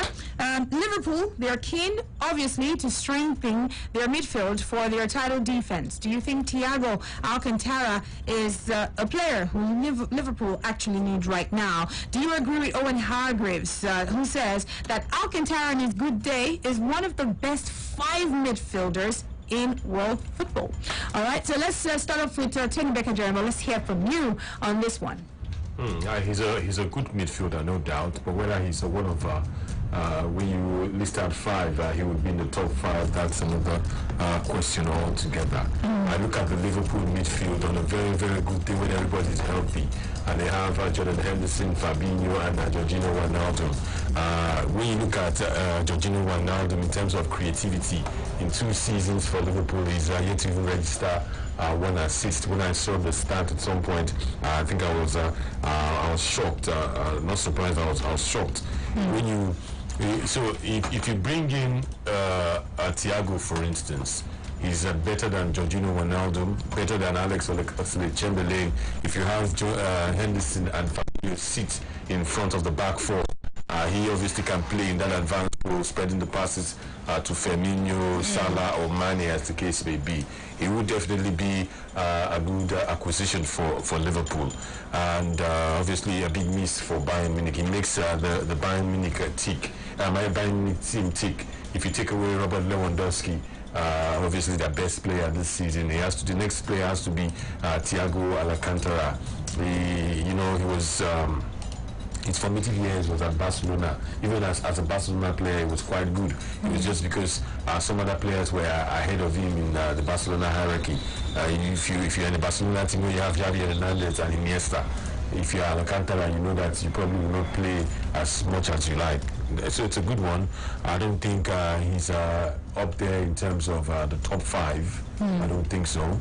But then he's a very, very good player. If Liverpool gets him somehow from Bayern Munich, he will help strengthen their midfield. But how about worries of injuries? He's usually in and out of that. Yes, that's going to be another concern for Liverpool. The tempo of football in England is not the tempo of football. One for Liverpool. Can he handle it? Yes. Bayern play a high press.